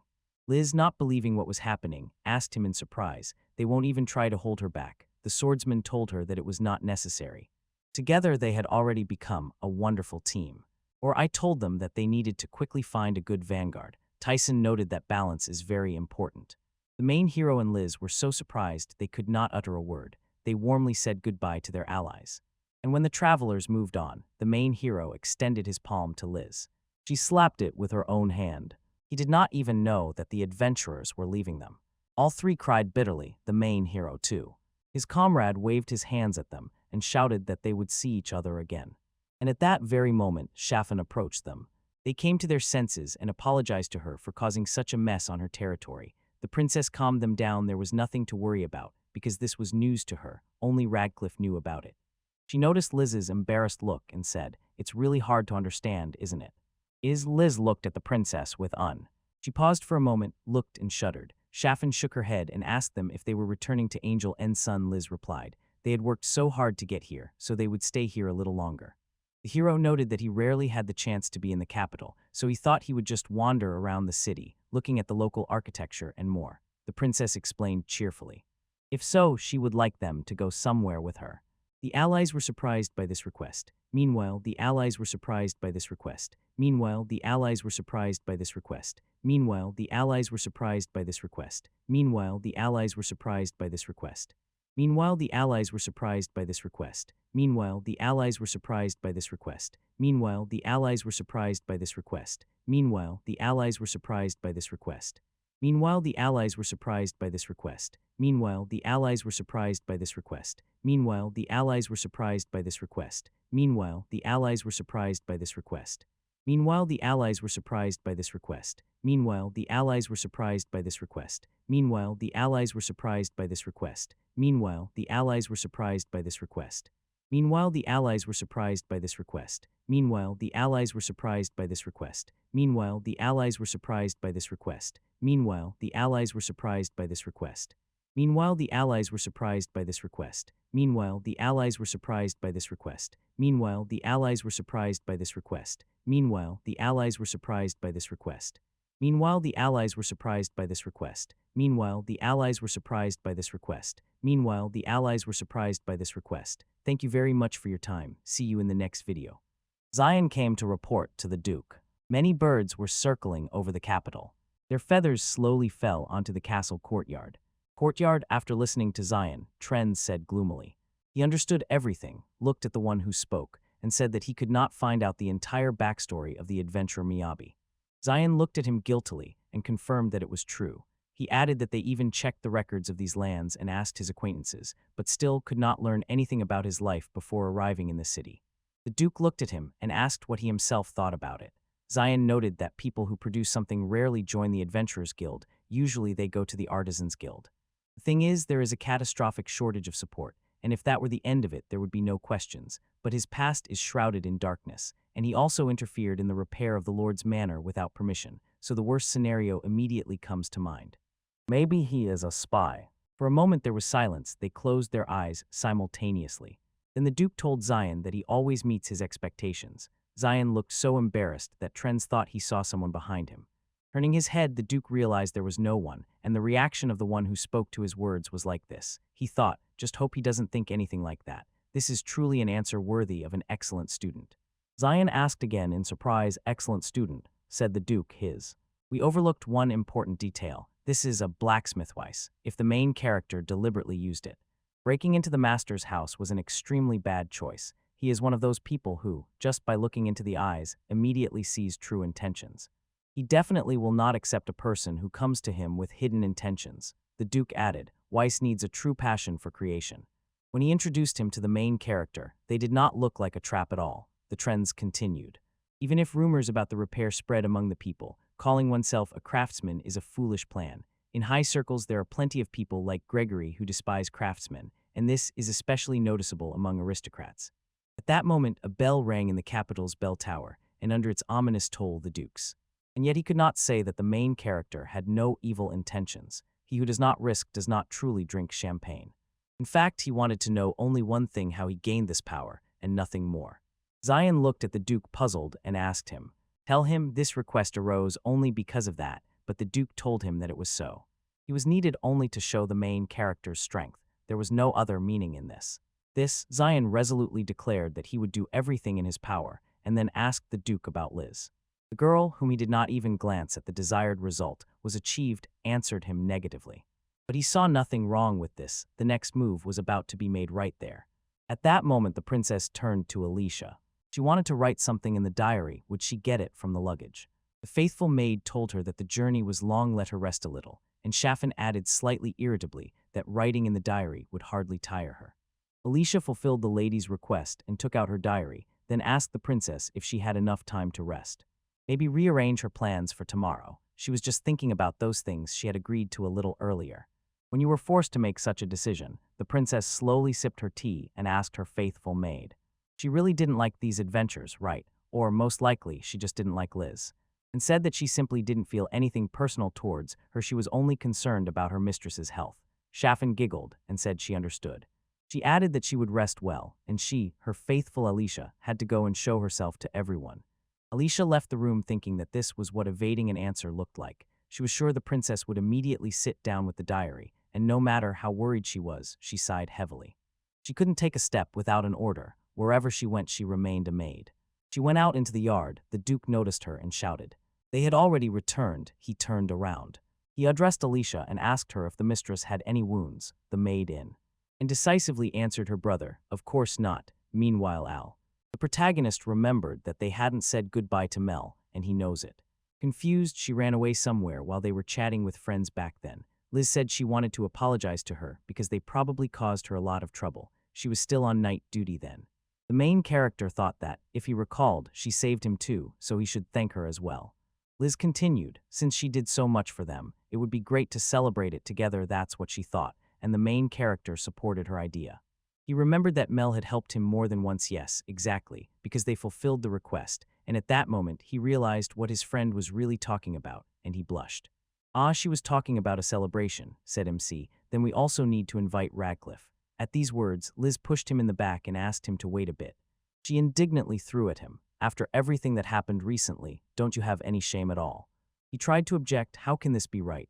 But Liz was adamant. She categorically protested. The protagonist gave up and muttered, yes, I understand, and the MC noticed that if he looked for Mel, Liz thoughtfully suggested that they were probably nearby. Her werewolf nose would sense them.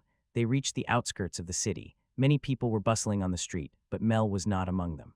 Liz said they would lure her out, and the main character, as expected, thought it was impossible and also quite inconvenient, but there was no way out, so he lit his stove, from which an incredibly appetizing smell spread after a short time.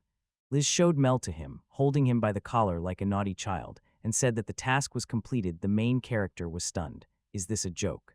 After that, the three of them climbed into the tent they had set up themselves outside the city, and they celebrated theirs. They worked on the escort request, and when they heard thank you very much, they even drank to honor it. The main character served food. Mel's eyes opened wide with surprise. But her allies looked at her in surprise. She exclaimed that she was leading. She liked it. Mel asked her friends if she could eat it. She was so impatient to try everything. The heroine replied in surprise that there was no need to ask. Let her eat, and not even a few minutes passed before she told Liz that their portion had disappeared. But Mel looked so happy. The main character whispered to Mel, can you really take all the food for yourself like that? She muttered confusedly. The main character showed her a pile of meat on a skewer and continued. When they still had a lot, he cut a big piece of meat for her and placed a large cocktail glass in front of her. This completely stunned the gourmet. He was delighted. She fell for it. At least that's what her face showed. Mel happily devoured the food, looking around with a smile. She said, by the way, now everything inside is somehow cuter. The main character smiled and said. They wanted to please her, so he and Liz tried. He asked Mel if she liked it, and she, still chewing, was surprised why her specifically. Liz noticed well how much had happened. She became a leader and all that with Radcliffe, and also saved her, for which she was very grateful. Mel looked at her embarrassed and said. She didn't really understand, but that's not bad either, Lizette. It surprised her. She used to like cute things, right? Mel told her it was time to stop talking about others, and Liz exclaimed in surprise she had finished her studies long ago. The main character laughed out loud, and with a smile remarked that they already knew each other. Isn't that so, and how? Liz replied to him awkwardly for a long time, saying they first met when she was visiting her grandfather. She was then struck that a child even younger than her openly said she wanted a knife. That was the price of success. In the end, they couldn't sell it to her, so they had to help. Mel asked in surprise if that was really so, and Liz firmly answered yes. The main character thought with surprise, was she really alone from such an early age? He turned to Mel and said that it was hard for her too. Mel, puzzled, asked him, did he misunderstand something? They had a strange habit at home, sending very small children on trips, and the main character was stunned. What kind of policy is that? He clarified she and Liz have been friends since childhood, Liz and Liz. After they became adventurers, they still did not work together, but her rank was promoted. She works with aristocrats, they take on all the troubles. The main character exclaimed with admiration, only a strong swordswoman like Mel could do that. Mel was clearly pleased with herself, but Liz objected. No, it's not that simple. Even Redcliffe joined the guild only after certain formalities, exclaimed the main character, and indeed even Redcliffe. Even they told them, if only they could find Vanguard faster. Liz suddenly fell silent, and she and the main character looked at Mel. The main character simply shouted with excitement.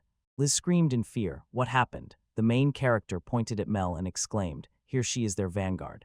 Liz also screamed and was surprised. Mel looked at them puzzled and noticed how loud they both were. The MC asked her excitedly, she doesn't belong to any party, right? Mel answered and was surprised that it was really so. She did not belong to anything. The protagonist grabbed her hand and solemnly asked whether she would join them. Mel thought for a moment. The main character and Liz impatiently looked at her and waited for her answer.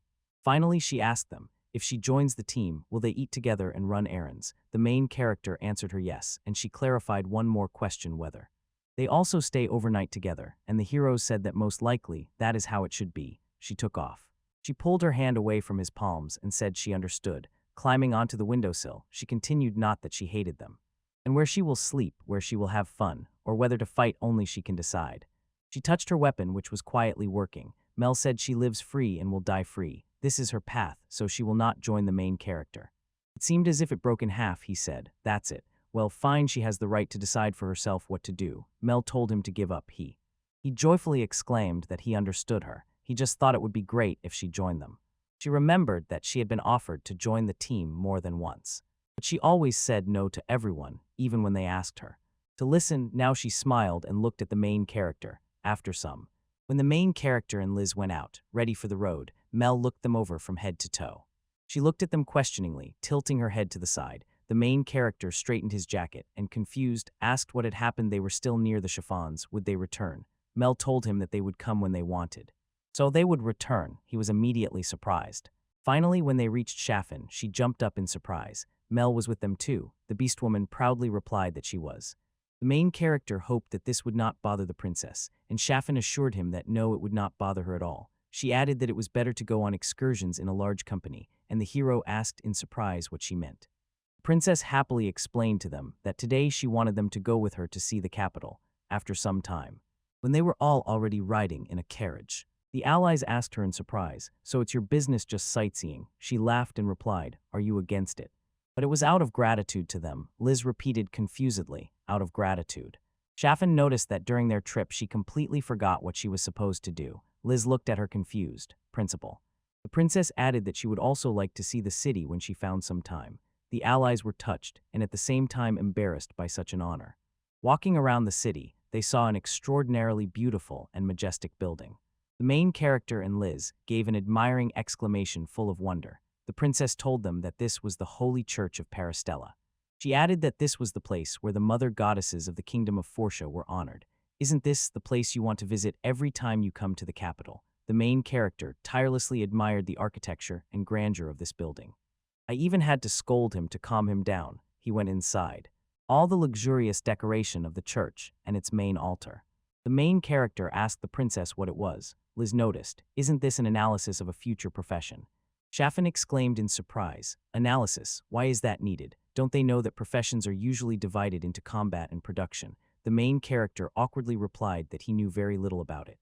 The princess continued, by the presence or absence of equipment, one can immediately understand which profession awaits the child. However, after. Here the division becomes more complicated. It breaks down into even smaller groups. A producer can be a farmer, fisherman, etc., a technical specialist, a blacksmith, tailor, and so on. There are unique producers, craftsmen, tamer of warriors, mage wizards, exorcists, swordsmen, shield bearers, spear bearers, and others. She continued, a special crystal is used for this. The reaction of the crystal to the properties of magical power became possible. You need to precisely determine the future profession. The thoughts and surprise of the main character like a divine litmus strip. Liz, puzzled, said that there was no need for this. So is it really true that the properties of magical power are passed from parents to children? Simply, the child of a swordsman will grow up to be a swordsman, the child of a mage, and there is almost no difference between them. When the conscious age comes, you will acquire certain skills, and then everything will become clear by itself. She added, so it is necessary to do the analysis at such a young age. Only if it is a child of a family where disputes about heirs are ongoing, the princess laughed and remarked. But recently it has become a real hit among tourist families who want to get a certificate with the seal of the Holy Church. The allies were surprised by this. Liz thought, is it so easy to conduct some analysis in the city, or are they all from the village? The protagonist noted that the certificate resembles the Gashun book and anxiously turned to the princess, asking if he could also get such a certificate. Liz irritably remarked it was another waste of money. The analysis is not cheap. Shafen laughed and said they did not need to worry about the price, because it will be a sign of gratitude. Her father's request came to mind again, what he said when the allies arrived at the capital. The princess suggested that they analyze the future profile. When they approached the shrine, a scene unfolded before them. Someone's child was creating a powerful beam of light. And his parents were delighted. What a power, as befits a boy from their family. The priest told them that their son manifested the crimson light of a proud swordsman. The path he will take will be brilliant. The priest standing next to the allies remarked, what a beautiful color this is. Rarely do you see such a huge amount of magical power in an infant. The protagonist spoke, and his parents were also impressed. The priest told him that it was completely understandable because, for such colossal magical power, the future is only a military profession, and it has already been decided. The priest also called allies. Welcome to analyze the future profession, he added. The profession is the first and only gift given by the 12 goddesses. Now the beam will show them the way. He touched Liz's head with his fingers and gaze. She was told to put her hand on the crystal. When she did, an amazing color burst from the crystal. The priest spoke in the mysterious purple light of the mage flared. Liz noticed with surprise that her light was paler than the light of the infant that had just shone. She wondered how much magic. What power the main hero haste priest addresses the main character and asks the traveler to put his hand on the crystal. The main hero gladly agreed to this. Liz thought that his skills allowed him to simply take and create many things. Probably, he has a lot of power. He placed his hand on the crystal, and what no one expected happened. Dazzling light poured out from the yard. The crystal, even passers-by on the street could feel it. Everyone was alarmed. What had just happened? Their eyes even hurt from such blinding light. The main character understood nothing at all. The priest, not believing his eyes, shouted in panic, "What was that just now?"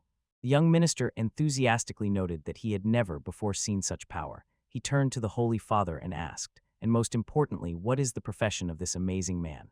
The priest whispered to him that the light was so bright he could not see it clearly. The young priest admitted that he also failed, a whole year. The father grabbed the hero's hand and asked him to touch the ground. The crystal again. When MC did it once more, the blinding glow illuminated everything around again. Holy F. The father, who survived the winter, noticed as it seemed to him. He worked as a craftsman. The young priest slumped and said, "What a pity." The main character said in surprise that they were so clearly disappointed that he felt uneasy. The young priest reproachfully told him what he was talking about. Among the professions assigned by the gods, there can be no higher or lower. Allies were called down to receive their certificates. Then he smiled and blessed them with the names of the gods. The main character thought irritably, yes, they definitely do not think that way. Looking at Liz, she was silent, and her appearance did not bode well. He addressed her by name again. She replied offendedly that he was very cunning. The main character sharply cut in so that she would not pour her anger on him. Shafen asked Mel if it was normal that she did not take such an opportunity, and she replied to the princess that she was not particularly interested. Alicia looked tiredly at the main character and remembered that recent light, and that boy. It was not for nothing that she considered him strange during the trip. Her lady really did everything for this, so this was not about that girl at all. Her name was Bliz, but for some reason she doubted it. The Holy Father told the young minister that at the very moment he received a letter from the Duke of Tren's house, he understood. Something might happen, so talking about staying calm under any circumstances is simply pointless. He added that he had been doing such analyses for almost 50 years, but had never seen anything like it, even in the royal family. The young servant thoughtfully asked what would happen to this boy now. He said, who knows, but deep down he felt it was better not to interfere. MC thought that his greed had gotten the better of him, and he became reckless, although he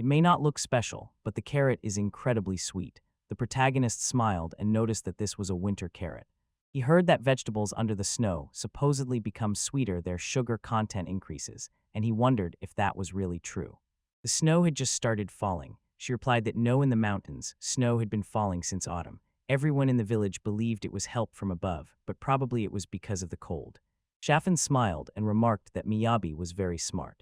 Could they really have grown something like that in Angel? The protagonist replied that he didn't understand that.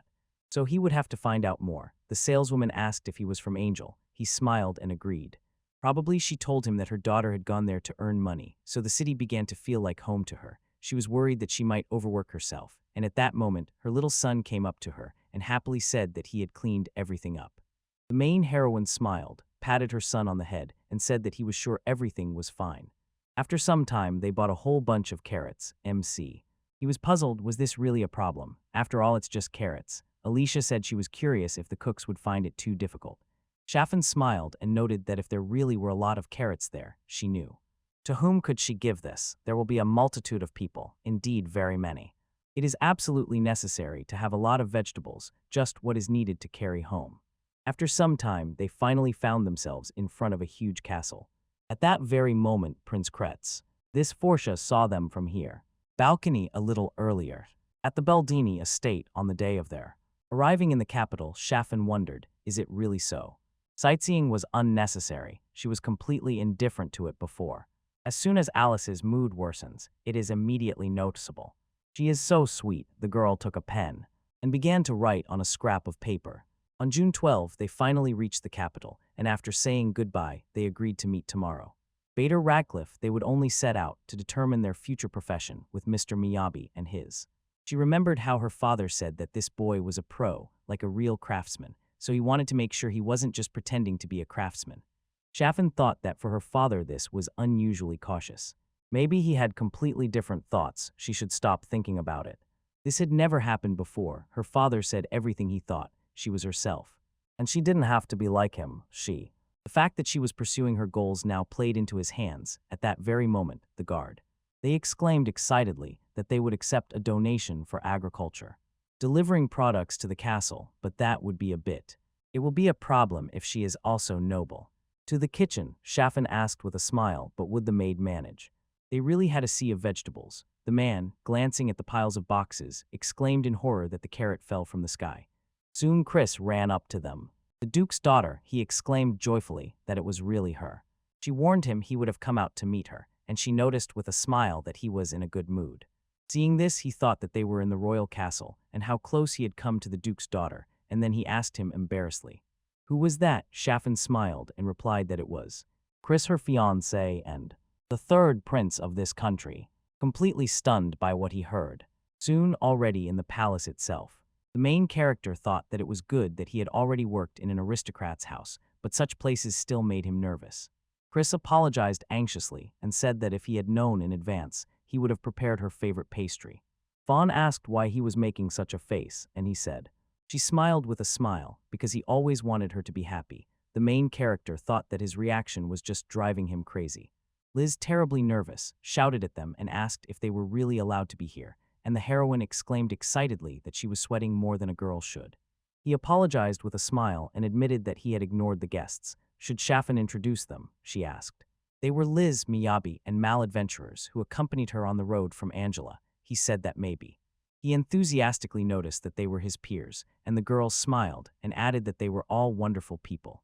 Chris asked what they had recently argued about with the guard, and the hero enthusiastically replied that they had brought carrots as a gift for the castle. The guards refused when the Duke's daughter offered to take them to the kitchen. Chaffin noticed that it was all because of wasted effort. When he took boxes of carrots from his inventory, they turned out to be heavy. The prince laughed and said that it was just like her. By the way, is he the creator of the inventory? He thought they were warriors because they were adventurers. He replied that he was a craftsman, so he played a support role. Crest smiled and said that it was a coincidence because he was also a craftsman. He asked, overwhelmed with wild surprise, "Do while they are kindred spirits?" Chaffin, seeing Liz's reaction, smiled and asked, was that really such support? Isn't it strange that among the royal relatives there was a craftsman? The topic was delicate, so it was awkward to talk about it. The Duke's daughter replied that she should not work. Liz said enthusiastically that the church, that magical power is passed down from generation to generation, so the professions of parents and children hardly differ. The main character agreed and added that that's exactly what happened.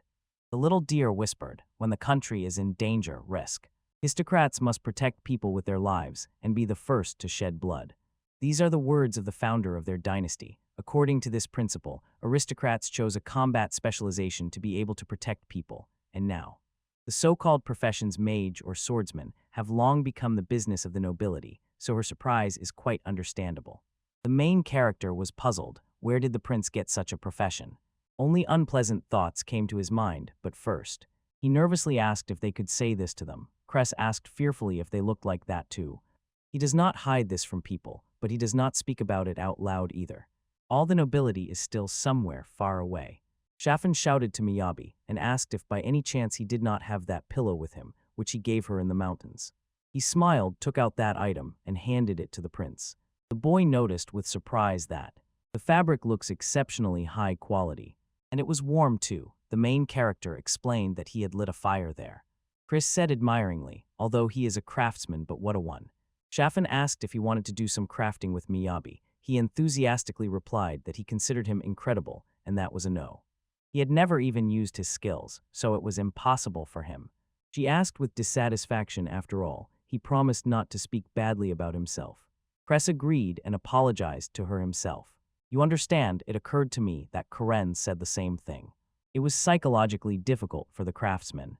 In this world, one could create things, but isn't that strange? Creating objects should bring more joy to everyone. One he called him and, smiling, asked. He felt warm excitement and tenderness when creating a gift for Shafin. At first, he only understood this recently. But creating things for someone brought the greatest joy, so whether does he have something he would like to create for her?